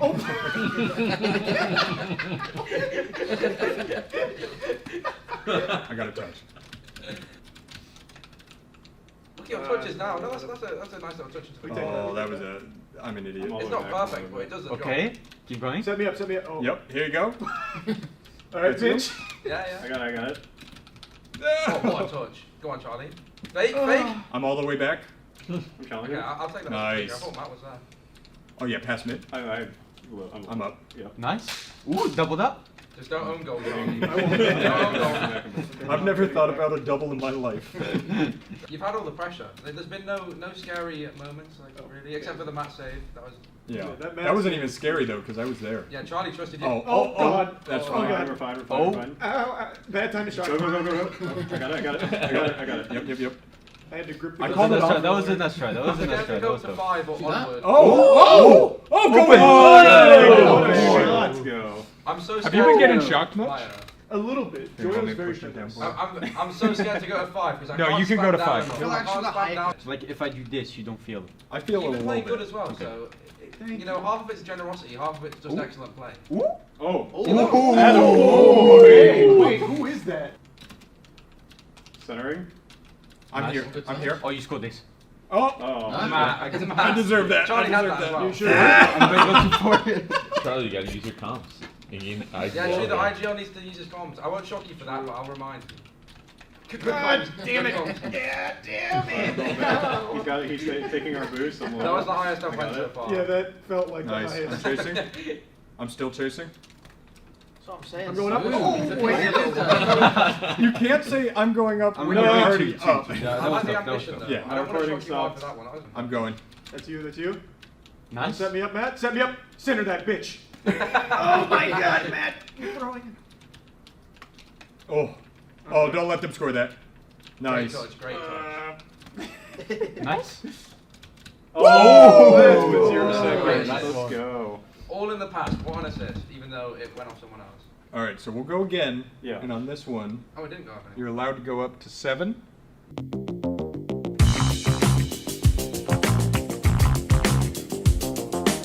Okay. Will this be a bit less lenient? Yeah. Yeah. Because I've been kind of lenient sometimes. I mean, sometimes I accidentally misjudged and shocked him, and it was actually a great play. There was a fake in a corner. I shocked him, and they scored off it. It was a very intended fake as well. It looked like it. It even faked me. Ruined my positioning, and then it's just a shit show. I'm going boost. I'm going ball. All right, I'm back. Nice. I'm up. Oh, nope, you got it. Oh, nope, you missed it. Okay, now I missed it. No, that was a miscommunication. Yeah, my bad. I'm going. Good clear. I'm up. You going back? Well, they're gonna own goal. They're gonna own goal. Okay. Good job. Good job. It doesn't matter how you score them. A goal's a goal. That's true. Hey, points on the board. I go. I'm locked and Come on, loaded. Joyce. What did I do wrong?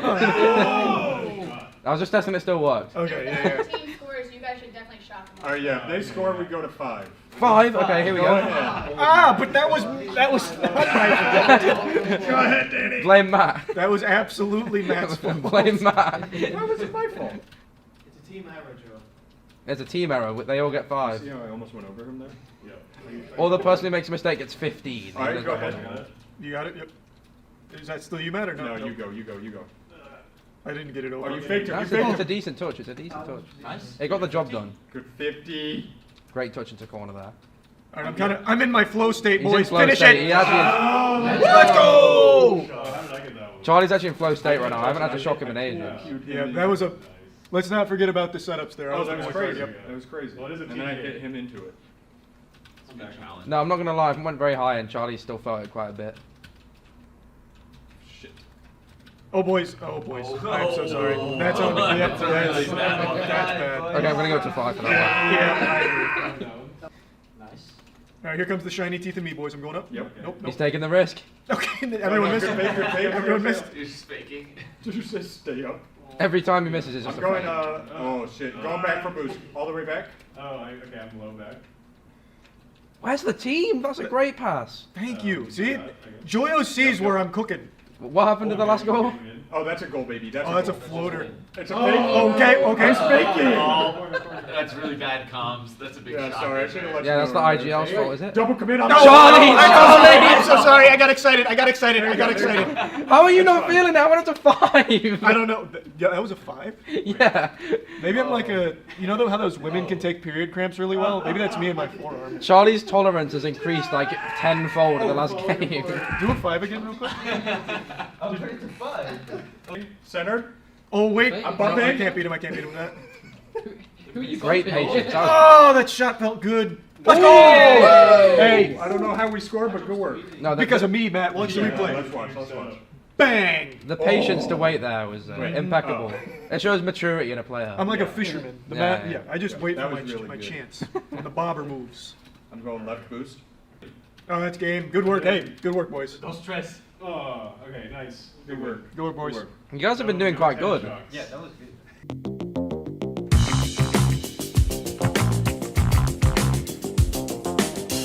Yeah, when he missed the open net, I was about to go up to a 6, and then like he still couldn't feel it. I was like, what? But I didn't want to go like keep it on a 6, so I went down. You can crank 'em past You could that. just like hold it for a second and go up a little bit. That's what I was just saying, Okay, that's a good. I'm just scared. I don't like inflicting pain on others. Okay, I'm low boost. Well, Pain is how you it's grow. off. Yours is True. Oh my god. Okay. You gotta grow a lot now. You gotta grow a lot. What was that? That was 5 again. It doesn't make sense. That actually makes no sense. Just hit M until you're on the walking guy. Oh. Oh, That's you got unlucky. bumped. It's That's unlucky. unlucky. You would have had that. I saw it. I got it. No, I don't got it. Oh. Oh, get him. Watch him writhe in pain. After all of my hard work, I was putting my life on the line for this country, Danny, and that's how you were paying Yeah, I me? could tell the way you were close to hitting that one. You go. Nice touch. Matt, you're playing out of your mind right now. You're off Look your at that. gourd. I couldn't get past all of them. I'm sorry. Follow. I let down God. The bump? I tried. Fake. Oh, it turned off again. You've been spared. Oh, thank God. That would have been a I'm nasty back. one. Counter. Yep, I'm behind. Oh yeah, push that. I'm low. Give me a little touch. Oh! There we go. We're not losing at all, boys. Danny's activating the We're not losing. Sharingan over there. Okay. Oh. I'm bouncing all over the place. Oh, that's what I like to Yep, see. I fought for it. A junkyard dog, baby. Yep. No! You would have had that. You would have had Yeah, that. if I had a little more boost. Yeah. Faked him? He's not. You're not on the scoreboard. You've been doing some dirty work here. You've been cleaning up for everyone. Yeah, I've just been the janitor back The here. janitor, for the yeah, the squad. janitor. It's a thankless job, but someone's got to do it. I'm up. I'm upfield. Watch this. Juicy. Oh. Let's try. Let's try. Nice. Oh boy, you got it. Oh! Again? Go on. Oh my God, Matt is leveling up. Thank you. The shock therapy's working. I swear, Juicy, every time he shocks me, I feel a little of like his skill go into my body. Oh, he's like a force ghost going inside you. When am I forfeit again? Oh. Wait, we haven't lost since the first We haven't game. lost Too a good. single Yeah, game. it was the warm game. Too good. In moist fashion, it's lose game one and then win. All right, the one more. next. One more. Yeah, we can I think we go again. Yeah.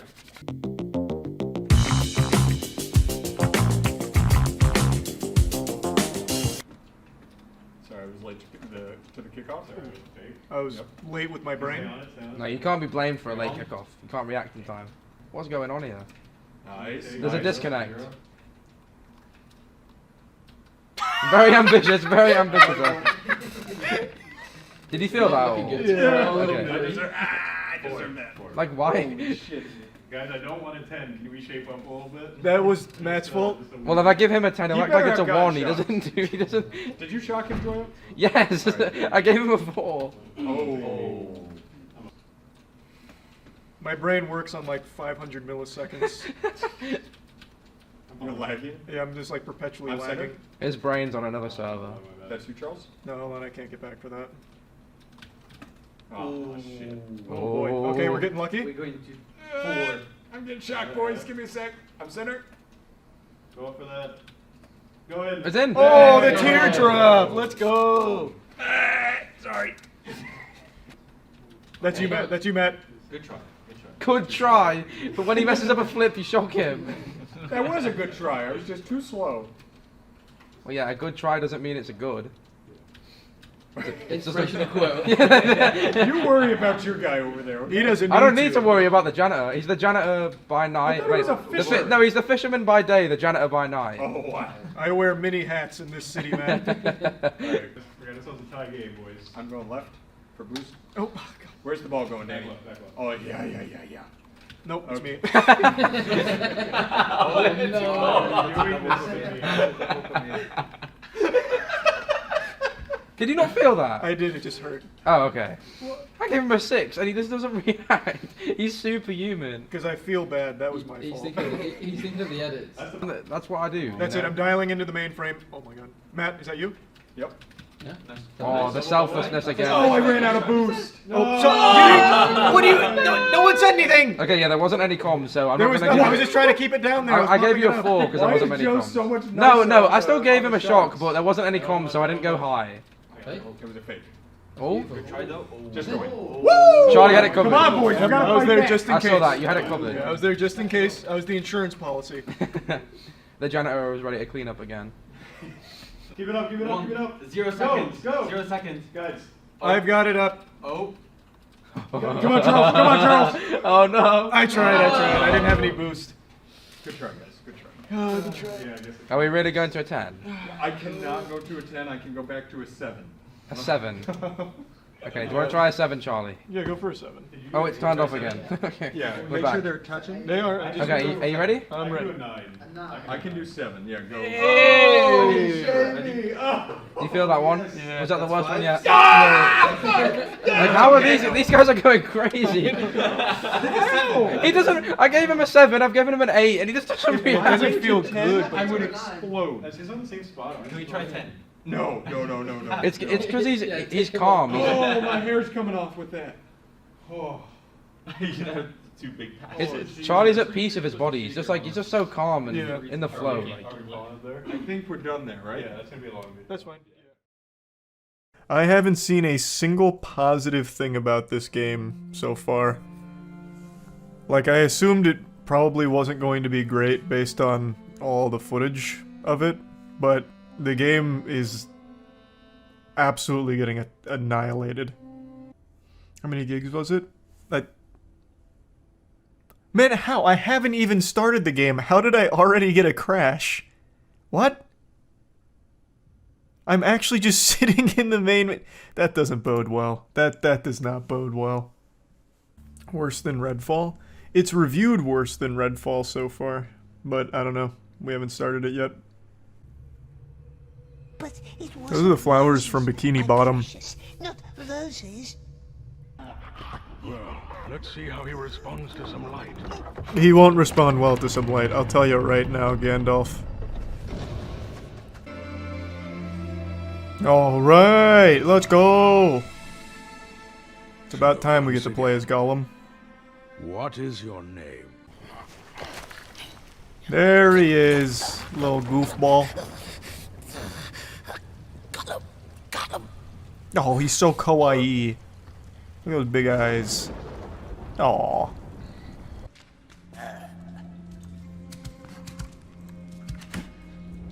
Damn. I really thought that could be a good sequence break. Or, not a sequence break, a good skip. Sorry, Smeagol. The journey ends early. Oh, wow, way back here, huh? Yikes. Okay, not doing that again. How they called it, the Orcs did. So you talk to the orcs? Man, I can hardly hear. Why are they whispering? It's like ASMR with Gollum and Gandalf.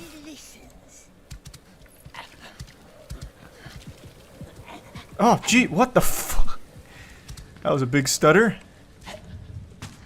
Damn you, Mordor.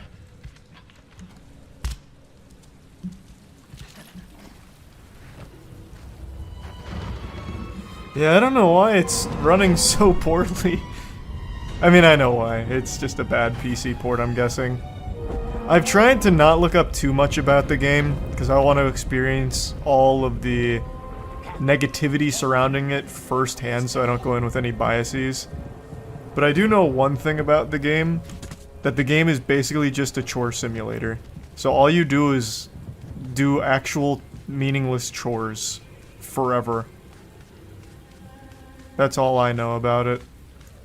And then once you're done doing your chores, you go to sleep. That's it. Big thanks to Rocket Money for sponsoring today's video. Rocket Money is an all-in-one finance tool that gives you access to a ton of tools that help you really take control of everything in your life.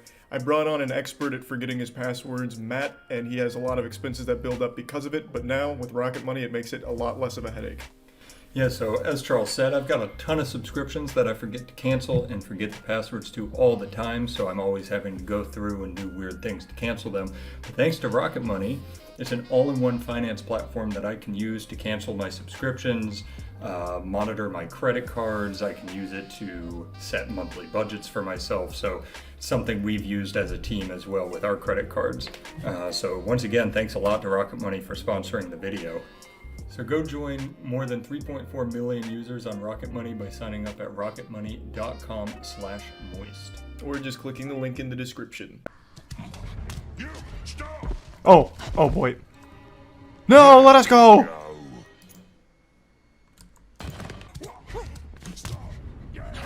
Okay.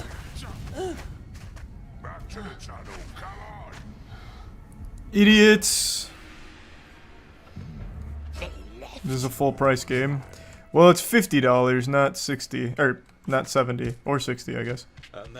So it's got that going for it. That little one, she lost my friend. Haven't seen him for years. I hope her ladyship had sucked it dry. Pardon? What? Who discovered me? Huh? Who? What? Do they have a UAV online or something? What? No one alerted. Man, tailing missions fucking suck. Oh, I can actually attack? Take this one first.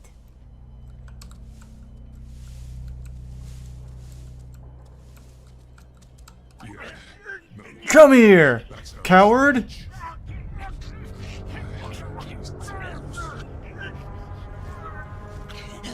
Gotcha. You're next, Bubba.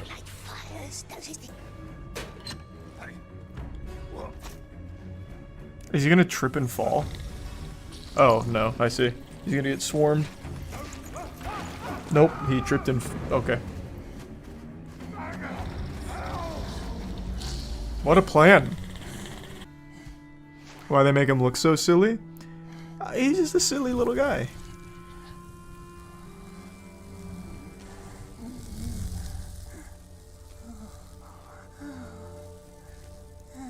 What would Tolkien think about this? He's probably super upset that he's dead and unable to play it.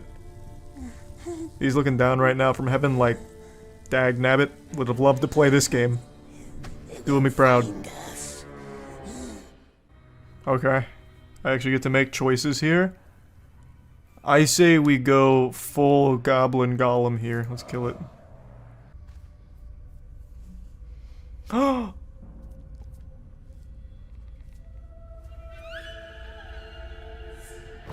Her eyeballs looked like the LimeWire logo.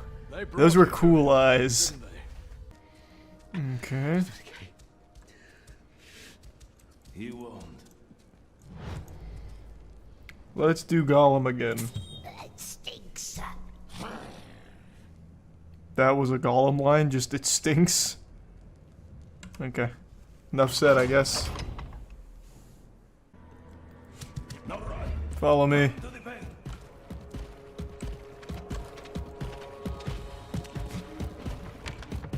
Clean.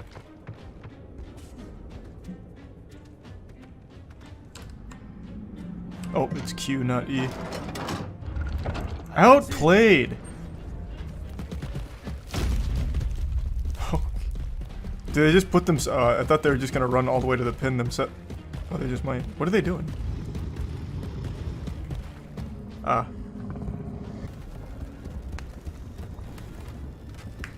First Rings of Power, now this. They're just shitting all over Lord of the Rings.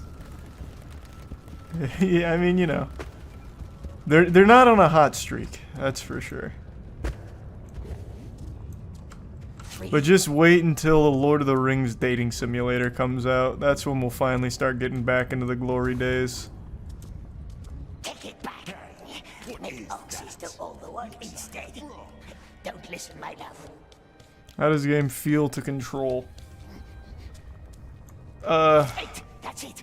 Now back to the Mine Master. Like, clunky is probably not the right word, because it's not super clunky, it just feels very stiff. So now we go and call it a day. All I've done is get insulted and do a couple of really trivial chores.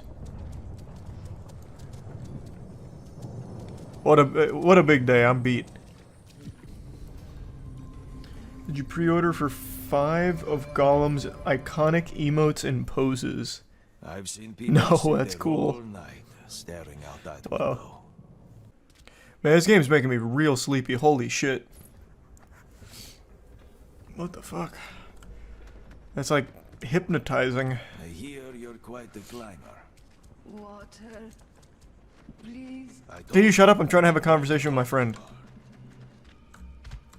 Close call. I almost went straight down. Probably would have died from fall damage. Ah, there it is. That must be the cracker.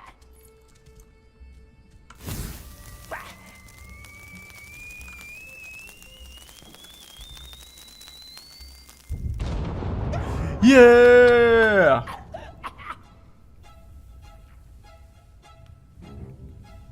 That was hype. Oh, I thought this was a cutscene. Are you actually going to finish this game? We'll see. If it stays like this, no shot. I am struggling to stay awake right now for it. So there's no way if it stays like this I'll be able to finish it.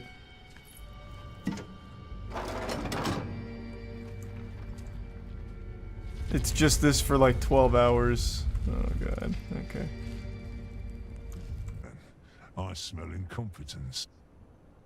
Aye, but who's a looking at Sklimmerip?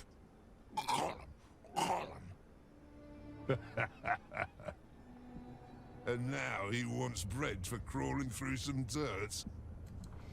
Take it then. Nobody Oh my god. Unjust. Back upstairs with you. Okay. I'm struggling. I'm fucking struggling. I am struggling. Hold on. I gotta stretch. Just one stone each day, so the guards wouldn't notice. Why? Who do you think? What happened? That was a cool line. One day he slipped.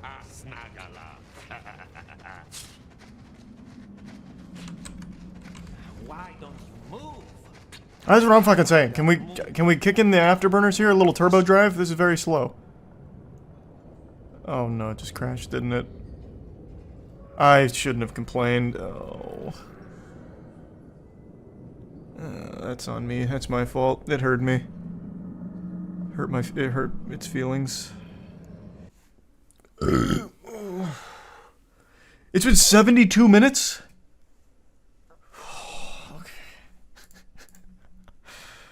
Oh man, time's moving so weird in here. Time flies when you're having fun, yeah.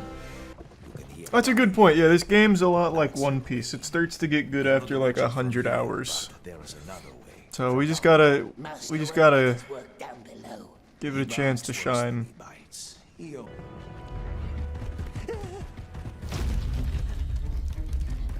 Oh, I'm stuck. Oh, oh shit.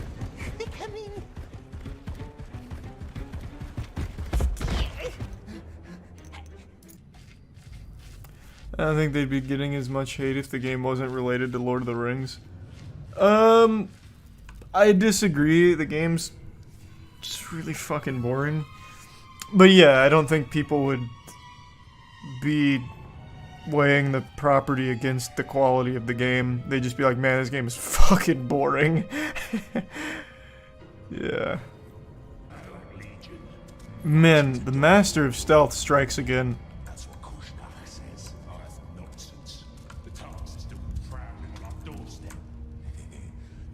What the fuck is this? That's a cool effect.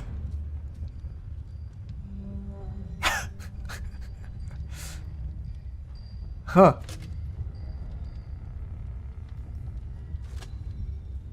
Must be like deceptively dark in these shadows here. Just the wind. Must have just been the wind. Brother, go investigate it. What are you doing?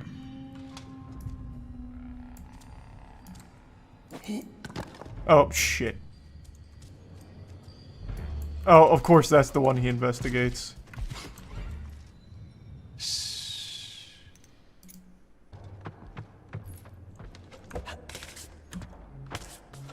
Oh, shit. Unlucky, I didn't know there was anyone up here. Oh, hey, hey, hey! That was brutal. Oh, my God, I'm stuck.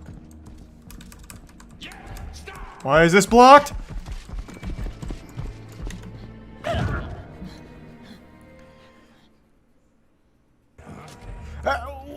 What did I do that alerted you? What the fuck? Help! Help! That one, yes. How do we get there? What are we doing? What are we doing? What is this? I don't even know what the fucking story is, I'm gonna be honest. I dozed off during one of those cutscenes, but I don't think I missed that much. What the fuck? Why are we doing this? We're going to Grand. Okay. Nope, just the wind. Oh fuck, he's not buying it. I'm stuck.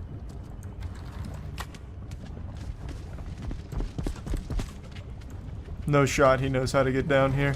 That's too easy. Oh, fuck. Ah. Pass me the bottle.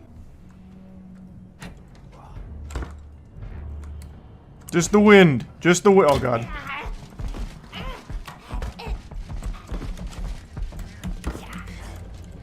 If I could have just squeezed my way through there.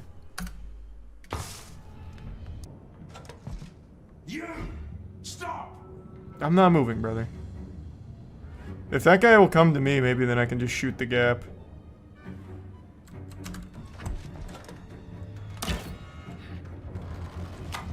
Come back here. Move a little closer.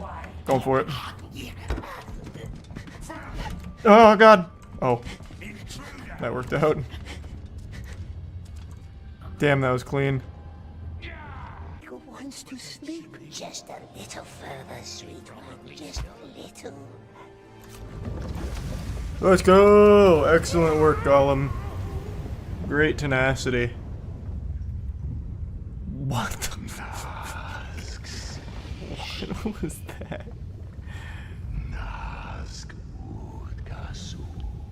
Get out of my head, Sauron. Make them squeal. Make them choke. Make them burn. Holy shit, shut the fuck up! Jesus Christ! Yeah, it's like Forspoken. Alright, we made the bomb. Huge, huge, huge, huge. Now in goes the redstone.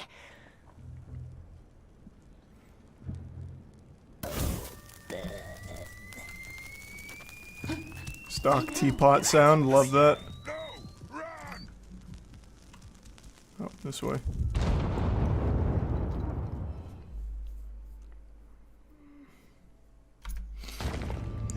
Yeah, that's just on me.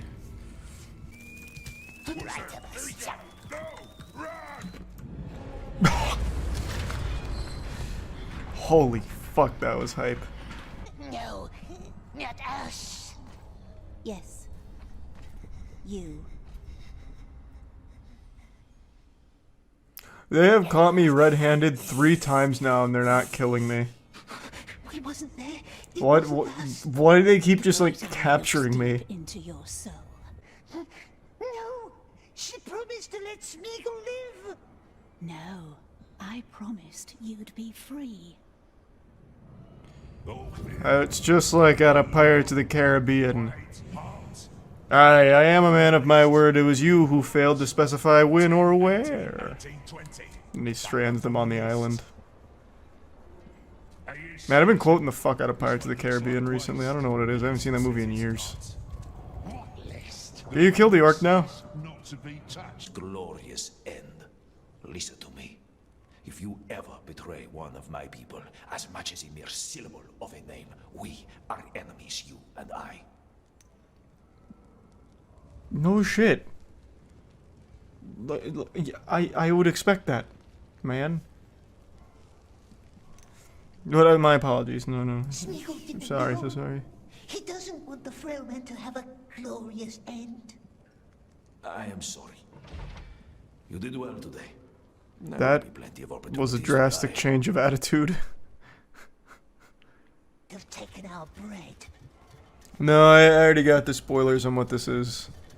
They have a bird breeding mini game. So I get to breed birds. Which is fucking hype!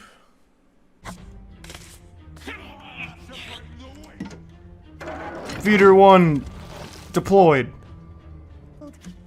Is the story at least interesting? Not really. I'm going to be honest. I've dozed off a couple times, so I'm sure I've missed some tidbits of lore. But yeah, I mean overall, not very interesting. Right now the best thing I can say about the game is at least it's not $70. It's $50. Which is still expensive for this. This is not AAA quality. Make peoples work for us.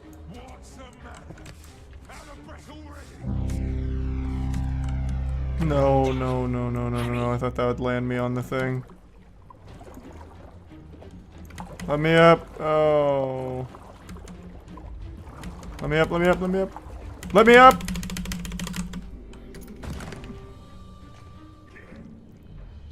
Hello, Io. You heard I was playing Lord of the Rings Gollum and had to see for yourself if it lives up to the hype? Nice bread with juicy I maggots. get you. I know. What if I told you it exceeded the hype? Would you believe me? Your gun is useful, and I have actually betrayed you 3 times and you've caught me all 3 times. Why do you keep using me? Clearly something vital. You would not believe how hard it is to find good help. I've done nothing for them. All I have done is steal from them, and they've caught me every time. And if it cannot be yours, then whose head shall it be? Yours. Wants us to give him names, or it's a test. I'll just keep blaming the orc. Fuck that guy. Adams. Staunchness. That's a word I haven't heard in a while. Say your prayer, little man. What'd you say to me? Little? Why, Iona?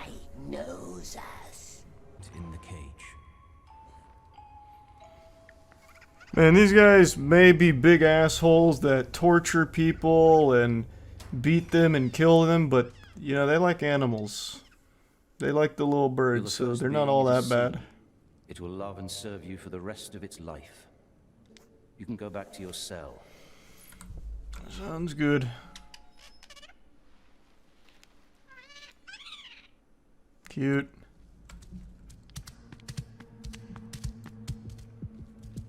So why the fuck are we breeding birds in here? What could possibly be the reason for that?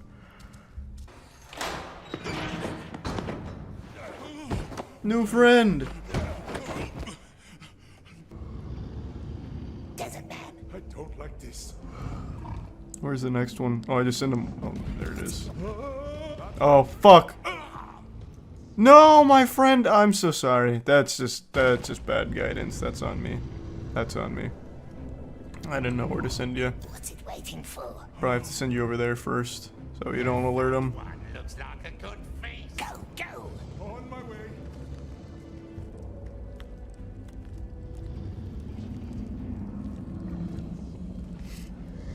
Yeah, this guy's got some real jets on him. Go, go. Yes. And then, I guess just send him to the lever. Over there, see? Oh, no. Oh, no, go, fuck, sorry. Oh god, I hit him with that stutter step. Oh, what? Okay. Don't worry, they went in there and got hit with a petrification beam or something, I don't really know. Good. Now he Narcoleptic, I guess. There are more. It will have to wait, Elith. Yeah, shut up. Go on. Stupid. What else do you remember? I'm his favorite kid now. I'll lie again. Big ugly claws it had, like a thief. The word influencer is without a doubt one of the worst terms we've ever widely adopted. It is just such a yucky term, but there's a way of making it even worse. If you put the word mom in front of it. Mom influencer, upon just hearing that, induces nausea. It's like a real brown note. For those that don't know, the brown note is a legendary myth in music. It's basically a forbidden jutsu, but for sound.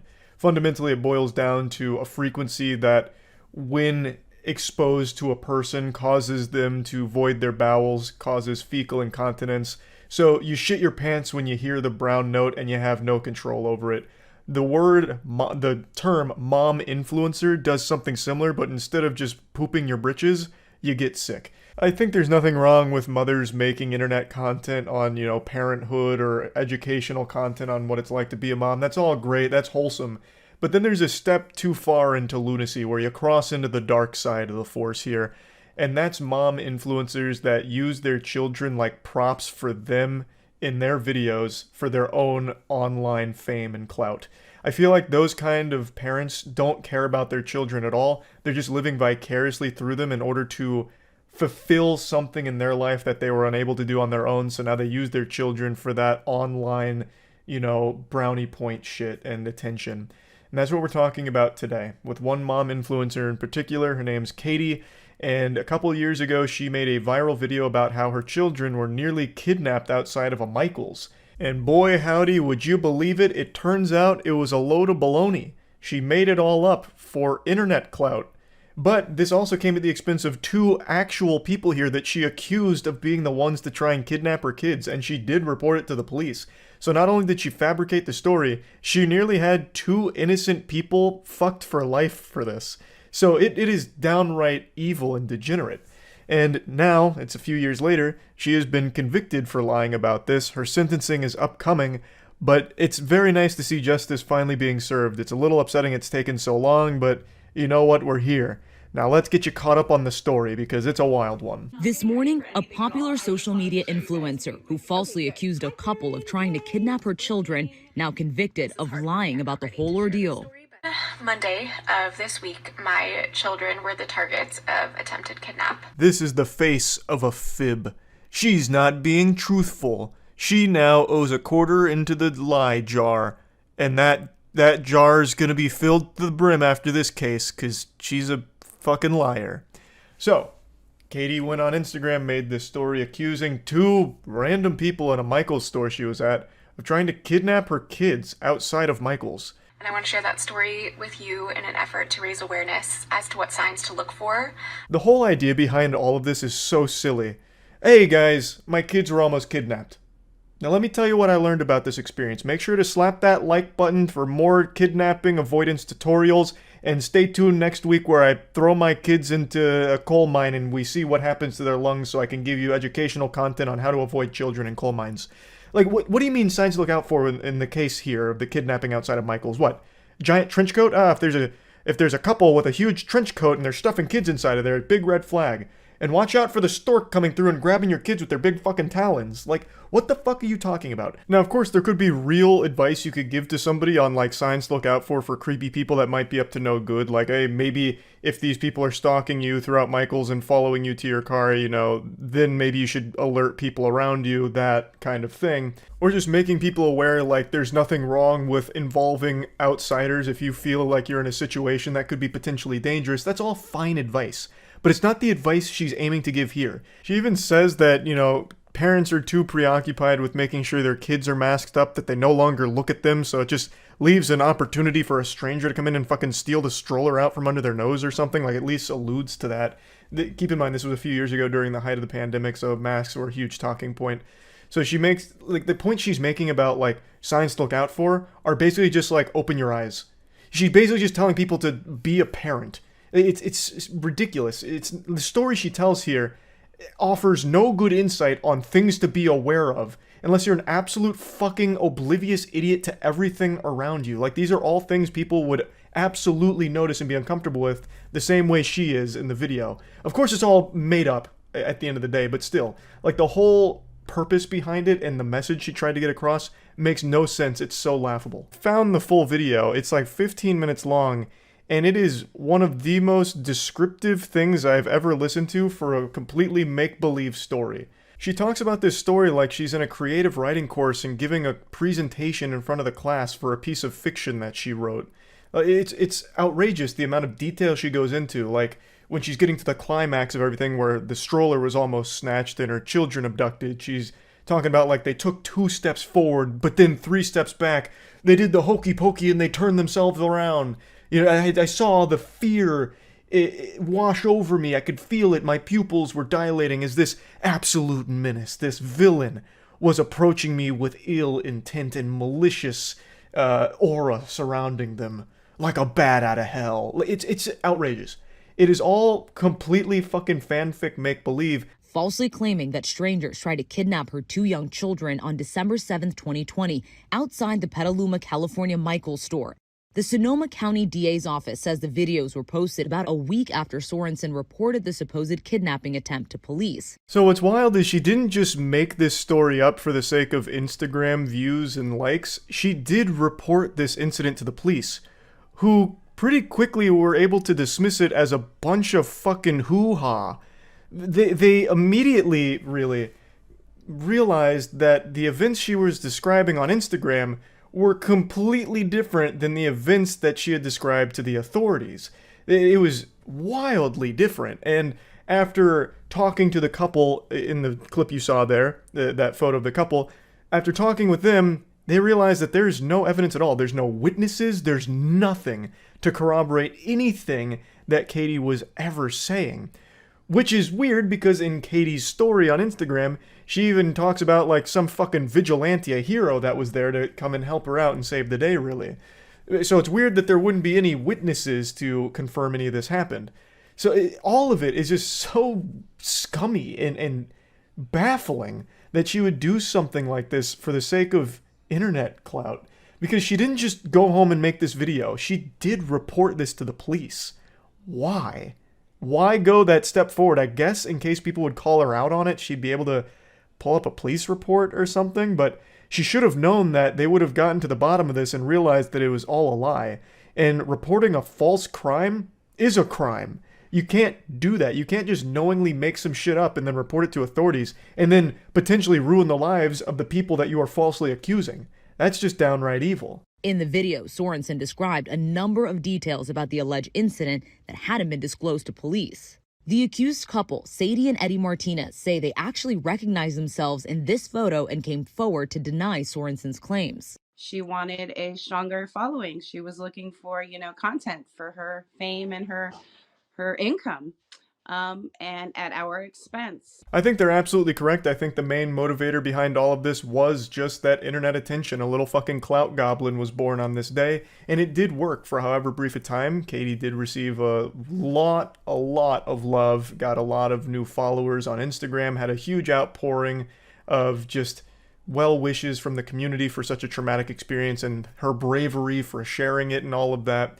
And she did build a big following from all of this at their expense, but her house of cards has now come crumbling down clearly, and there were already signs that this was very fishy even a few years ago where authorities were like, this is a bunch of mumbo jumbo, this isn't real, there's something goofy afoot here. So this has been a long time in the oven here cooking, and now we've reached the point where she doesn't have that following anymore. She lost some of her most avid supporters, clearly, because you can't really support someone that does something like this.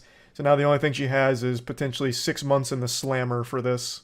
Sorensen's attorney maintains his client did not lie to police. She misperceived and misunderstood a series of random events which were occurring around her and made a honest report to the police on December 7th. That man looks fearful for his life right there. I don't know what's going on, if he's some kind of like prototype android that's having a hard time expressing emotion, or if Katie's threatening him with some kind of wild accusations and he's feeling the pressure. That man was robotic. But basically the defense is, Katie was too fucking stupid to understand what was happening, so she ended up just making a report that is completely not grounded in reality at all. And we're very sorry that she's so dumb. So they're just playing the she's an absolute idiot card, which I guess is becoming a very popular defense. There's a difference between being stupid and being dangerously stupid. If you're the kind of person that's so fucking dumb that you start making false reports and accusing innocent people of heinous crimes, that's still not excusable. You can't just write it off as, they're just a quirky weirdo that's dumb. You can't do that. They still need to face punishment for that. So even if the guy here is correct in that she just misperceived everything, she still needs to be punished for falsely accusing this couple of things that just didn't happen. Her attorney adding that it was when Sorensen reviewed the evidence that she realized she was wrong. I don't think she had any understanding of how this would spread and the impact it would cause. But some legal experts say this verdict is about accountability. This is a woman who lied for clicks at the expense of a couple in California who wrongly accused them of a very serious crime. I agree. Katie does need to be held accountable for what she's done here. I personally think this wasn't just some like, oops-a-daisy, I'm so dumb moment. I misunderstood everything that happened and made up an entire story around it. Silly me. I really think this was a calculated content play where she knew a video like this would garner a lot of support. Because, obviously, who doesn't want to rally behind a mother who went through a traumatic experience but came out okay and is using that as an opportunity to try and educate people in her community to be better prepared for scary things like that in the future. She probably knew that this video would go insano style on views and engagement, so she went for it. And man, what a terrible idea it was. I don't buy the whole narrative that she's just a bumbling fucking idiot who just misunderstood everything. I think that's a load of hogwash. So, yeah, I just wanted to talk about this story because it's a weird one. That's about it. So, yeah. A few days ago, we witnessed an uprising on the same scale as the American Revolution. It was a huge movement on Reddit, where a lot of the major subreddits and just a generally large number of subreddits on the site all decided to go private, effectively shutting down as a way of protesting a Reddit policy change where they were going to start charging for API access. And it wasn't cheap. We're talking Scrooge McDuck level of wealth here that'd be required to keep up with the API cost. The biggest third-party developer and platform is Apollo for Reddit, and it was estimated to cost $20 million a year under the new pricing guidelines from Reddit for the API access. And all of these third-party apps and developers do need API access to exist, so since none of them can afford to shell out 20 million clams, it effectively kills third-party apps as well as some Reddit mod tools that use API access. And it was a heavily down-duted decision. The community was very upset because third-party apps are the preferred method of perusing Reddit for a lot of people. Apparently, the official Reddit app is complete fucking trash. I'm not a huge power user of Reddit, so I was ignorant to all of that. However, I always stand by my belief that if a third-party app is offering a better service than the official one, it should have the right to exist, and it's wrong to try and force them out just because you made a dog shit official app. And I'm also never, pumping my fist and celebrating a company's insatiable gluttony and greed. So I've been out here with the foam finger on the sidelines cheering and rooting for the Redditors that are striking, and it was actually wildly successful. On day one of the protest, there was like 10,000 subreddits almost that went private. They shut down, which effectively shut down Reddit for the majority of users because they couldn't generate content anymore since there wasn't any content left. Reddit is a platform that only exists because users are on it. So if the users aren't there, there's fucking nothing on Reddit. It has no purpose, no reason to exist. It's like the butter bot from Rick and Morty with no butter. So Reddit wasn't working. It was a wildly successful day one of the strike. And now we're 3 days past the initial strike, and I want to give a little post-game analysis here on where we're at. What you're looking at here is the CEO of Reddit. I've actually never seen him myself here, and he's pretty much exactly the mental image I'd have of a Reddit higher up on the food chain. It actually looks like they just typed Redditor into Midjourney and generated this image. This is the CEO, and he basically came out and said that this whole strike is a big nothing burger. It's not a big deal. It'll pass. All blowups do. And they didn't really see a huge effect on Reddit as a whole from the strikes. Now, unfortunately, I don't think a ton of people are surprised here, and this is something I mentioned in the initial video I made on the situation. There was a huge fumble here, a big fucking blunder on the chessboard opening from the Reddit protests. They gave an end date. They said, we are going dark for 48 hours. They told them when it's going to stop. So most people, myself included, understood that this wasn't going to really put the wood on the Reddit CEO or a ton of pressure to fix anything, because he'd only have to grit his teeth and bear it for 2 days, and then it goes back to business as usual. And that's exactly what he's saying with a shit-eating smile on his face. He is just saying, yeah, it's going to blow over. We just have to go 2 days here. Oh well. And then he just brushes his shoulder off. No biggie. He banked on Reddit users being more addicted to karma than heroin. So after the 2-day protesting period, users would flock right back to the service like Disney World was opening again and Spider-Man mascots were ready for pictures. So everyone just floods right back to Reddit. And unfortunately, he's kind of right. We're past the 2-day initial protesting period, so a lot of subreddits are no longer private. But there are a ton of them that still are. There's a lot of subreddits that didn't agree with 2 days, saying that's not enough, that's not going to put enough pressure on them, he's just going to endure it and it's not going to lead to change, which I think is the right mentality. That is correct. It didn't lead to change. 2 days was not enough. So a lot of subreddits have said that they're just going to stay offline indefinitely. And a lot of them still are. So going on Reddit right now, a lot of the bigger subreddits still aren't available to access, which is actually a pretty big deal for the platform, but I guess we'll have to wait and see if they can truly stick to their guns, really test their strength and willpower, their resolve, to not have a subreddit to rule over. Can the Reddit mods stand strong and truly put the pressure on Reddit and stay offline until Reddit gets rid of this API greedy change? But in the meantime, the Reddit CEO Steve Huffman is just kind of gloating and spitting in their face, saying that this whole blackout hasn't had significant revenue impact and that the company anticipates that many of the subreddits will be back online by Wednesday. Unfortunately, Steve Huffman's no Nostradamus here. He got that prediction very wrong. His Mayan calendar was off. It's now Thursday as of me making this video, and And I wouldn't say most of the subreddits have come back. A large number have, but then there's still a very large number that haven't. He then said, there's a lot of noise with this one. Among the noisiest we've seen, please know that our teams are on it. And like all blowups on Reddit, this one will pass. We absolutely must ship what we said we would. The only long-term solution is improving our product. In the short term, we have a few upcoming critical mod tool launches we need to nail.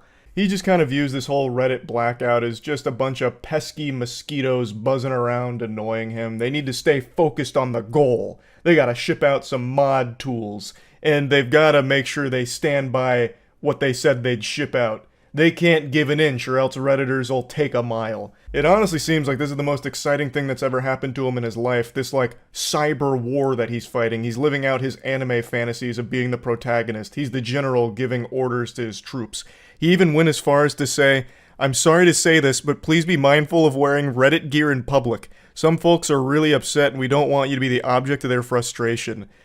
He thinks that because someone's wearing Reddit gear in public, they're gonna be, like, stoned to death.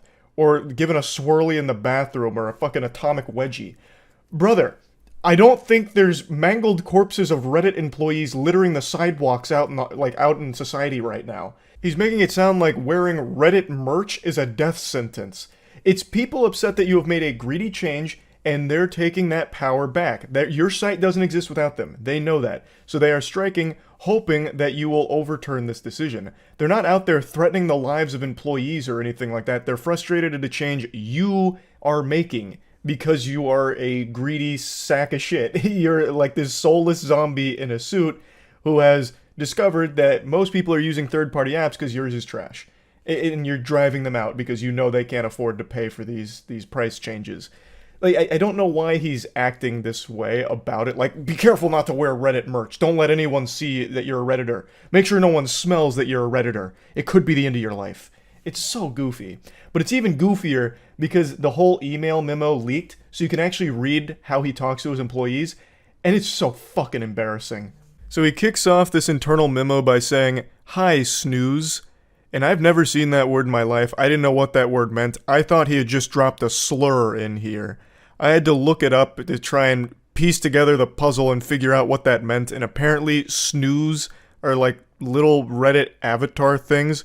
So he's basically just doing what Discord used to do with Wumpus and Springle, the help support elf. He's basically just RPing, which is so fucking embarrassing. That is the most on-brand Redditor shit ever. He goes on to say, starting last night, about 1,000 subreddits have gone private. We do anticipate many of them will come back by Wednesday, as many have said as much. While we knew this was coming, it is a challenge nevertheless, and we have our work cut out for us. A number of snooze have been working around the clock, adapting to infrastructure strains, engaging with communities, and responding to the myriad of issues related to the blackout. Thank you, team.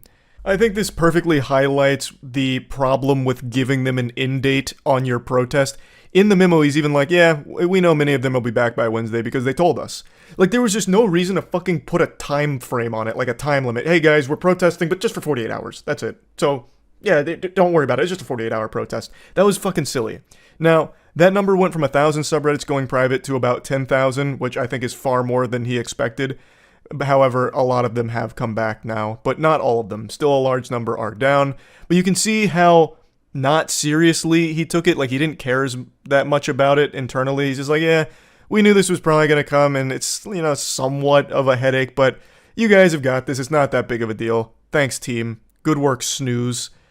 We do not see any significant revenue impact so far, and we'll continue to monitor. And then he goes into what I've already covered, where he's talking about how it'll blow over because everything on Reddit blows over because everyone's too addicted to the platform. They'll always come back.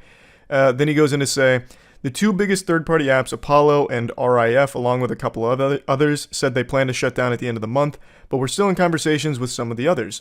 And as I mentioned in my post last week, we'll exempt accessibility-focused apps and has so far reached agreements with Red Reader and Dystopia.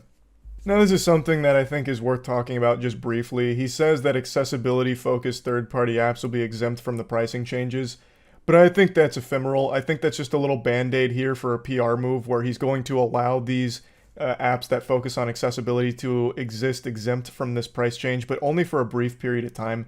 I feel like as those become more and more popular, he would start to subject them to that pricing change as well. This is just one of those things where he's trying to save face, like, these are direct competition and I don't like the developer of Apollo. We had very dirty talks. For those that don't know, Apollo and Reddit were directly communicating and things went very sour. Fucking Reddit started accusing the Apollo dev of like blackmail and a bunch of other things. Just like started throwing a bunch of feces on his face, and then eventually the Apollo dev had to come out and clear his name. So that was a whole can of worms. So this is the Reddit CEO going like, oh, those are bad actors, they're shady, but the accessibility focused third-party apps, they're fine. But I feel like that wouldn't last very long if they started to become more and more popular. He'd once again just make sure that they pay this crazy API price once they're more popular. But that's just pure speculation from a fucking dumb idiot like me. Overall, I find this whole situation pretty interesting because this is a top 10 website in the world, and the users here really have an incredible amount of power, which is uncommon in situations like this. If the users all just agree not to unprivate the subreddits, the site actually just can't function, like we saw earlier this week. So them protesting like this has actually done significant damage. Regardless of what the Reddit CEO says, the fact that people couldn't access it for like a whole day is a big deal. Like that is huge. And I think they started to notice that, which is why so many are still offline. I do hope that they overturn this decision. Like I said, I hate corporate greed like this, and I always believe that third-party apps that offer a better service should have the right to exist. So I am rooting for them here, but I am not expecting a huge change from Reddit here. I don't think they're going to go back on their decision. I think what's most likely to happen is the Reddit CEO will just install new Reddit mods and then force the subreddits to unprivate. He'll just go behind the scenes internally, flip the switch, have the subreddits go live again, get rid of the mods that were protesting, install, new mods that'll just be his little puppets that he can control, and that'll be how Reddit gets back on track. That's my theory, once again, purely speculation from a dumb idiot, but that's kind of what I'm expecting to happen. I don't see a world where they walk back this pricing model, but I really do hope they do. Like I said, I am rooting for the Redditors in this case, and just wanted to give a little update since now we're past the 48-hour protesting period, and there are still a lot of subreddits that are staying closed, which I think is great. So, yeah. Reddit's not fully dead yet, but it's looking a little iffy for the future of the platform at the very least. That's about it. So, yeah. Was your name in the credits for Hunger Games? I actually never checked. Wait. Was it? It should be, actually. I should be in, like, I should be credited as District 8 Hospital Helper. Because initially I did have lines, which means I should be... Well, maybe I'm not here because I didn't make Final Cut. I'd be somewhere here, right? D8, that's District 8. Another patient. Female patient, that wouldn't be me. Male patient, could have been me. Old woman, probably not me. Well, we've got a bit of a controversy on our hands here. Not only am I not here, but the kid that actually did make the final cut I don't think is here. The kid who said, are you here to fight? Are you here to fight with us, Katniss? And then he does the thing. His name's not here, I don't think. Unless he's listed as something else. Keep looking. Well, no, this is where we'd be. Because this is District 8. Before we get blown up. What's the criteria for being listed here, then? I guess I can't be shocked that I'm not here, since none of my shit's in the final cut except for my arm. But, I mean, that kid had a couple lines. So what's the criteria? You're not going to be 10 names down from Stanley. Why? They are. Fucking District 8, another patient? I would be here, too. I'd be District 8 Hospital Helper or something. But you appear on the IMDb. That's fucking worthless. I'm not in the goddamn end credits here. There's probably more District 8 spots. Doesn't seem like it. I mean, Jesus, they have District 13 Systems Operator 2 here. Come on. Well, you know what? Maybe I'm listed as something more than just District 8 Hospital Helper. Maybe they're listing me as, like, District 8 Hero. So I'll be down here somewhere. After stunts, perhaps. That's so fucked up. Yeah, actually, I never checked. At least I don't remember. According to the IMDb page, it's District 8 medic, but uncredited. Son of a bitch, those assholes. And they didn't even ask me to come back for the other Hunger Games movie that's coming out soon. The industry is so fucked up, man. I wasn't an extra. I was an integral piece of the Mockingjay Part 1 narrative. Did you check to see if you were credited ahead of the director? Oh, true, yeah, that must have been it. That's probably where it was. You should review your IMDb page on how accurate it is. I already did that like 2 years ago, or 3 years ago, or something. It's highly inaccurate. It lists me as 2 centimeters. Like, my height is listed as, like, actually 2 centimeters. It's a farce. It's an outrage. They fixed the height. Alright, you know what? Here, it's been a couple years. I'll check out the IMDb.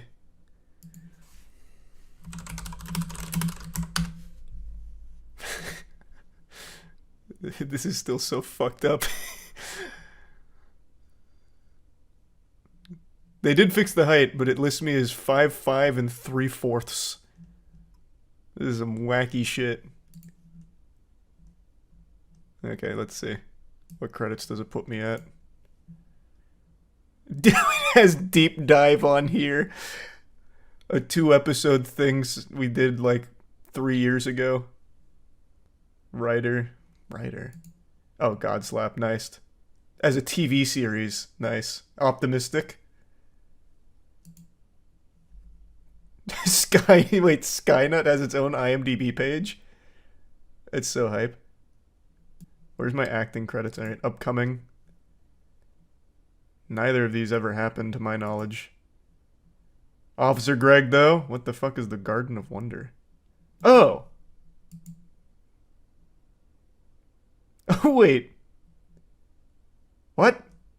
Wait, what is this? When did I co-star with George Takei?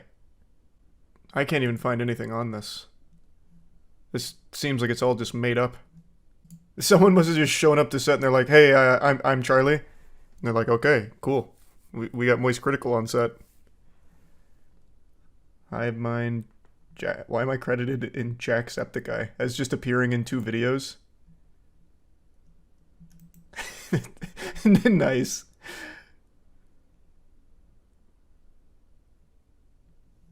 Yeah, they got everything in here. Anytime I ever appeared on like anything, even for a second.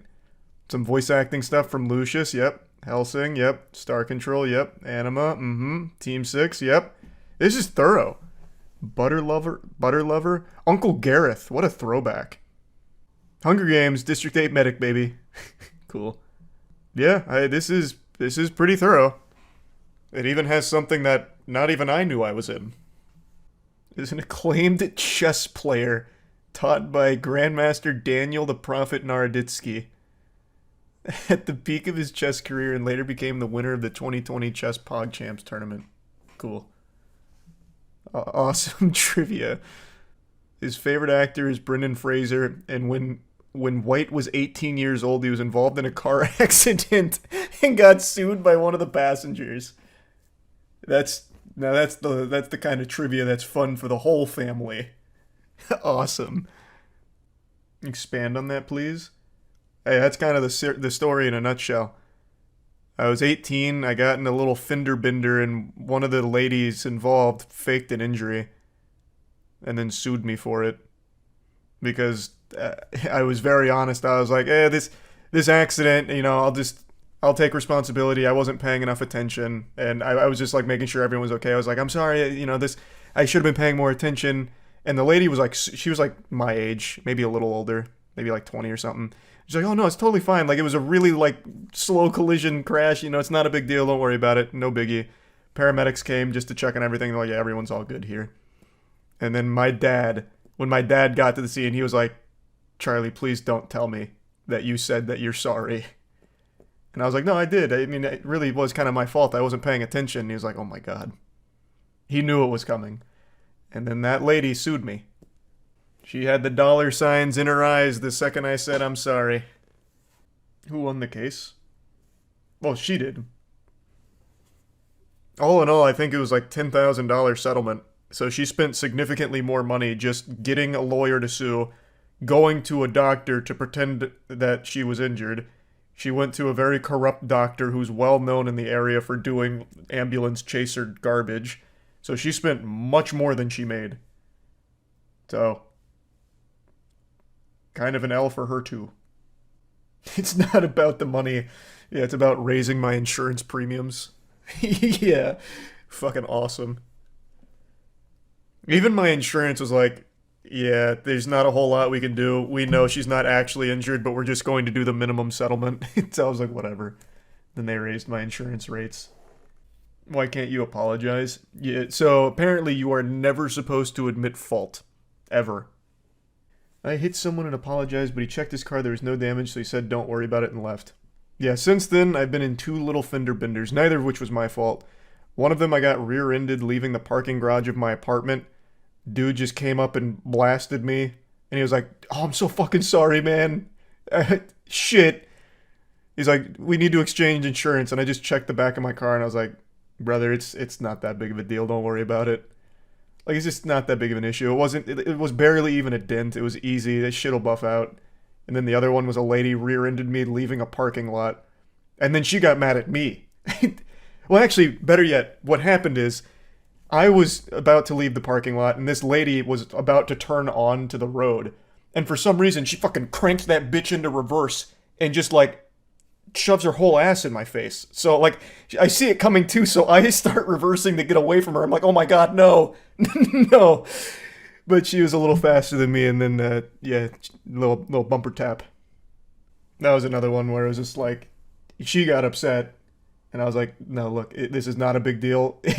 You did this, but I'm not mad, so just go about your day. The words scam and YouTuber go together like peanut butter and jelly. Usually when you see these 2 words in the same sentence together, it indicates that a YouTuber is the one doing the scamming. But today, I've got a goofy little sad story for you that subverts your expectations more than Game of Thrones Season 8. This turns that narrative on its head, because in today's story, a YouTuber was the victim of a scam and lost about $1 million in pursuit of a dream. This is the story of how a friend of mine named Oompaville was schmeckeldorfed out of 1 million clams by a greasy worm named Jake.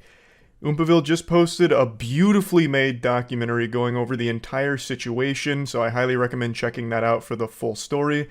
Basically, Oompaville embarked on a journey to fulfill a dream of starting his own candy company called Sour Boys, and along the way got into bed with a bad demon named Jake, who hosed $1 million out of him in a big, disgusting scam. And this is something that I actually have a close personal connection to because I was actually very much updated on his company, Sour Boys, over the last year and a half. Last January of 2022, Oompaville talked to me about his candy company, and I was super excited by it. Oompaville was glowing, blushing in the cheeks every time he'd talk about it. It was like he was going to prom every single day when I'd ask about the candy company. And it made me super happy to see that from him. Just a really cool project and venture taken by someone that was very passionate about the product. And I mentioned this in the stream clips I want to show a little bit later, but I'll mention it here too. I'd actually tried the candy, well, me and my friends had all tried the candy by complete accident. It was sent to our P.O. box like 2 years ago or something like that.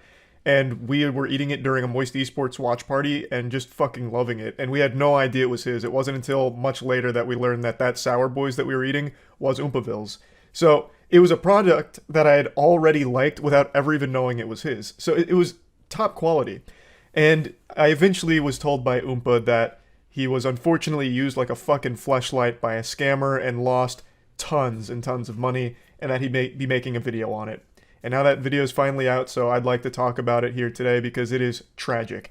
Now, I want to make it clear that this doesn't mean that Sour Boys is dead and buried. According to Oompaville, they are still pursuing a full launch, and it is apparently in a very good place, so that should be on the horizon at some point. But this is a massive $1 million hiccup. That's a hiccup that could put you in an early grave, honestly. Losing that amount of money to a scammer is nothing shy of an absolute asteroid hitting your world. But Oompa and his family have persevered and are still planning on launching Sour Boys in a big way. Sour Boys is started by Oompaville, but he has hired like most of his family to do it with him, as well as other people on payroll. So it is a huge undertaking, and you know, God willing, he's not been scammed by his family next. It should come out at some point. But anyway, let me explain what the scam was and how he lost so much money over the course of starting this business. In a nutshell, Oompa launching a candy company. It's actually candy that I had before by accident, like I didn't know it was his. You might remember during our early Moist Esports watch parties, we were all eating a bunch of like sour candy. That was his candy. We didn't know it. Like it actually slapped. And those were like, I guess, prototypes that he did like a promotional for that we got. And fast forward over the last year and a half or so, I don't remember how long it's been now, but he's been trying to launch that candy company in a bigger way. So he's upped the production, got a warehouse, and he got a big machine in order to really be able to pump out volume and scale. Turns out the person who supposedly built the machine and shipped him the machine was a giant fucking scammer who also happened to be a friend of his. Not like a best friend, but a close enough friend where it would be the ultimate betrayal to even consider a scam. So basically, the machine that he bought under the assumption that it was built by his friend, serviced by his friend's friend, was all a complete lie. What it was he bought the machine from China and upcharged Oompa like fucking 3 or 4x what it was actually valued at. So in total, he's out $1 million. Would have been more too. He was supposed to send an additional like 70 grand to the scammer, but he had like a come to Jesus moment about it being fishy. And yeah. He is still planning on launching the candy company. He says it's in a good spot, but he did lose $1 million over the course of this journey because of that scammer. That was his friend. When you watch the video, I think it becomes pretty clear how anyone would have fallen for this. Like, there was so much communication. The person was, for the most part, reputable. It was a friend, trustworthy, so you always give them the benefit of the doubt in the first place. Oompa bent over backwards to pay wages and accommodate in order to get everything, you know, situated. Getting everything serviced, having a maintenance team, doing pretty much everything by the book. But it just turns out it was all a complete fucking lie. Even if it wasn't a scam, he'd be at $1 million. Yeah, but he'd have a company to show for it. Right now, he still has to keep building in order to get that ready. He says he is close and it's in a good spot, but that $1 million, assuming it didn't go to a scammer, would have helped launch the company and they would have already been in production. Well, and also, another thing that I think is worth mentioning, the machine that he did get that came from China that he was told was built by his friend and all them. The machine was quoted on the receipt as $143,000. Meanwhile, Oompa paid like 700 grand. So he also wouldn't have been out $1 million and he would have also been in production by now. Even if it was your friend, wouldn't you look up how much the machine may be going for? Well, he wasn't buying a pre-built machine. The whole reason that he was going to his friend for this was to produce that machine, to make that machine. It wasn't supposed to be like a pre-built machine. So where would you even go to get information on that or see other competitive quotes when this is supposed to be like basically a bespoke deal here? It wasn't $1 million for the machine. He lost $1 million over time by getting the machine and paying the guy and everything. Yep. He said $700,000 to the actual scammer, and then over the course of like wages and other expenses, came out to around $1 million in the shitter. Should have consulted me, easy. True, he should have went to you. He should have been in Twitch chat just looking for the experts. You would have sniffed it out. Just go to Ask Reddit for advice. Where all sane people go, yeah. Why not ask a specialist about this before paying? The guy was a fucking specialist. Well, was supposed to be a specialist. And I guess in a way he was with scamming. Like, I don't know who else he was supposed to find. Like, Willy Wonka? Like, it's a hard thing to find people for that. Can he do something to press charges, or is it out of his control? Oh, they could absolutely press charges. 100%. Now, I don't know how hard they're going to go on that, but yeah, you can't just scam someone out of $700,000 for labor you didn't do and a completely false pretense on the whole situation, yeah. They could absolutely sue. and should sue. Can't sue if you can't be served. That's true. You gotta be real elusive. Just hide in the shadows and wear a disguise like glasses and a mustache. That's kind of the general overview of what happened. Again, just to give you the bullet points. Oompaville wanting to start the candy company, eventually realizing that if he wants to scale and keep things interesting, they're going to need to produce the candy themselves. Thus, they're going to need an actual machine. Thus, they're going to need an industrial engineer who knows what they're doing and can make the machine for them. He finds Jake. He hires Jake. He pays Jake up to $700,000 under the assumption that he is making this machine himself, specifically for the purpose of the Sour Boys candy production. With tons and tons of delays and a lot of very odd circumstances and things that happen throughout this multiple year venture, he learns that the machine that he eventually does get from Jake's shop is not a machine that Jake or anyone that works for Jake built. It was a machine that Jake purchased from China for $140,000 and was sold to Oompaville for significantly more than $140,000. And since Jake and no one on his team built it, no one knew how to really service this machine. So when eventually Oompaville did have someone that knew Jake come out to help, that person, his name is Will, did not know how to actually work on the machine. Thus, they were at a complete standstill. It was gridlocked. There wasn't a whole lot to be done. They realized then, when Will got there, that they never built that machine. That machine was purchased from China, and everything Jake had been saying, everything Jake had claimed that he was doing was all a blatant lie, at the expense of Oompaville's financial security. $1 million over the course of a few years, and he does still have a machine, but has to retrofit that machine now, completely change it around in order to actually work for the candy that he is producing. That's kind of the whole situation in a nutshell. There's a lot more moving parts in between there. He went in with both feet. He fucking cannonballed into the big business pool here. In the video, he talks about how he had a brief time of homelessness because he put like so much into this. He was like living out of the warehouse.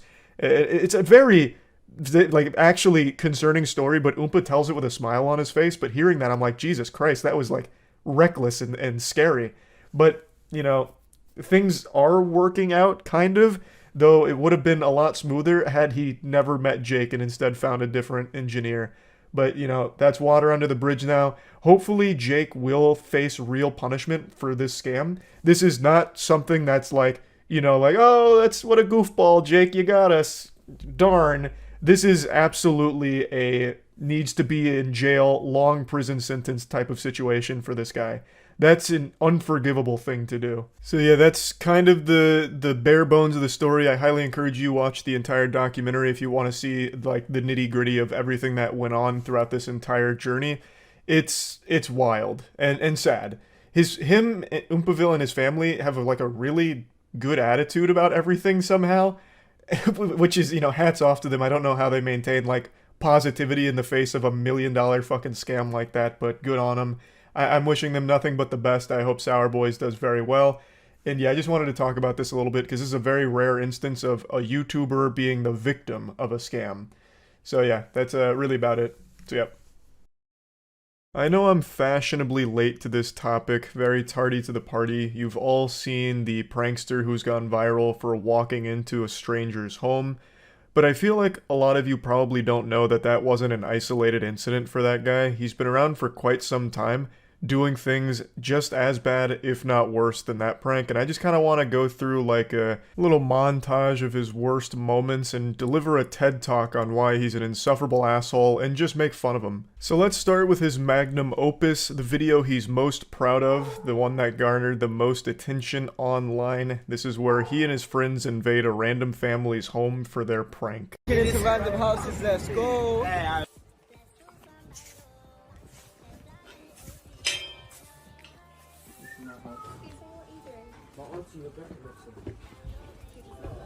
James? Come to the front door right now, please. James? James? Hi. You man, come. Hello, James. We need to speak to James. James? Huh. So these dweebs just barge into a random family's home, like when the nematodes charge the Krusty Krab, but they're not looking for food, they're looking for clout. It's an epic joke, just going into a complete stranger's house and scaring the wife and the father while the kids are also home. Is this where the study group is? No. No. What door number is this? No. Study group.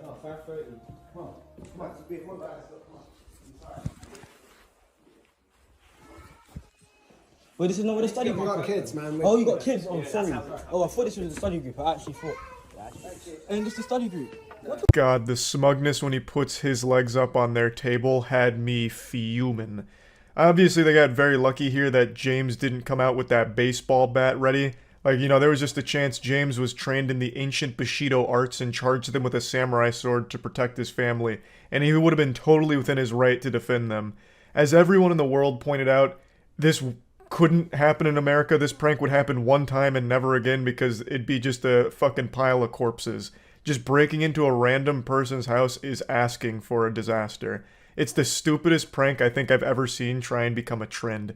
And make no mistake, this wasn't a one-off thing. They've actually done this a couple times. I'll show you one of their other home invasion pranks. Into random houses.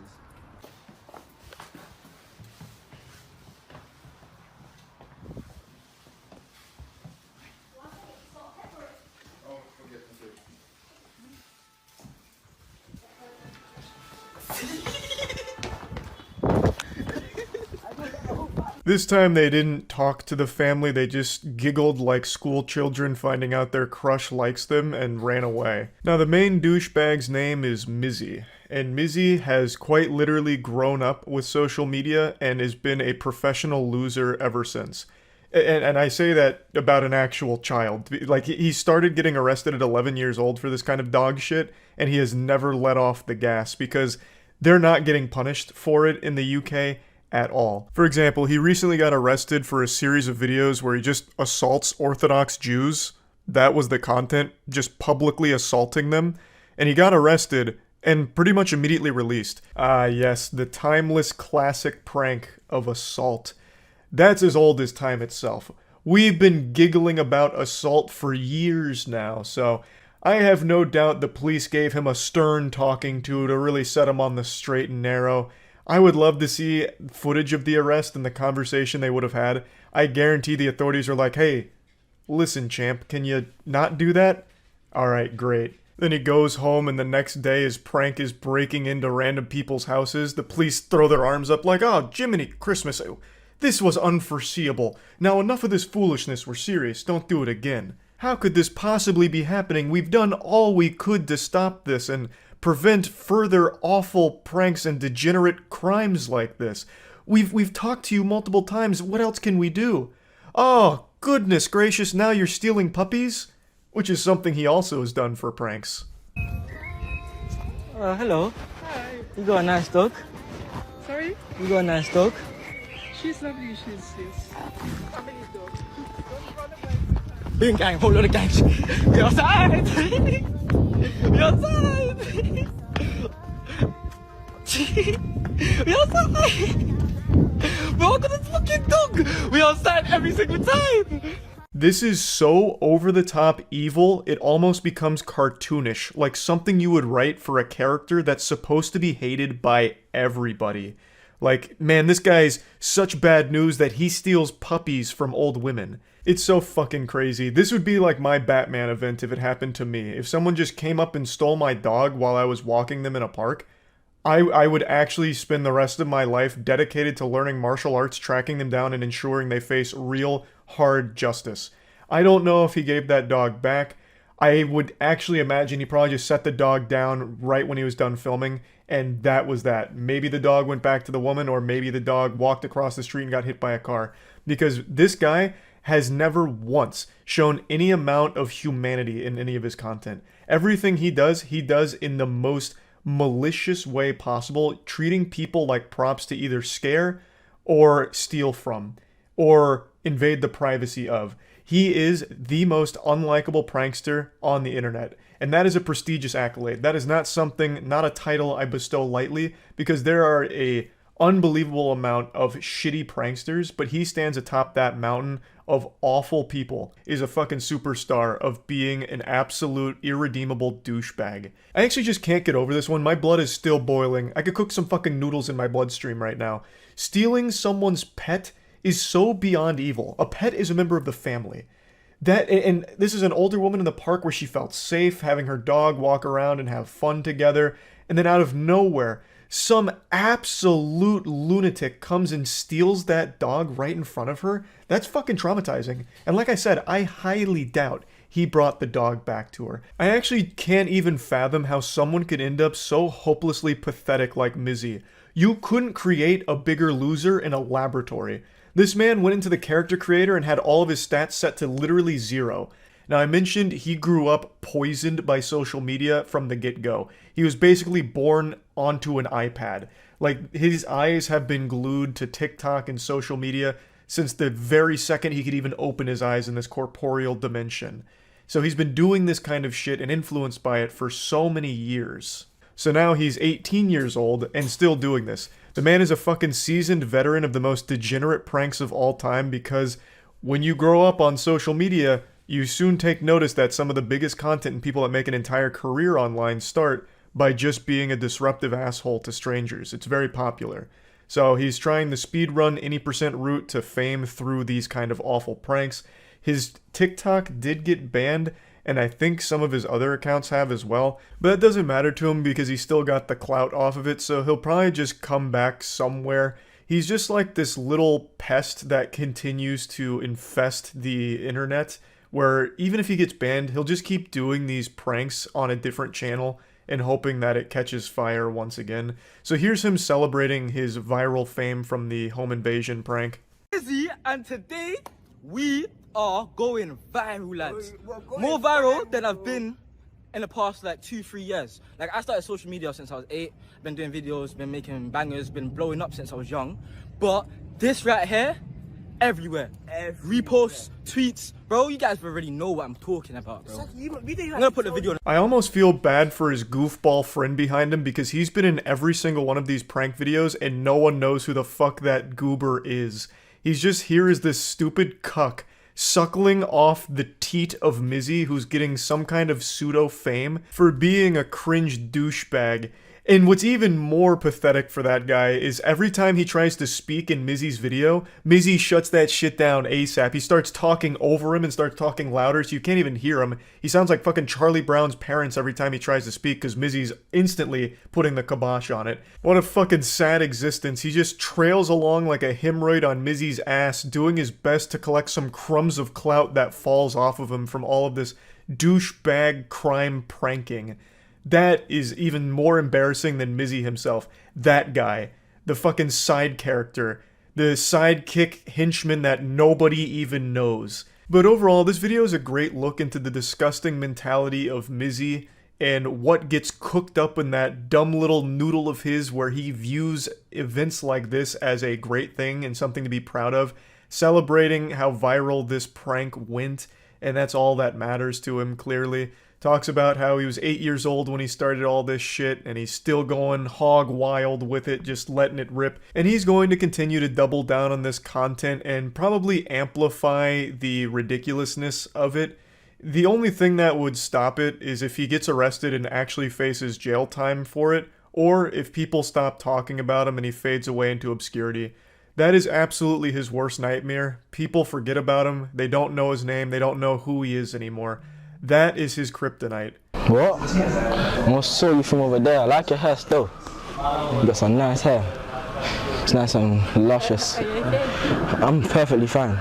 We're gonna die. Huh?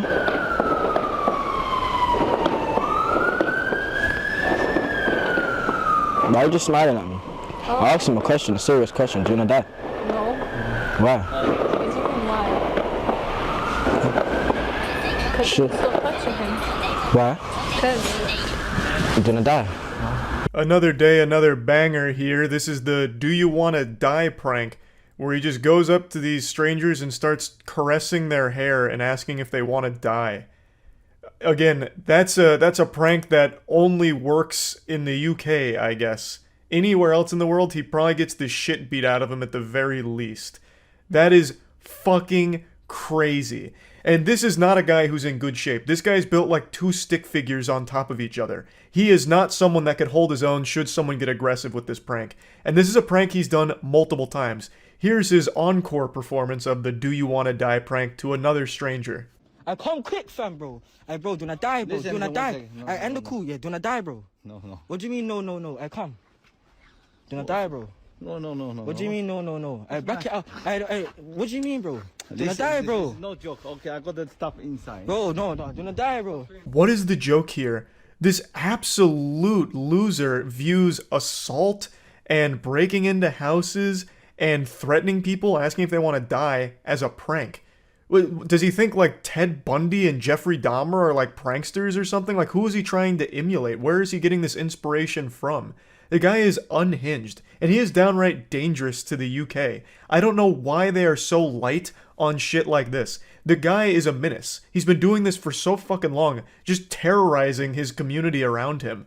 Breaking into their fucking houses to film TikToks, going up to them in the middle of the night or in the middle of the day just asking if they want to die. Just downright assaulting people. There's another one where he goes into a library and just starts ripping up the books, so destroying property as well. What does it take for him to face real consequences for his actions?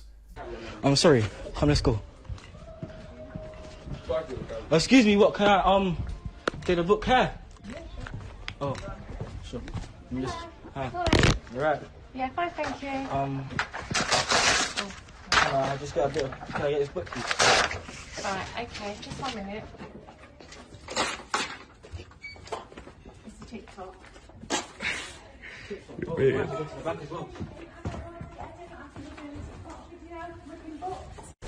TikTok video ripping books, no? Excuse me, what's going on?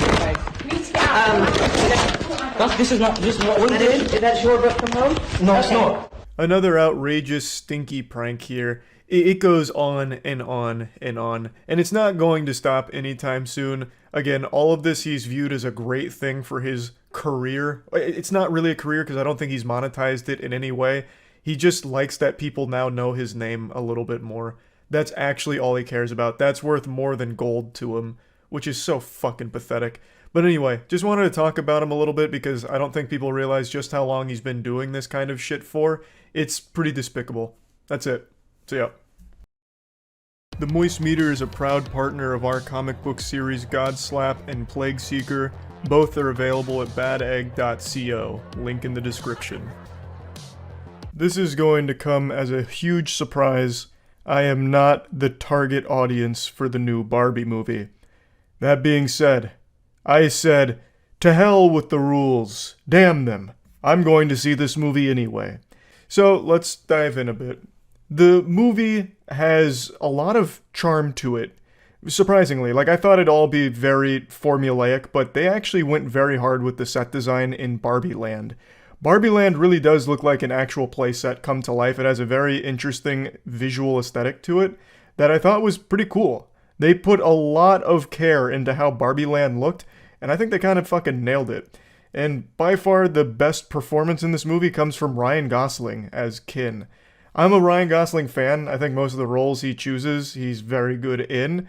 And here he lets his acting chops get a little wacky. Even when I think he's working with pretty weak material, like there is absolutely just some throwaway lines in here that's supposed to be like low-hanging fruit gags. Ryan Gosling like brings a certain amount of pizzazz to and makes it more enjoyable than it has any right to be. Also, speaking of the comedy, this movie is pretty much a full-blown comedy, though it does want to deliver a message, and it spends a lot of time developing and delivering that message. But the focal point is on the comedy, and in our theater, which was fucking filled to the brim, literally overflowing with human beings here, which I did not expect. I didn't know this movie was going to be this big. There was many times that jokes just went to pure fucking silence. Like actual church mouse shit. A joke would be told in the movie, not a single giggle. Not even like a pity fart out of uncomfortableness. Nothing. Pure silence, like a sensory deprivation tank. There were some jokes that completely missed. But you expect that in a comedy. Not every joke's going to be a heater, but I was pretty surprised at how many didn't land at all. But then there were some that landed in a big way where the theater lost their fucking mind. So it had some high highs and low lows when it comes to its comedy here. And the common thread was the ones that were landing were ones that had Ryan Gosling kind of at the forefront as either the butt of the joke or the one delivering the joke. I just really think Kin was a surprise superstar here. Everyone knew Margot Robbie was going to be a good Barbie, and she is. I think she does a great job in this role here. I think she absolutely fucking nails it. She captures both that, like, living the perfect life thing, as well as also starting to open up to, like, what it means to be human. I think she really captures both super well, which is really important since it's a big narrative point in the film about Barbie going from the perfect life, every day being her best day, to now humanity has fucking infiltrated her soul out of nowhere, and it's scaring her and she doesn't understand it. She wants everything to be perfect, but starts to come to terms with, you know what? Maybe things are better when they're not all perfect. I thought this was going to be mainly for, like, young girls and, like, in general, a younger audience, but a lot of the jokes were a lot more mature themed than I would expect for a kid-focused demographic.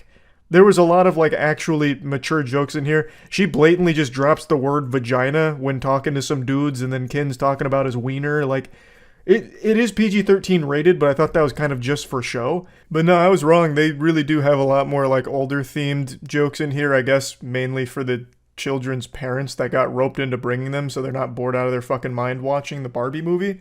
I suppose that would be the play here. One thing I also really didn't understand about this film is it's very clear that the focal point is on Barbie and Kin, in particular Barbie Land, and also the big difference between Barbie Land and the real world when they do eventually cross over to the real world. That's one of the core narrative points.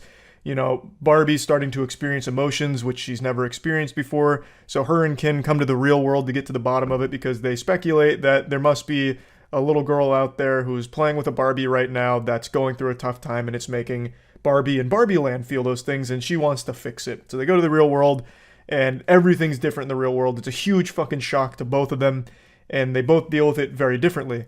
And while they're in the real world, this is when Will Ferrell's character comes in, as well as the entire Mattel board. And this, I feel, was such a complete useless thing to even have in here. Will Ferrell does nothing. The entire Mattel board does nothing. If they weren't in this film, nothing would change. They have no impact on the plot. They have no impact on anything. And they don't even really have many scenes to begin with. There's like one like Scooby-Doo chase scene where they're chasing Barbie around the office and it's very cartoonish. But aside from that, like they don't even really do anything, so I don't know why they're here. Like I feel like they just wasted so much money getting Will Ferrell's name attached to this, and it was just a big bait and switch because he's barely in it and he barely does anything. They have no fucking purpose in the film. And you would have been able to shave off a handful of minutes by just not having them here, which would have been good for the runtime because I do think it drags a little bit, so that would have been helpful for the pacing. I don't even know why that entire arc is even here with Mattel and Will Ferrell. Not that I think Will Ferrell does a bad job in it, he's clearly having fun, but it just doesn't add anything. Like, the jokes that they deliver are not really good jokes to begin with. It seems like it was just improv from the actors, like they sat them down and just said, hey, just do something that'll make me giggle and we'll put it in the film. And they just do like some random shit. They just don't really do anything, so I don't know why they were there. To me, it just feels like a waste of dollars here, a waste of good clams putting Will Ferrell on this project here, because you know they had to pay out the ass to get him to come into it. I don't think he did it for free. So I just feel like that could have been better spent elsewhere. But anyway, the film is really at its best in Barbie Land. When they go to the real world, it's not that interesting because that's kind of when the Mattel stuff comes through, but then they bring in two humans that kind of form the basis of the emotional draw of the film, the emotional soul of the Barbie movie, and that's when it puts a lot of focus on the message it wants to deliver, and the message is definitely geared towards younger girls. It's meant to inspire them and teach them that, you know, even though society puts a lot of pressure on women, it's good to be yourself, it's okay to feel a certain way about certain things, it's okay to not know exactly what you want to do in life. It delivers a message that I think would resonate more with a younger girl than it does me, a 28-year-old man.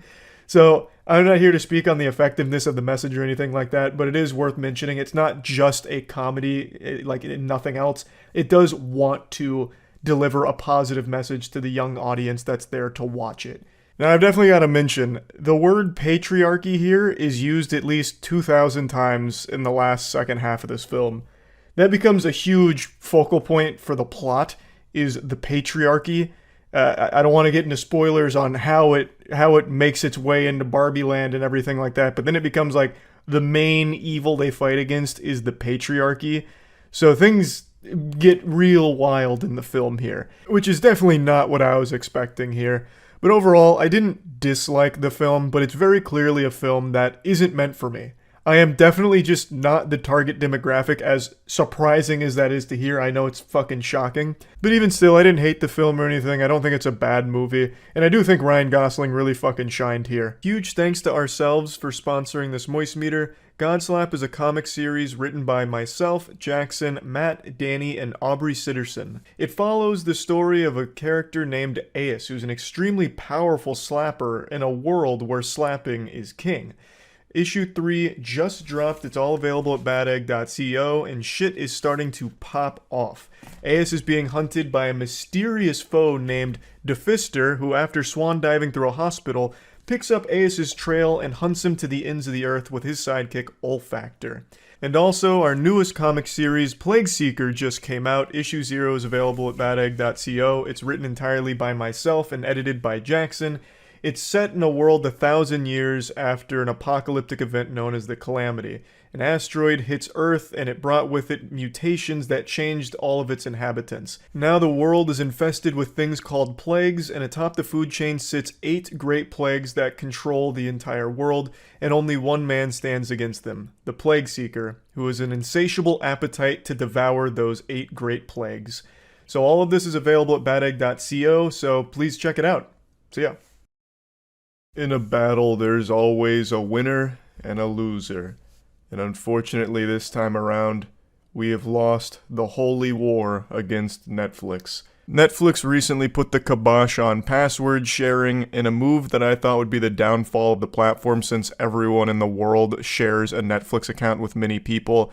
I thought this would just have the entire streaming service circling the drain, but I couldn't have been more wrong. My prediction was more incorrect than the people that thought the world was ending in 2012, because according to the latest data published this week by an analytics firm called Antenna, they've reported that Netflix has seen the biggest spike in subscriber signups since they started tracking that data in 2019. When I first read that report, I legitimately did a Mr. Beast thumbnail of like actual shock, because I was completely convinced that once people were kicked off their Netflix accounts that they were sharing with so many others, they wouldn't pay to sign up again and just shell out big clams for a service that has such a weak catalog. Like, what the fuck is there to even watch on Netflix? Unless you're a huge fan of The Hype House, or Tall Girl 1 and 2 of the Tall Girl Cinematic Universe, or, God help you, Big Mouth.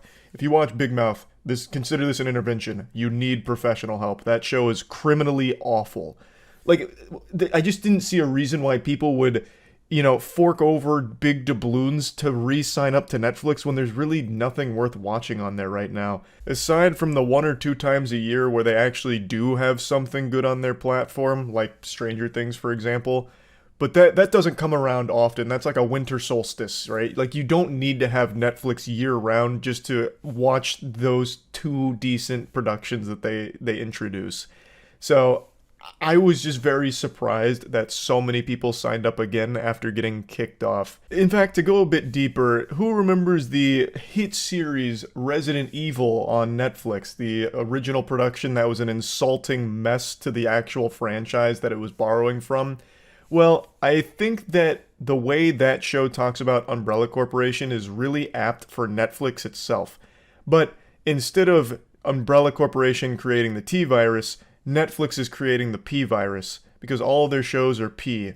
Actual fucking urine quality productions that are infecting the viewers into thinking that they need to be paying for the service. You don't. Let me be the light in the darkness here. You don't have to be paying fucking $8, $15, or $20 a month for Netflix now that you've been kicked off of the account that you've been sharing with for the last decade. You got spit in your face from Netflix. You don't have to wipe it off and say, thank you, can I have some more? Out of every major streaming service, aside from jokes like Peacock, Netflix has perhaps the weakest catalog. You do not have to be paying $8, $15, or $20 a month in order to have access to a fucking snooze fest on Netflix. You don't. But we have lost this war. This clearly was a very successful move from Netflix. This worked out extremely well for them. Password sharing on Netflix was more common than the cold, so I just really was under the impression that when you take that away, I think the number was 100 million accounts were password sharing. So when you kick off that many people, I just did not expect such a large percentage of them to come back like all happy, and especially not this quickly. Like they got kicked off and then lickety split signed up immediately again. So it really worked out for them, but I wish that it didn't because they've for so long encouraged password sharing, and I really don't like the way that they're going about the crackdown on password sharing. There's definitely better ways that aren't as costly to families that have multiple people across multiple households. You don't have to charge fucking per person, and it's extremely strict on exactly how it all works.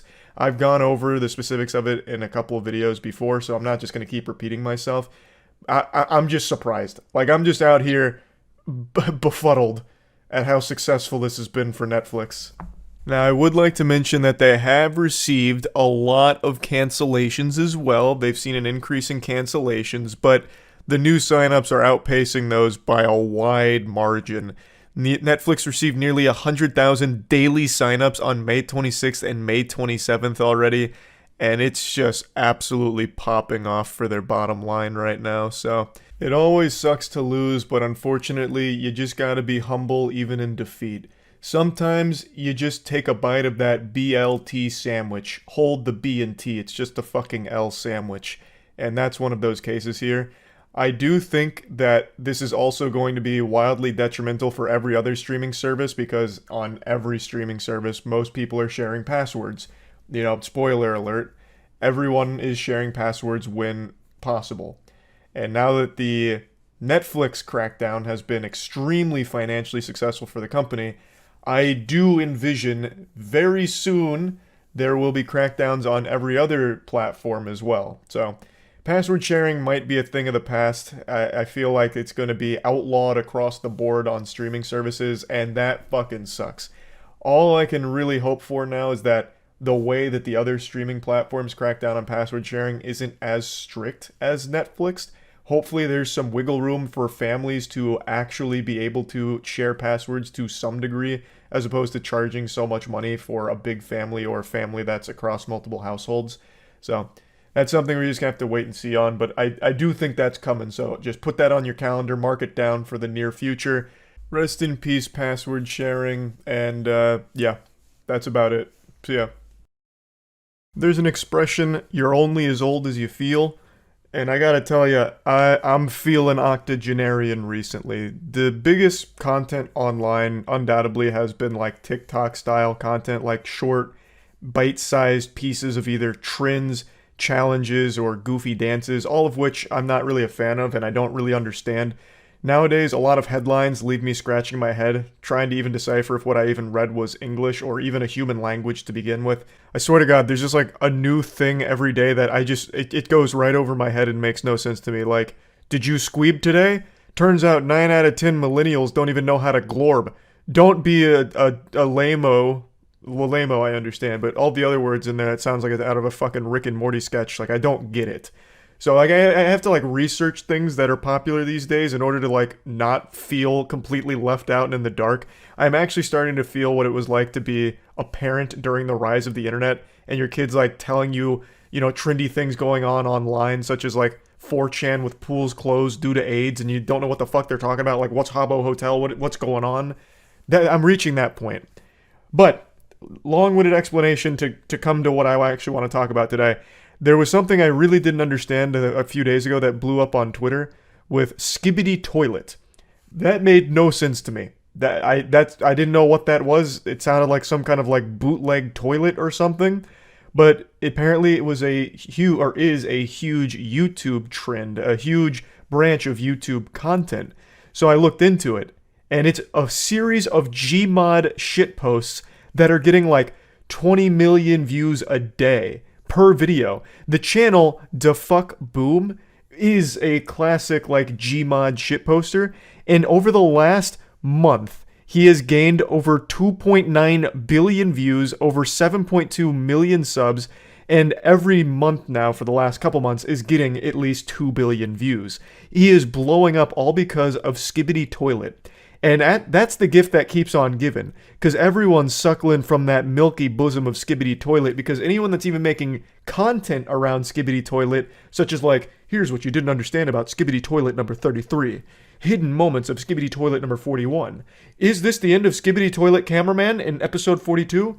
Like, all kinds of like speculative like game theory Skibidi Toilet videos are also getting tens of millions of views every day. This is probably the biggest branch of content I've seen since Minecraft first blew up, and maybe even bigger than Roblox. Like, it's crazy how huge Skibidi Toilet is. It's got the Midas touch. If you just put that in your title, you're guaranteed success. So I went over it a little bit more on stream for anyone that doesn't know what I'm talking about, but I imagine most of you have heard it by now. It is big with children. It's content that is primarily being consumed by the younger generation, which is why a lot of people, you know, around our age here in the retirement home haven't heard of Skibidi Toilet, but I want to put it on the front of your radar, because for the first time in a long time, this is popular content geared towards younger viewers that I actually feel isn't dog shit. Whereas most of them I think is just actual trash. This one I think is pretty entertaining. I still didn't watch the latest Skibidi Toilet. I can't wait. That's just wild that that's a sentence I comprehend now. I was completely oblivious to this, and this is one of like the biggest phenomenons I've ever seen on YouTube. So I really wanted to talk about this because I think it was 2 days ago, I saw a post on Twitter saying, I bet if you're over the age of 16, you've never even heard of this. And it was Skibidi Toilet. And I thought it was one of those memes where it's like, oh, you're so old you probably don't even know what Baby Gronk rizzes up Livy Dunn becoming the new Drip King even means. These words don't have meaning to you, I bet. And I thought it was just going to be fake. But no, it turns out this Skibidi Toilet thing is unbelievably massive. Like, super huge. Look at these views. 21 hours ago, 14 million. And what's crazy is I recognize this channel from a long time ago. They struck gold with Skibidi Toilet. Every episode, well over 20 million views, pretty much. Like, it's unreal. And it's the gift that gives to the whole community. Like, you got the whole middle school lunch table spitting milk out of their nose with it. So all of these YouTube shorts are like digging into the lore. So they're like, it's actually the deepest lore ever. This is on par with, you know, some of Tolkien's best work. I've never seen such a such a lexicon of knowledge here, a cornucopia of little hidden Easter eggs. Like, it's mind-boggling how big this is. Like, they're putting it on the same level of like Game of Thrones, or rather Song of Fire and Ice, I suppose, like when it comes to lore. So I got deep into this Skibidi Toilet rabbit hole. It's so... Like, I'm actually happy that this is what's popular, though. I don't want to make it seem like I'm shitting on it, because this is actually reminiscent of what a lot of us in early YouTube grew up with as well. Someone made a great point on Twitter that no matter how much the internet changes, no matter how much humanity evolves, somehow there's something embedded deep in our DNA that has us gravitate towards Gmod content. Because this is just like old YouTube poops, this is just like old Gmod shit posts, and it's huge, all the same. So I am actually, like, this is the first time in a long time where I've been happy that something that I was completely oblivious to, that's big with children, I think is actually good content. Like, Skibidi Toilet, I think, is fine. Like, it is very reminiscent of, like, old YouTube poop culture and all of that. So it's cool. It's like getting back to the grassroots. The world is resetting. Maybe finally the internet's beginning to heal. Because again, like, look at this. Like, just scrolling down a second. Skibidi Toilet, 48 secrets. And there's like 1,000 of these videos. Like, anything that even has Skibidi Toilet in it is an actual glitch in the YouTube ecosystem that guarantees you at least 1 million views. Anything Skibidi Toilet. It's a cheat code right now. Like, look at this. Skibidi Toilet origin story. Like, they have been blessed with Skibidi Toilet. What the fuck is this? Play one of the videos? I don't know if I can. I think it's copyrighted music. But it uses basically that old viral TikTok song. It's like this generation's fucking Crazy Frog. Fine, I'll play it real quick. Here, let me do like one of the first ones. Probably this one would be the best one.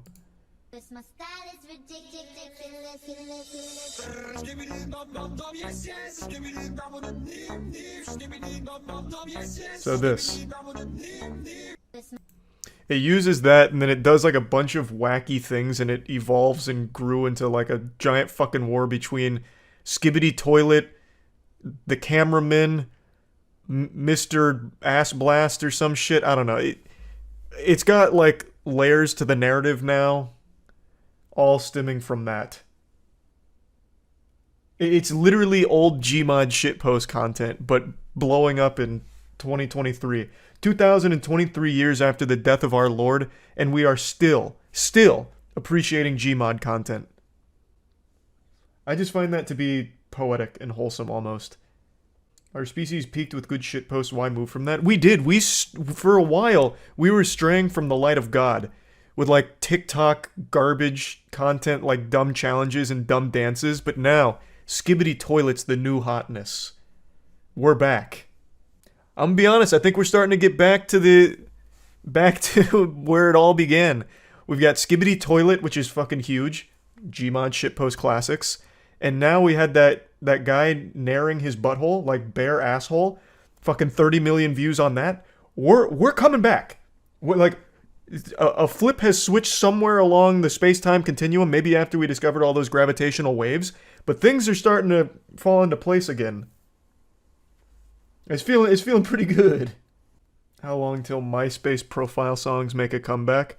Oh, I'm telling you, give it 3 months. I bet Threads is going to make a thing where you can make a song autoplay on your Threads profile. I feel like we're like going back in YouTube or in internet history. Give it a couple months. And then you'll be able to do your top 8s again on Threads, where you can organize your top 8 follower friends on your homepage or some shit. What was your MySpace account name? It was just my name, Charlie. I had a website, a Pixo website. I've talked about this before. It was coldflames.pixo.com, where I used to talk a little bit about RuneScape, but I also posted a lot of like music on there from bands I liked, and unfortunately at the time my favorite band was Lost Prophets, so I had like Last Train Home or something playing on the homepage, and then I had an entire section dedicated to Rooftops from Lost Prophets, and then it turns out that the lead singer of that was one of the biggest pedophiles in the music industry's history, so that website didn't age very well. Gollum, I will go back to if there's ever a speedrun route for it. But I don't think anyone's actually going to bother looking for any kind of glitches or speed tech for that game. Not doing the skip. It doesn't save like any time at all to be worthwhile. So no, I don't bother with that one. It's like actually just 1 second. Whereas Cork Skip, at the very least, saves like 3. So I can justify Cork Skip in my head, but not that one. That one is truly just a complete waste of time and effort.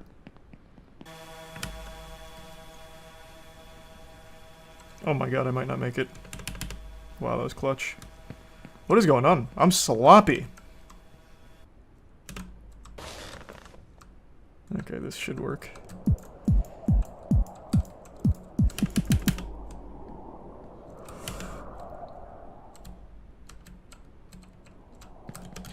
Ooh.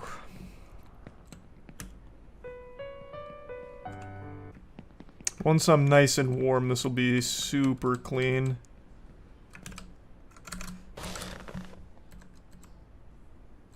Oh, first try on that though, you love to see it.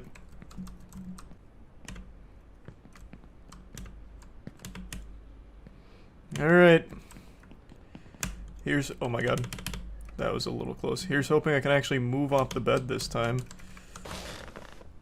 Okay. Now it's working. I don't know what happened last time. That was so weird.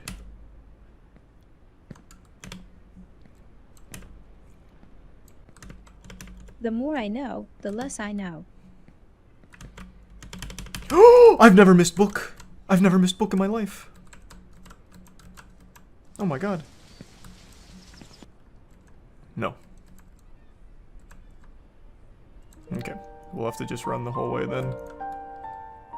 I just hit the oh my god, that cucumber almost really ruined me. I would have been so upset.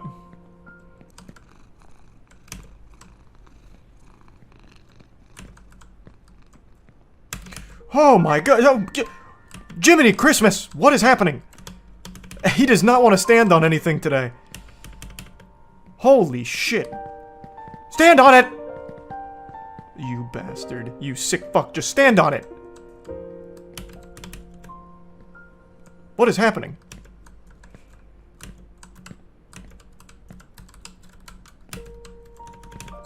Oh, okay. Alright, that was actually full. That was full panic. That was actually just full. Okay. Collect myself. He's got a mind of his own today. Lesser men would say no to Cork at this point. But I'm not a lesser man. Shake it out. Shake it out. Okay. I'm 1 for 4 on this. And I'm feeling real confident. You hate to see that. That's always a real dagger. I'm not gonna go Cork. It is actually just not fucking worth it. It really isn't. Unless I hit the perfect waifu launch, I'm not going for it. I will only ever do Cork off perfect waifu launch. Alright. Perfect waifu launch, we go Cork. Anything but perfect, we just do it normally. Which I've never done before, so even doing it normally, there's a chance I just fuck it up. I've only ever done Cork. I just don't want to keep going for Cork and having to keep fucking running all the way back. I think I'm just gonna start... I think I'll just do Pirate Hat. I think I'll just start doing Pirate Hat. I don't believe in the Cork dream anymore. I've only hit it 1 time. I think it's a resub trial. The hat just seems easier. Looks like I can just do like a little jump here. I probably don't even need a sprint jump.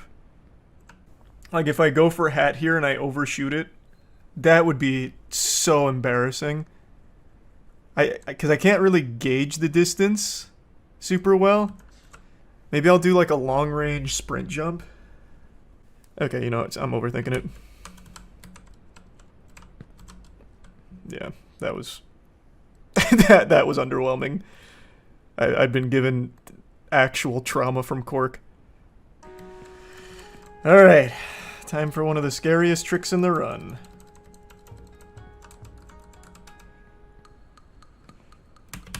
Nice.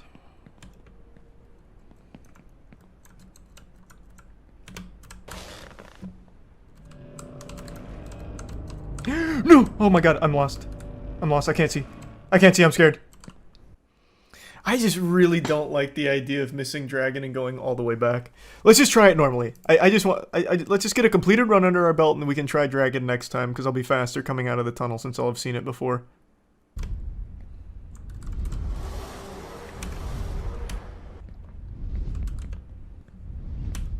Oh! Oh, the dragon! No! Okay. Unlucky.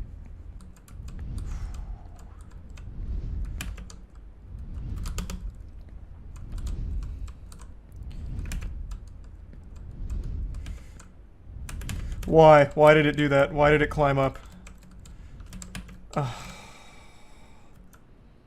Why did it climb up? But you didn't cork this time. I did not cork this time. We did corkless. We did Pirate Hat instead. Oh, I saw its shadow. Here it comes. God damn, alright. I think like right now.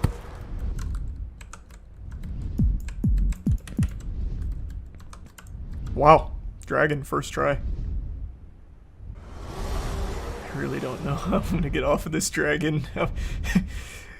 Sports fans, I gotta tell ya, this is looking like a real dicey fourth quarter finish here. There's a hitbox on that wing, clearly. There's the flag platform, so I gotta get ready here. Coach is about to put me in.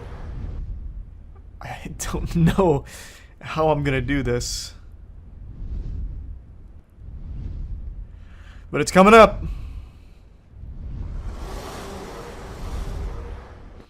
Whoa! It fucking threw me off like a bucking bronco. Okay. Whoa. Wow. Okay. How far up this can I go? Okay, so probably about right here, and then here's the flag platforms I need. So now I can just do it the old-fashioned way, I guess. Just send it. I did do dragon. So you know what? We're committed. We're committed. I did dragon. We'll go for it. Oh my god, I can't believe I just did that. Carried a little too much momentum there. Yikes. That's the one thing I didn't want to happen there. Yucko. Shit.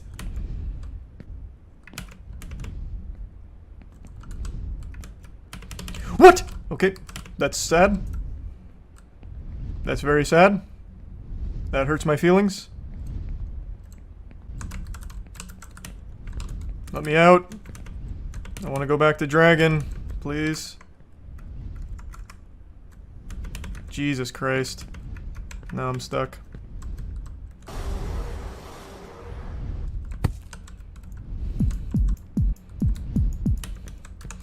Oh, wow! He just fucking headbutt me. Damn.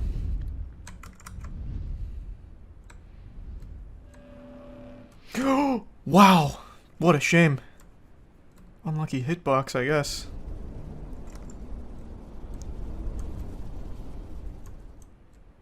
Jesus Christ.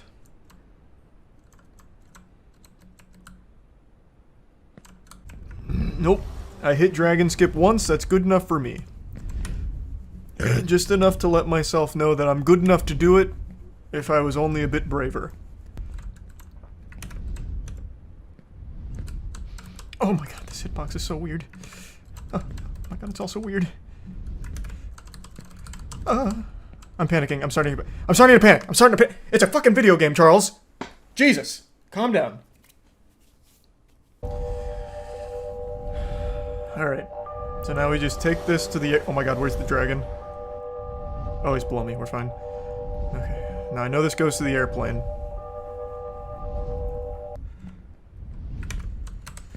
Oh, wow, that was a lot closer than it appeared.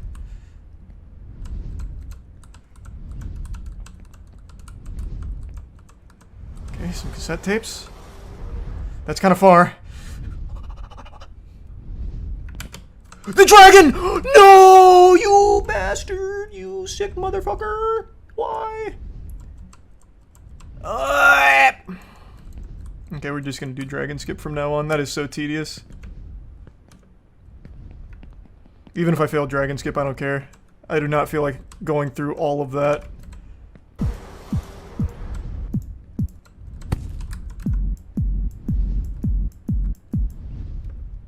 Nice. Come on. Nice. Oh, okay. Let's not get greedy. I'm fine here. I'm fine here. I wanted to change my position a little bit. I'm fine here. I don't need to get greedy. Now we wait. Approaching final pass. Yep. Too much momentum, huh?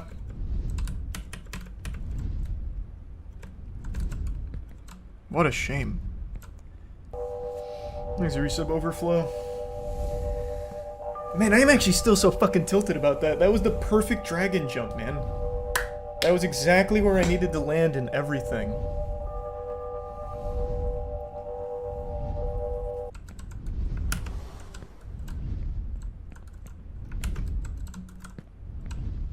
No, wait. Is he making another strafing run?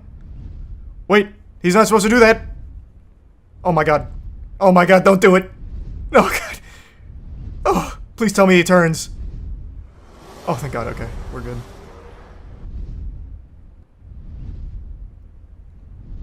No! What do you mean?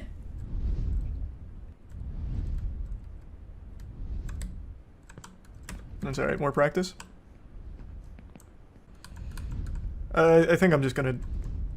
We're just gonna get experimental. I'm gonna theory craft my own little skips here. Man, I'm so sad. That dragon just... He will not let me live my fucking life. Just like legitimately just upset. I can't believe that, man. Again. I'm about to get hit off my fucking hoverboard. You sick fuck. You absolute degenerate. Why? Man? I'm doing dragon skip. I'm not allowed to do anything but dragon skip. Right now, that's being controlled by one of the devs. Legitimately, the safest way to do this is the dragon skip. It is actually the safest way to fucking do this, I guess. Which is baffling. Like, I'm trying to just do it the right way, and the game is not letting me. The dragon just keeps blasting me off every time, and I've legitimately waited for him to. But then he'll do, like, these fucking strafing runs out of nowhere and clip me with his wings. Alright. Fuckle your seatbelt. Here we go. I'm going for flag. I want to be the best. Whoa, what I'm climbing! Oh! What am I climbing? Beanstalk, beanstalk. Just what I was aiming for. I climbed like 15 invisible hitboxes there. Made that very scary. I'm going to wait for him to go home. But the thing is, I don't like either one of these. Speedrun route goes up this beanstalk, onto that hitbox, and then up the staircase. I cannot decide if I do normal route or... I'm just gonna do that. I'll feel better if I just do the speedrun route. I can hold my head high.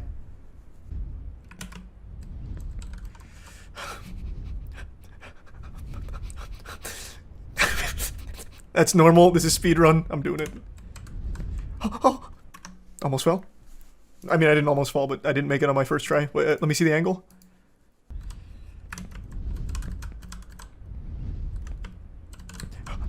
I'm not doing it. I'm bailing out. I'm bailing out. I'm bailing out. I'm panicking. Panicking.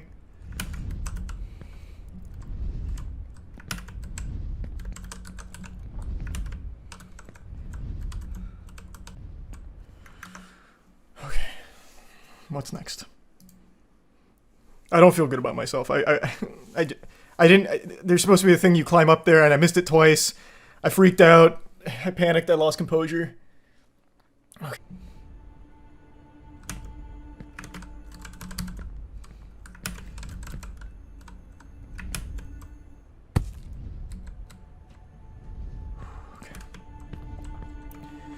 What's next? Oh, we're right at the fucking end. Oh, shit.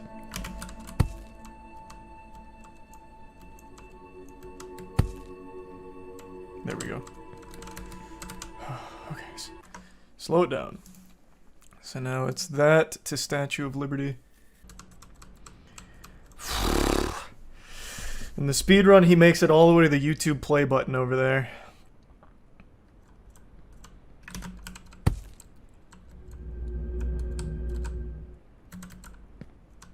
Okay. And then he makes a full jump all the way to that, but I'm just gonna climb the horse and do that.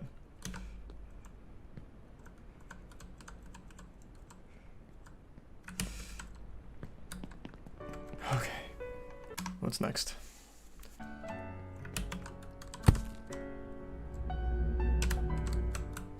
Oh my god. Oh my fucking god. Oh my fucking god. We are in this world to gain experience, and in order to gain it. Wow. Wow. Wow. That was something special.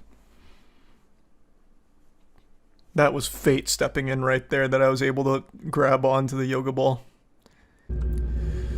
I'm here. Now we go up, fist bump the Lord and say, thanks for this one, pal. Good looking out. And then tell him good game before we pat him on the ass. Stay strong. This This is why we flopped out of the ocean fucking 10 billion years, or 10 million, what, many millions of years ago and started to evolve to reach this moment.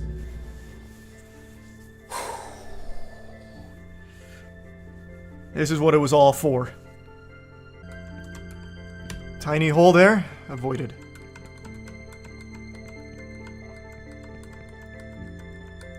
The last jump. We did it. Make sure there's no more traps, hold on.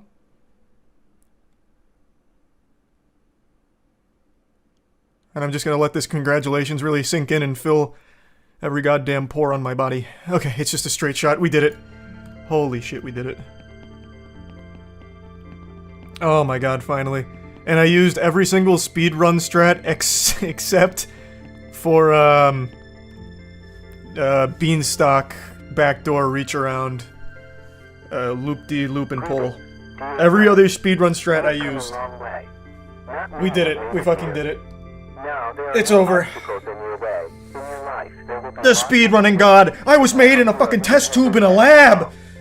This is what I was made for. A 3-hour speedrun. You get a spaceship. Now you are the pilot of your life. You still have a lot to learn, but now you can do what you want and fly wherever you want. Open up new worlds and new heights. Alright. I feel like I really got acclimated to those strats, I'm not gonna lie. All of that pain was just a lesson. After lesson. After lesson. Like when a teacher spanks your bottom with a ruler. I've been disciplined. I think I can get a sub-hour pretty comfortably. Anything is possible! Yeah! That's how we do it! This is why humanity is at the top of the food chain.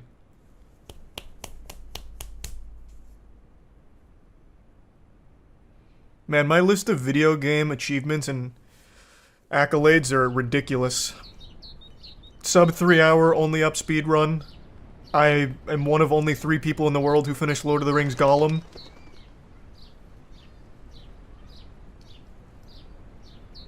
Wow, that's pretty good, yeah. Oh, I checkmated XQC in 6 moves in a chess tournament. Yep, no, that's about it. That's pretty fucking good though, what a resume. Oh, maxed out on RuneScape too. True. RuneScape max. Man, that feels good to finally be done with. I really think I can get a sub-hour. Here I come. That's the beauty of this game. You never stop playing. There's always another goal. Now I can do everything with a lot more confidence. I'm a new man. Do I even look the same right now? Do you even recognize me in the webcam? I bet I'll stand up and be 5 inches taller. Didn't you hate this game 4 days ago? Brother, I hate this game right now. Yeah. I think the game's a pile of shit. It's just every free asset pack they could find shoved into one game for rage bait. And god damn it, I'm deep in it now. Is he finished already? I love when you say already. I know, it was super quick. If you blinked, you might have missed my last run. Yeah, it was sub 3 hours. Tell your friends. You know what this proved to myself, though, is that I can do those, like, long 2-hour speedruns. Maybe I'll start speedrunning games that are longer than 20 minutes.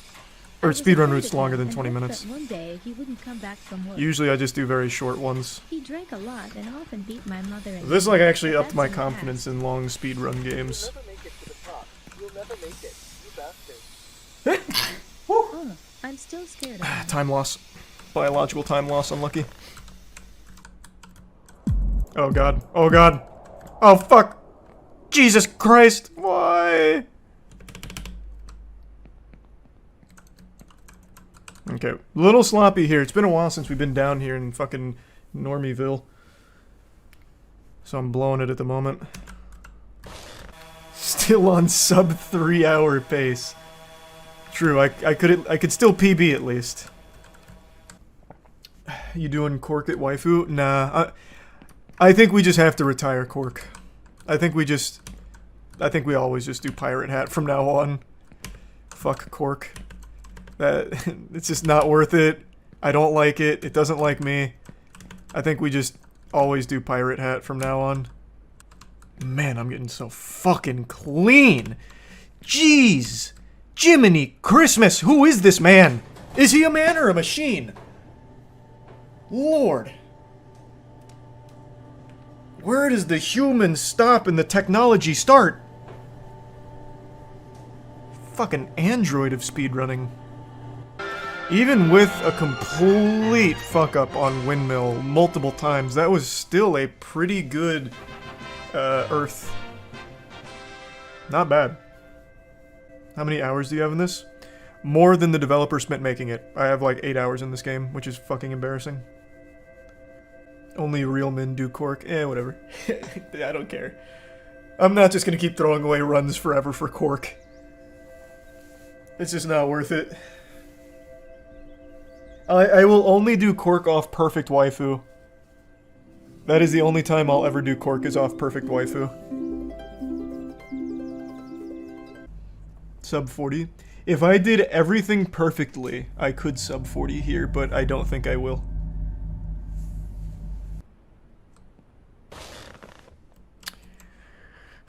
Perfect waifu. Alright, we're going cork. God, sometimes I'm just too good. I didn't want to cork. I didn't want to do it to him. I didn't want to fucking do it to him, but it's making me. Ah! Why? Why must my gamer genes be so strong? Feel the flow, I'm just going for it.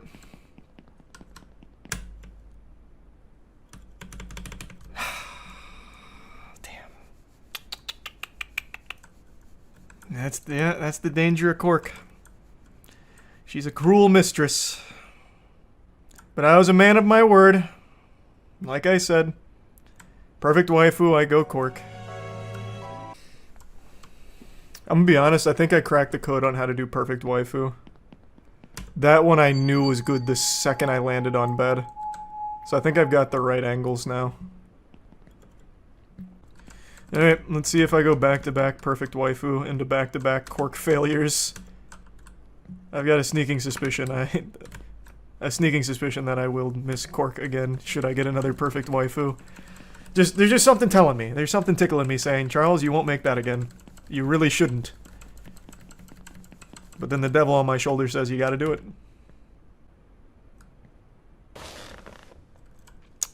Woo! That's perfect waifu again. We're going cork.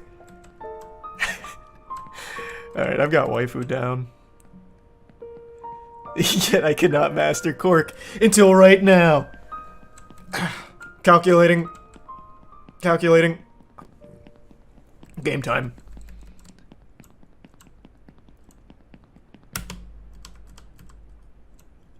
Woo! They say Charles never misses cork twice. That's how we fucking do it, baby! Those 9 minutes wasted were worth it for the 3 seconds saved. You got that right. This run right now, I've used only the most optimized strats. I haven't pussied out on any strat except Jesus Fingers. So this is actually pretty good. I don't know. I feel like Cheese Path is such a recipe for disaster if I actually do... Assuming I don't fuck up the trick right before it. I just haven't seen enough Cheese Path to know exactly how to do it. So, no, I don't think so. If I'm going to lose the good run, I'd rather lose it to Dragon. Man, I'm so fucking clean at everything here, pretty much. There's just a few stinky shit that I need to clean up. But I am actually such a fucking machine at most of it. Dragon one-shot incoming. That would be great. I'd be very happy about that. But we'll see. Dragon is widely considered to be the hardest trick in the run. I'm pretty good at the start of Dragon, though. Well, wow, that would have been the most embarrassing moment. Like, I'm pretty good at landing on Dragon. My problem is getting off Dragon onto flag platforms. Stop drifting. If you were gonna stream a movie, what movie would you stream? I still really want Konami's permission to stream all of the, pretty much all of Yu-Gi-Oh! I'd love to do a full watch party for Yu-Gi-Oh! As a series. That is probably one of the most fucking wild cartoons, or, excuse me, anime, that ever got made.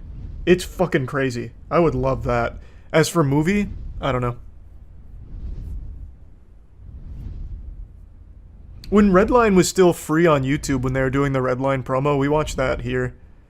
But that was a Redline, like, endorsed thing. Like, they allowed people to just freely access the movie.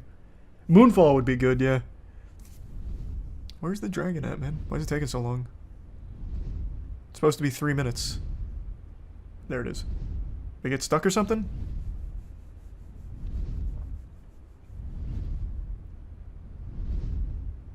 GX is good too.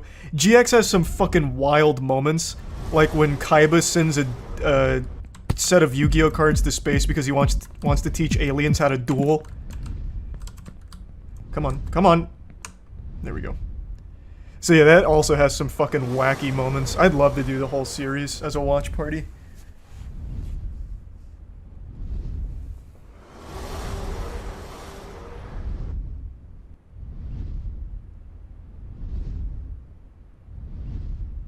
The line, no, it's a fucking cool line too.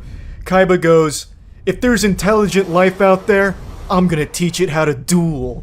And then fucking shoots a rocket into space like Elon Musk in a car. It's crazy. Let's see if we actually hit Dragon first try. We could actually sub-hour this. If I land this, we legitimately can sub-hour here. Which would be crazy improvement already. From my last run at 254 to less than an hour would be substantial improvement. Hang on to your hats, sailors. I'm climbing the wings again. I'm still climbing the wings again. I'm still climbing the wings. I'm still... Please let me off the wings. Holy shit, what a disaster. Why does it do that? Man, I'm so nasty at this fucking game now. It's just Dragon. Dragon's like the last Gordian knot I have to cut. But, I mean, that makes sense. It is the hardest trick in the run. Even for the best runners. I'm not super confident on cheese, though. But we'll try it. And if we fuck it up, whatever.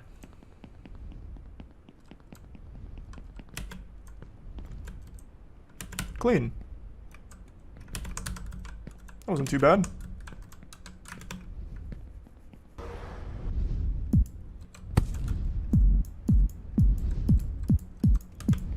Oh my god, that's so sad. It forced me to fucking climb up the wing. Ugh.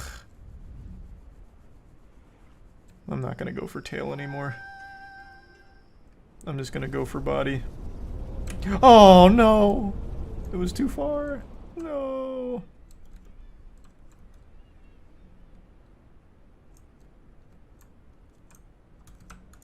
Alright. Well, we finished one of the runs. You all know me. I'm not a big believer in the paranormal. Ghosts, ghouls, goblins, gnomes, Wi-Fi.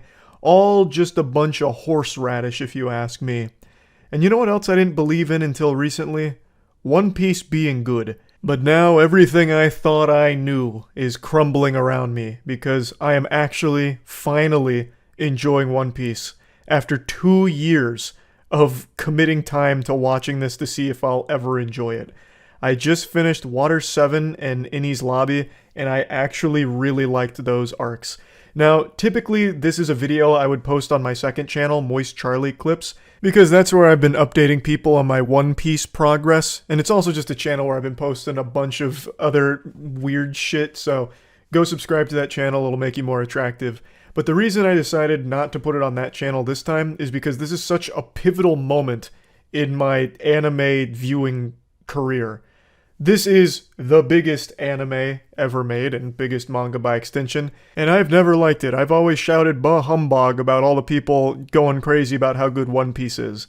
But now, after 300 something episodes, I'm finally enjoying it. I'd given One Piece so many chances over the years to really grip me, and it never has, so I always thought that everyone that was preaching the gospel of One Piece being the best fiction ever produced, I thought they were all just a bunch of lunatics, like solar panel scammers just making up lies. You know, I thought that whole concept that One Piece was anything more than dog shit was more made up than the boogeyman. But I decided about 2 years ago now to really buckle down, grit my teeth, and just catch up on One Piece to see if it ever actually gets good. I was willing to subject myself to some torture with early One Piece seasons in order to see if the grass was ever greener on the other side when we finally reach, like, episode 250. There's a very popular meme about, like, no, bro, you have to give it, like, 9 seasons before the show gets good. You have to watch, 400 episodes before you start to like it. You just have to invest the time in it to really get the payoff. And my god, that couldn't be more true for One Piece. It took me 300 episodes to finally get to this point. That's not exactly, that's not nothing. That's a long time spent of not enjoying something before you start liking it. Eating vegetables before you finally get to the main course that you wanted to eat. So I understand why people don't usually subscribe to that belief, like it's not worth investing that much time into a show you don't even like until like 300 episodes in, where you get like hypnotized into liking it maybe. I get it. But for One Piece, you know what? I'll just say it's been worth it. I'm not conceding on any of the points I ever made about the previous seasons prior to Water 7, because I still think the pacing was glacial and bad. The outright refusal to actually kill any characters outside of flashbacks was cowardly and takes a lot of the wind out of the sails of stakes when it comes to the show, as well as a couple of other arguments I've made a lot in the past that I don't need to just regurgitate here. Up until this point, there wasn't a whole lot I liked about it other than a couple of characters like Zoro and Chopper, and I did like the Alabasta arc overall, but on the whole, wasn't really feeling One Piece. I wasn't exactly pumping my fist getting excited for it. It was a show that literally was a sleep aid. Like, this was the cure for insomnia for the first 240 episodes. Like, it was so goddamn boring and generic. I wasn't enjoying it. But then, once I got to Water 7, things really started to turn up. Like a lot of people said. Most people actually, when I was talking about this on stream across my journey, always said that you have to at least get to Water 7 before it gets really good. And I can't fucking believe it, but they were right. It actually is good. So, I'm not just going to repeat all of the things I've said on my second channel about One Piece so far with my updates, so I'll just give you the brief cliff notes. I like some of the characters like Zoro and Chopper. I cannot stand Luffy. He's my least favorite character, and now after finishing Enies Lobby, he is still my least favorite character. This fucking goober only has 2 modes. It's stupid, and then stupid and hungry. And then I guess a third mode when he's fighting. And then he's, at least he's not being annoying. Like, he's just a fucking grating character, and as I understand it, you either love or hate him. And unfortunately, I'm on the hate him side. I do not like him.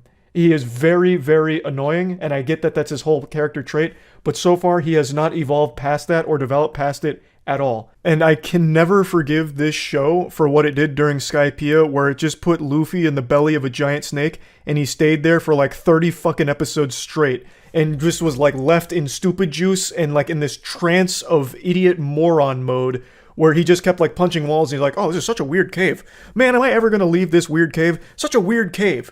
Like, he himself made Skypiea almost unwatchable, because he is just a perpetual stupid character. And that's just not that fun to watch, especially when it holds everything back. A lot of the problems are caused because Luffy is stupid, and I think that's just a weak plot point that drives things forward, or at least leading up to Water 7 and Enies Lobby. There was a lot of moments where Luffy was literally the reason things went bad, because he is dumb. Like, he is just legitimately dumb, and that's it. Like, he's just stupid. Being stuck in the belly of a snake for so long is beyond frustrating to watch, because it just keeps repeating itself. Ah, this is a weird cave. God, this cave is so weird. Gum Gum Gatling. Ah, these cave walls are so big. Cave is weird. And then he's finally freed from the snake at the very fucking end. He's like, oh, you guys came into the weird cave to save me? You're like, Luffy, it's a snake. What do you mean it's a snake? It's a cave. It's just so fucking, it's so lame. It's so lame. I cannot stand Luffy as a character. There's only like maybe 3 or 4 moments where he's been serious, and even then, he's still a bit of a goofball. And that's, I don't know, I just don't really like that kind of character trait hammered in nonstop. But all the other characters so far, for the most part, I do like, with Zoro and Chopper being my favorite. Zoro, because he's just a perpetual badass, and he is usually always serious, and when he's not, it's actually kind of rewarding to see him lighten up. And Chopper, because I actually really like Chopper's backstory. So far, he's one of the few characters that got a lot of attention given to them prior to Water 7, of course. And I liked that. I liked everything about his motivation, his drive, where he's come from, and how he grows. Now, we get to Water 7, and every character is getting a lot more to them, especially Nico Robin. the most mysterious of the crew, and there's a lot of drama that happens with Usopp leaving the crew after the Going Merry is deemed insalvageable. They can't, revive her. They couldn't get the paddles out and fucking shock it back. It was kaput. It's dead. And Usopp he's not having it. He thinks Luffy and the crew gave up on the Going Merry too early. So Usopp leaves the crew after challenging Luffy to a duel, and it's very emotional. It's very emotional. I didn't like Usopp that much until Water 7. Now I really like Usopp. And by extension, his alter ego, Sniper King. Like, everything I complained about up until Water 7, they are directly addressing and making better, except Luffy. So I'm getting excited here. The fights are better. I did like the Iniru fight from the Skypiea arc, even though Skypiea as a whole absolutely blew filthy fucking ass. But the Iniru fight at the end I thought was fantastic. And now we're seeing a lot more great fights in these two arcs. So I don't know, I've just been really liking it a lot more. Though most of my complaints are still here. I still fucking hate how nobody dies. Nobody dies in this show outside of a flashback. Only when they're doing flashbacks do they have deaths so far. There's no real integral character deaths or really emotional moments so far. The biggest culprit, the biggest crime, and this was an affront to God when it comes to bad writing, is in the Alabasta arc when Pell takes like the nuclear bomb that's about to blow up Alabasta, flies it up into the sunset in order to sacrifice himself, a noble sacrifice, completing his character arc perfectly, and he does that. Bomb blows up. Everyone's expecting Pell to be dead because he just ate a goddamn nuclear bomb for breakfast, but then he's not dead. He's still alive. He still lives because they don't kill anyone off in this fucking show. And I think that's such a misstep. All of the big bad villains are still alive. Luffy just knocks them unconscious like it's a Pokemon fight. That is underwhelming. I think that's very underwhelming, especially for the Pirate King. The kid who wants to be the Pirate King. The crew, the Pirate Hunter, Zoro. Like, it's just underwhelming. So that complaint is still here even after Enies Lobby. But I know there are character deaths coming up. I've been spoiled, obviously, on where the show goes because Tiana watched all of it in a short period of time, so I saw a lot of it. And I know there are character deaths that come up, but even still, as of right now, it's just lackluster. Because I always know, no matter what, they're not going to kill off even minor characters. Even characters that don't have a whole lot to contribute. Nothing really happens to them. So that always grinds my ass grease. I really do still have an issue with that, pulling all of these punches when it would be a lot more impactful to the story if they would just commit to killing some characters that obviously were being set up for something like that. But anyway, that's probably still my biggest complaint. But overall, Water 7 and Enies Lobby have done wonders for making this show enjoyable. The villains are much more interesting here. It's introducing a ton of new, deeper underlying issues that are going on in the world around them, even outside of the immediate problems. The overarching plot continues to get bigger in the scale and scope of it. So it's just finally being fucking interesting. And not just a slog or a tedious chore to get through. The reason it's taken me 2 years to even get this far into the show is because I would constantly fall asleep throughout these episodes. So it would take me like a month, 2 months, or even sometimes 3 months to finish a single episode because every time I'd put it on, it would put me to sleep. It was more effective than NyQuil. Like, some of these episodes in the other arcs were just so meaningless and so boring. Like, I wasn't invested in it. And there is still some of those sins committed even in this arc, in these two arcs. Like, for example, in the middle of very high-stakes stuff, when they're working to get Nico Robin back on the crew after learning the truth about why she betrayed them, in the middle of that, there is, I think it's 4 episodes of just flashback filler. In the middle of, like, this extremely important moment with Nico Robin opening up about her past, wanting to come back to the Straw Hats, but can't because of the Buster order.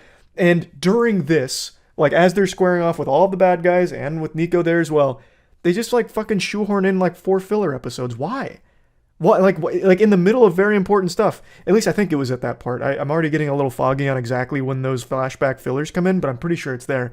And it's just, it's unnecessary. It doesn't add anything. All it does is ruin, once again, the pacing and detract from the enjoyment. So there are still those moments here, even in what I consider to be the best arcs of the show so far, but they're much lesser and a lot less egregious.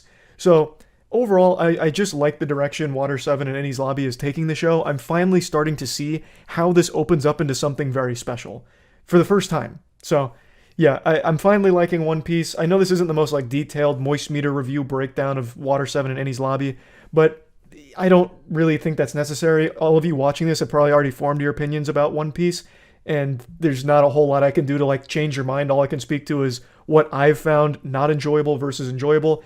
And right now, Water 7 and Enies Lobby is exactly what I'm looking for from a show like One Piece. So I'm hoping the coming arcs continue that energy and keep that momentum pumping. So yeah, finally liking One Piece. That's about it. So yeah.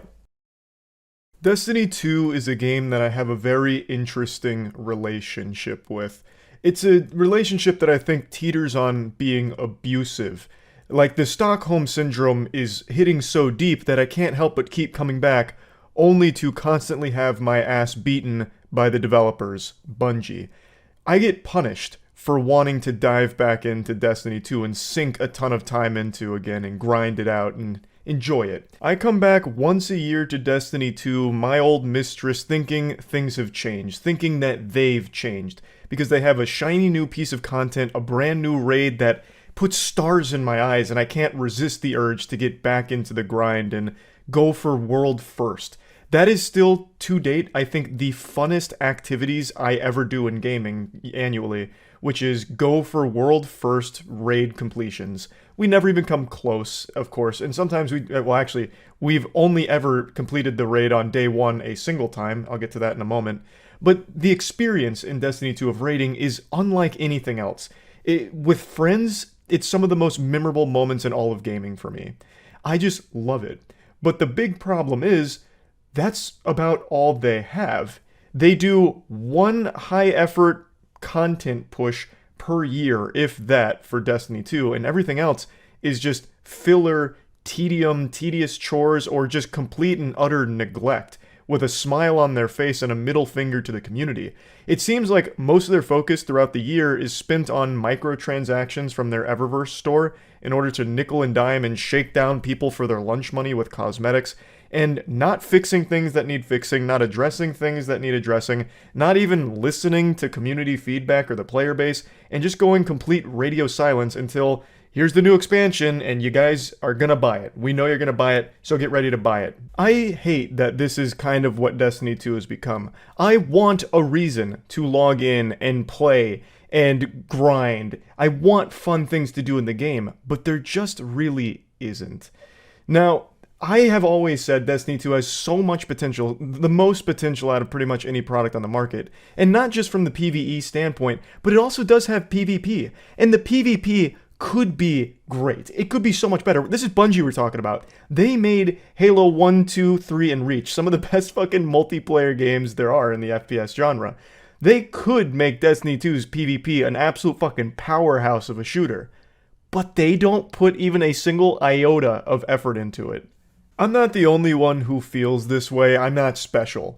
A lot of the community is feeling betrayed by Bungie, even more so now than ever, thanks to their most recent post on the state of the game, where it's just such a fucking nothing burger, like a complete empty calorie sandwich that has nothing to do except just say like, hey, this game development shit's not easy, so don't expect too much, and here's our plans for the future, and it's just really underwhelming. I don't know if they're just keeping big stuff close to the chest and they don't want to reveal a lot in their State of the Game post, but it's still just alarming because they don't really do a whole lot for the game throughout these seasons.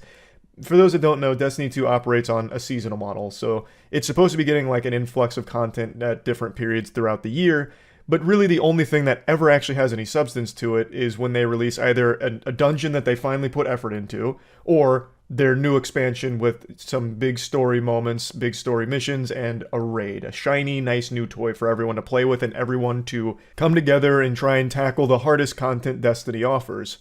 At least that's how it used to be.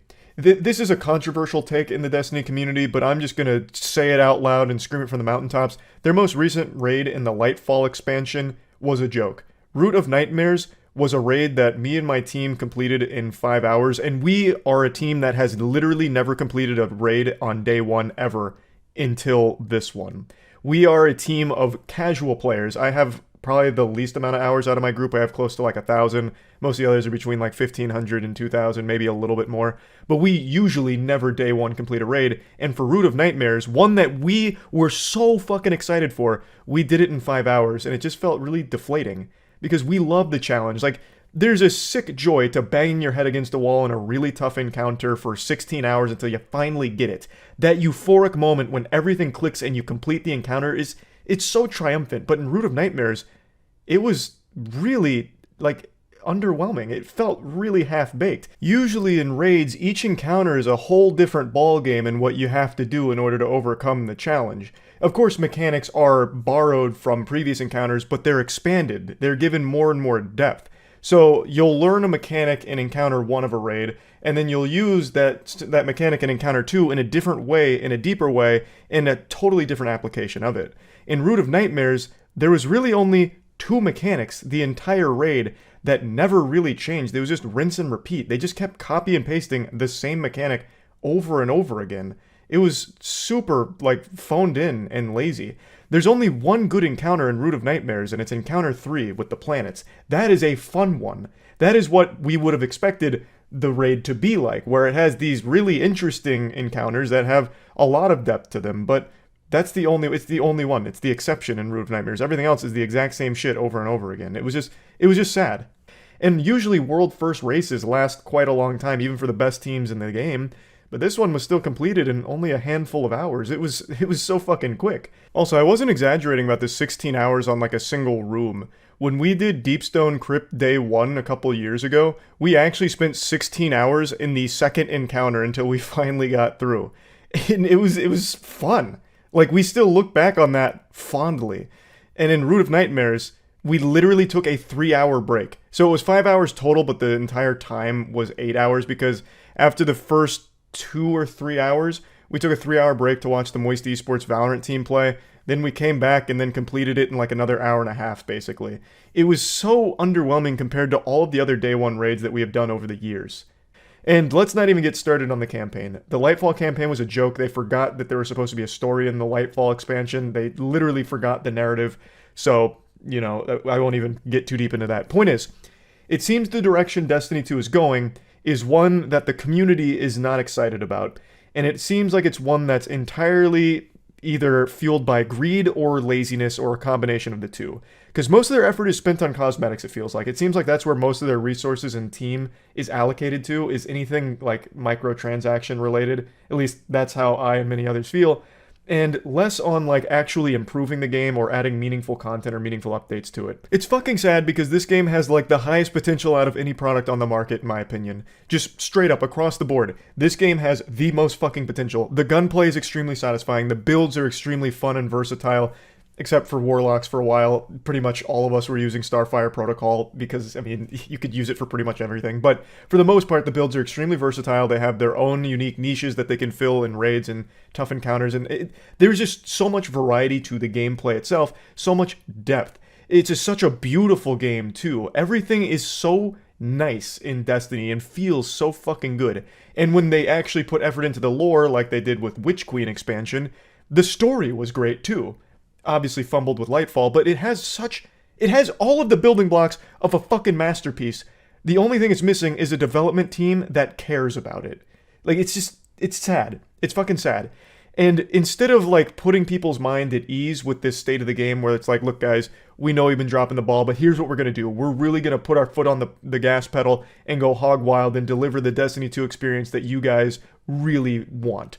Instead of doing that, they instead release, like, the worst fucking summer book report of nothing about the direction they're going with the game and what they're adding to it and what they're doing. It's just, like, it's so flat. It's so flat, which made everyone pretty upset. I went over it on stream, so I'm just going to play the stream clips for you. But I know most of you have probably been mesmerized by what I'm wearing here. This is the newest Moist Global anime hoppy coat. You can find it at moistglobal.com as well as many other items in this anime-inspired line, so definitely go to moistglobal.com to check these bad boys out. Did you see that the Destiny community is pissed at Bungie for their State of the Game article where Bungie basically went, yeah, game development is hard, so we have to do the bare minimum. Please buy the final shape. No, look it up though. That sounds very on brand for modern Bungie, unfortunately. Destiny is a game with the most fucking potential that is never realized because Bungie's too lazy. That's so fucking frustrating. My name is Joe, I'm the game director for Destiny 2. Right now the team and I are heads down on making sure the final shape and the seasons leading up to it are incredible, so for the rest of this update you'll be hearing from a bunch of different voices that all contributed to this mid-year state of the game. Wanted to start with a quick thanks to all of you who have been playing Destiny for so many years. The way you play and feedback you give us is a huge part of how we shape our plans, and it's an honor to log in each day and play in this universe alongside all of you. Is this the major complaint? The most frequent feedback we see is that there's just not enough new PvP content, specifically new maps. Was the maps the big issue? Because I remember when I was grinding for fucking Recluse, the big thing I hated about it is the PvP is so half-baked. So dreadfully half-baked. There is so much they could do with PvP in that game if they just gave the slightest fuck about it. That is a major complaint, but not the biggest issue in the game. Oh, no, not in the game. I just meant in terms of PvP. Yeah, they've made no maps in the past 3 years. We have a Vex network-themed map debuting alongside the new Relic 6v6 game mode, the gunplay-focused checkmate modifier for multiple modes, a new competitive Ascendant Division emblem, and more. Cool emblem, I guess. So 1 new map in 3 years, W. Solid and efficient pipeline.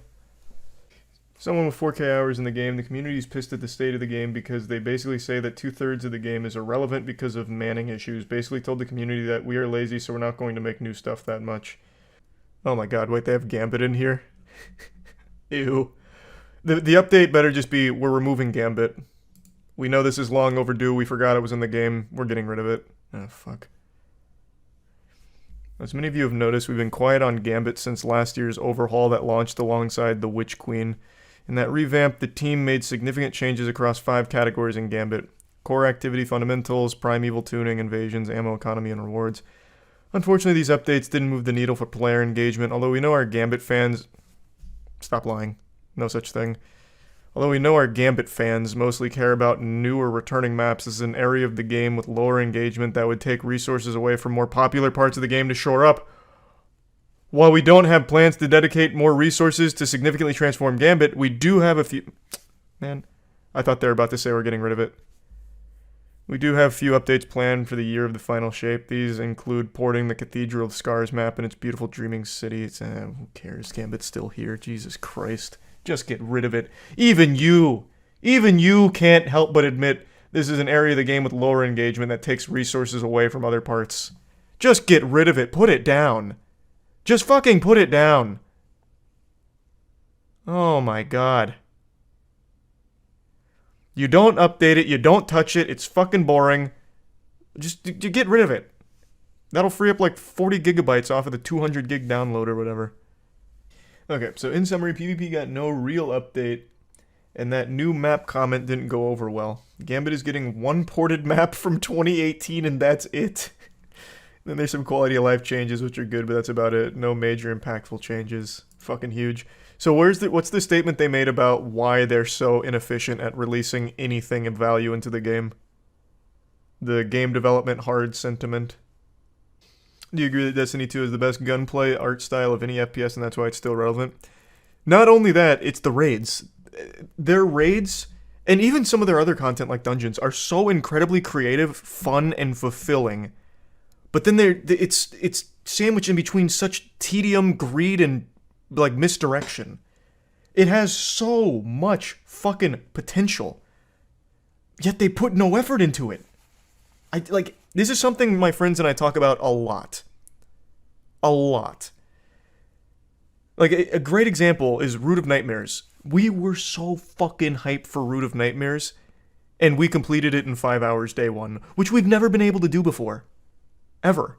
We have never day 1 to raid, and we did that one in 5 hours. They're not putting effort into it. To set expectations, our studio structure is built to support more overarching updates to PvP like the ones above, rather than focusing exclusively on maps. When we do focus our resources on building new Crucible maps, it comes with a trade-off of multiple teams' bandwidths on work that contributes to a variety of experiences that players also hold dear, such as a new story or exotic mission content, core activities that make up the foundation for each season, or new destinations.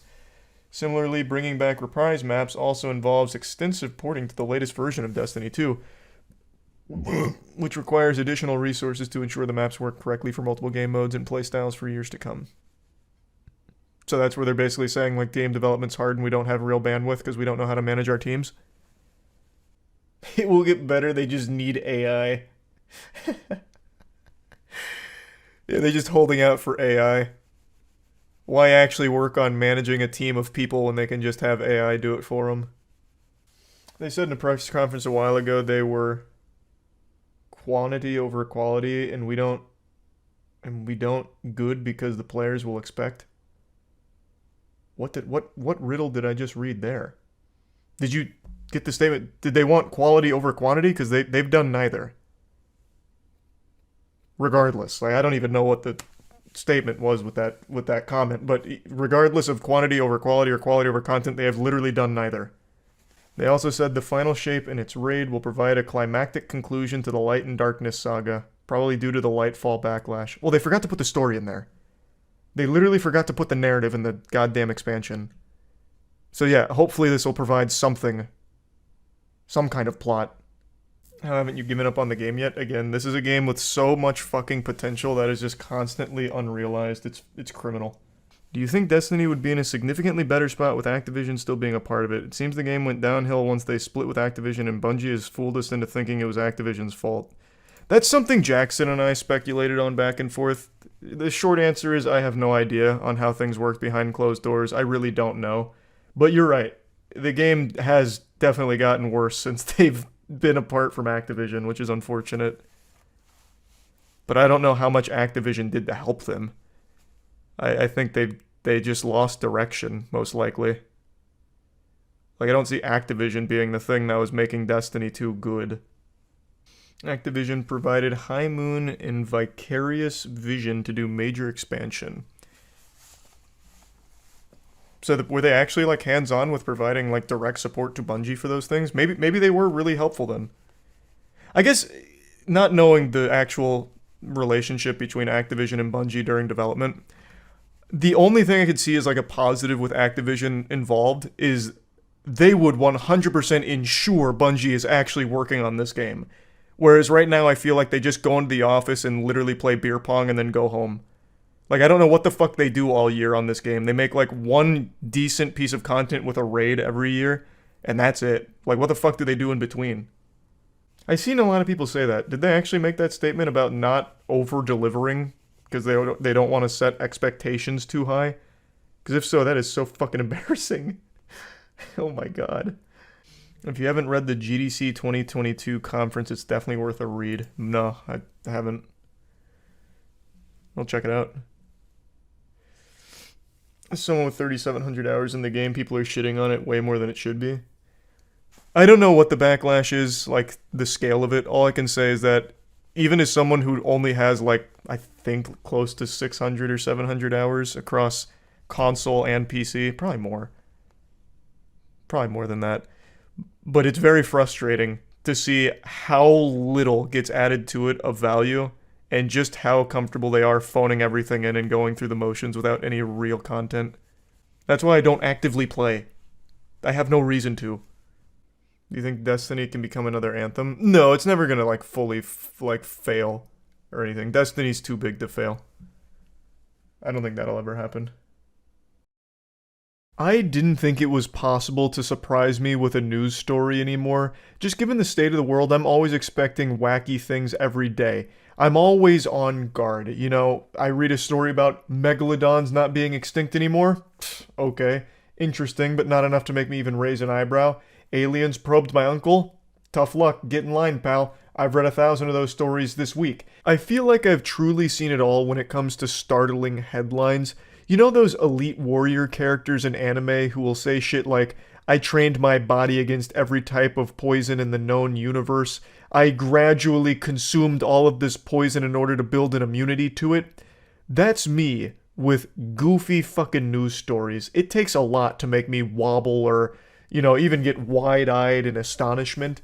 And yet tonight, I was thrown a curveball that had me feel like I just got flashbanged. Michael Orr, who's a very famous football player who even had a very popular movie made about his story called The Blind Side, is now coming forward and alleging that that whole movie is based on a complete fucking lie. It's all a bunch of hooey. It's not real.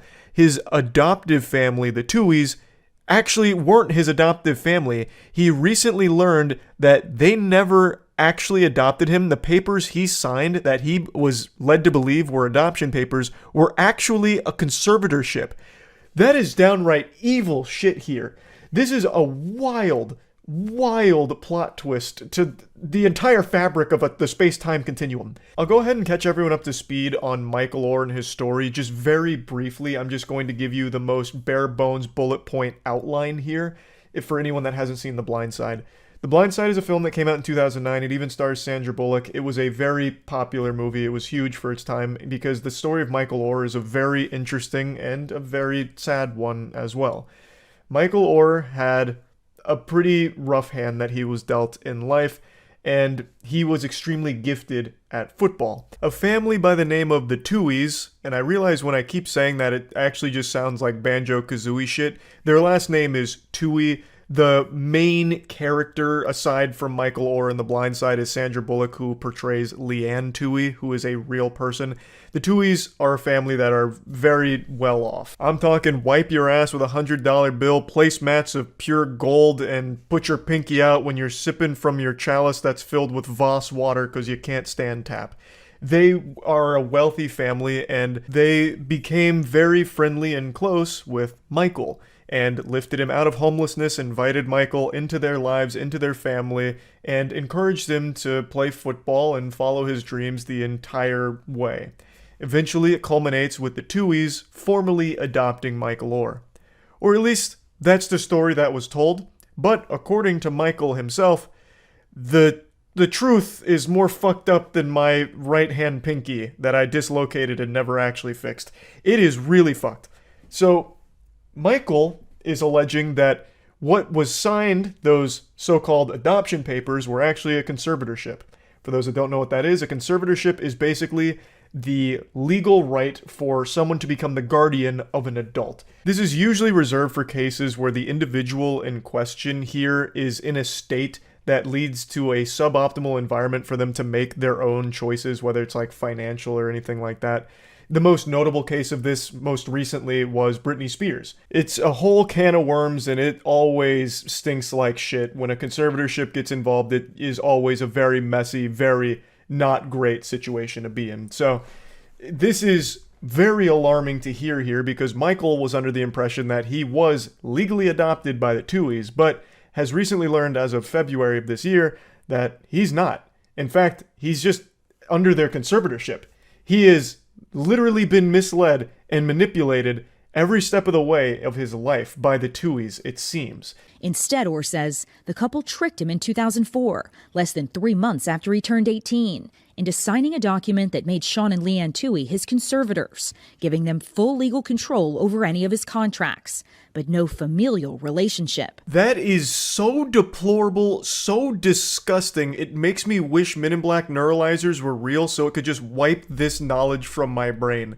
That is so fucking twisted, but it only gets worse. Apparently, the Tuohys negotiated a deal with 20th Century Fox that left Oher without any payment for the rights to his name, likeness, and life story, while the Tuohy family received a contract price of $225K and 2.5% of the film's net proceeds. The film has grossed over $300 million. A $200,000 donation was also made to the Leanne Tuohy Charitable Foundation. According to the petition, Oher made no money off the film, which was released after he completed his college career and would not have affected his NCAA eligibility. This fucking film won an Oscar. It raked in over $300 million and he didn't see a single goddamn penny? Mr. Krabs wouldn't sink this low. That is fucking vile. They used him like an infinite money cheat code. It's unreal. So they sold all of his likeness, his story, everything, in order to exploit all of it, exploit him, and make money off of his life, of which I guess he didn't see anything from it. The fucking Tuohys took home the kit and caboodle of all of it. What a load of dirty barnacles. This is that kind of shit that absolutely has a spot reserved in hell for you. Like, that is unrivaled sin. Like, out the wazoo. And what's even sadder to think about is I can't even imagine what Michael Oher must have been feeling when he learned about the conservatorship, because that calls into question the entire motive behind the Tuohys from the very beginning. Because I do remember this as a potential, or I do remember this as a criticism where people are saying, you know, maybe there was potential here that the Tuohys aren't good people. They were only ever trying to capitalize for their own selfish financial gain off of the back of Michael Oher's football gifts. They may not have ever actually cared about Michael and wanted to help him or anything like that. They may have, from the very beginning, saw this as an opportunity to make money off of his abilities. When I first saw The Blind Side, I thought it was a very solid film, and I, of course, did hear that theory, and I said, you guys are full of beans, no way. Because I like to believe that there's good people out there, and this was an example of people that saw someone struggling and in need and did everything they could to help that person. But now with all of this information coming out, it really does seem like the Tuohys were very much from the beginning just trying to use this as a financial opportunity to enrich themselves, which is just baffling. That is so evil. I'm going to pay very close attention to this case as it continues to develop, because obviously upon learning this information, Michael Oher does not want the Tuohys as conservators anymore, which he obviously should have the right to kick them out of that position. He is very clearly someone that is perfectly capable of making their own decisions and is in no need of having conservators make all of his decisions without him ever even knowing about them. He agreed to this conservatorship, allegedly, under complete deception. How this is anything under criminal, I don't know. This has to be a legitimate criminal case against the Tuohys here, assuming all of it's true. There's no way you can just mislead someone into a conservatorship and then sell everything about that person and make all of that money yourself. There's no way that's legal. There's no fucking shot. But yeah, anyway, hopefully this situation has a happy ending, and hopefully Michael gets everything he's owed from this, because Jiminy Christmas, he's gonna be owed a lot from the Tuohys here. If all of the allegations are true, that's a lot that they need to make up for. So yeah, just wanted to talk about this a little bit. That's it. See ya. Time is a very cruel thing, and getting old is the ultimate cringe, but unfortunately, you can't escape it. Aging is an unavoidable fate, unless you're Peter Pan or a lobster, I guess. And the older I get, I take a look in the mirror, and I no longer see a young, spry whippersnapper named Charles with stars in his eyes. I see Squidward. Because now, just like Squidward, when I see people having fun in ways that I don't fully understand, it gets under my skin and I start complaining. As I'm entering my geriatric years, all I want to do is play my clarinet and then, shake my fist screaming, "Bah humbug, you wipe that smile off your face right now, you fucking milk-drinking little nerd. I don't understand why you're enjoying that kind of content." And that's what I'm here to do again today. I'm here to just complain about something I don't fucking get, and something I think is really stupid. It's the entire Baby Gronk stuff going on right now. This shit has been contaminating my Twitter timeline for the last 3 days. Basically, is Baby Gronk the new drip king, or is he just getting rizzed up by Livy? I'm bilingual, I speak fluent English and gamer, and neither one of those help explain what I just read there. Son of a bitch, what does that mean? I had to do legitimate research to figure out what all of this was about. So I'm here to share my findings like an archaeologist presenting it to the museum, so that way you too can understand what all this hoopla is about. And I'll just boil it down to the basics. Baby Gronk is like a 9-year-old kid who's, I guess, like a football prodigy, but it's his dad that's kind of the puppet master behind this whole operation of viral fame, where the dad keeps pathetically messaging every outlet ever to keep reporting on his son to keep the memes alive, so that way his son can have a bigger online presence, like on Instagram, TikTok, and all of that. So it's his dad trying to pump up these online numbers. And through the interviews I've watched with Baby Gronk and his dad, it's super clear that the dad is just living vicariously through his child here and trying to make money off of his viral fame. So I actually think it's really fucking sad, honestly. But let's go through this whole thing top to bottom. It all started with this video. Hey, are you that kid from the internet? Yeah, I'm Baby Gronk. I'm Liv. Nice to meet Hi, you. Baby. What are you doing at LSU? I'm a player. You have to come here. It's awesome. I probably will. You're so cute. That whole interaction felt like it was NPCs in Skyrim having some kind of malfunctioning dialogue tree take place. That was so fucking weird. So, what happened there? The woman in that video, her name's Livy Dunn, and she's an online sensation as well as just a very high-level gymnast, so she is an adult. And Baby Gronk is 9 years old. And this led to the internet as well as Baby Gronk's father leaning into the idea that these two were flirting with each other, which is why the caption is Riz Game. For those that don't understand, Riz is like charisma, and it's kind of just replaced like flirting. Basically, when you're talking about Riz, you're talking about like how well you were able to communicate with a female flirtatiously, if I was to try and break it down scientifically. So to try and like spin this interaction as some kind of like romantic thing, I think is fucking awful. That shit is creepy. What in tarnation? That is a 9-year-old child. And Livy is an adult. That is so weird, especially for the dad to be leaning into that shit. Here's an interview he did about it from TMZ. Everyone's wondering if you're the new Drip King. We got to ask Baby Gronk himself, are you the new Drip King? Yeah. Oh, so... Another new wild name enters into the Thunderdome. Drip King is the name of a guy who was previously dating Livy. He called himself the Drip King. It sounds like a title that you would earn, like in the Fast and Furious universe, how they have the Drift King. But it's not. It's just some goofball on the internet called Drip King. And now, since the Livy and Baby Gronk had that meetup and people spun it as like a romantic thing, people are saying Baby Gronk's the new Drip King. And if you pay attention in this interview here, the dad walks away and you can literally hear him tell Baby Gronk to flex on them. I'll play it again just in case you missed it. Yeah. To me, it seems pretty clear that this is a father who was unable to achieve anything of note in his own life and is now trying to do everything possible to control his child's life to fulfill his dreams. You see this a lot in the modern landscape of things where parents use their children as props in their videos or as vessels for their own clout hunger. There is no shortage of examples for parents that try and live vicariously through their kids or try and use their kids to make money for themselves. That's something that's been happening for a long time now, and this really seems like another one of those sad cases. So Livy, wasn't just rizzing you up for clout then? No, I told him, if whenever you turn 18 years old, maybe you and Livy can get together and y'all can be the richest couple on the internet. That just sounds so creepy. This is a child.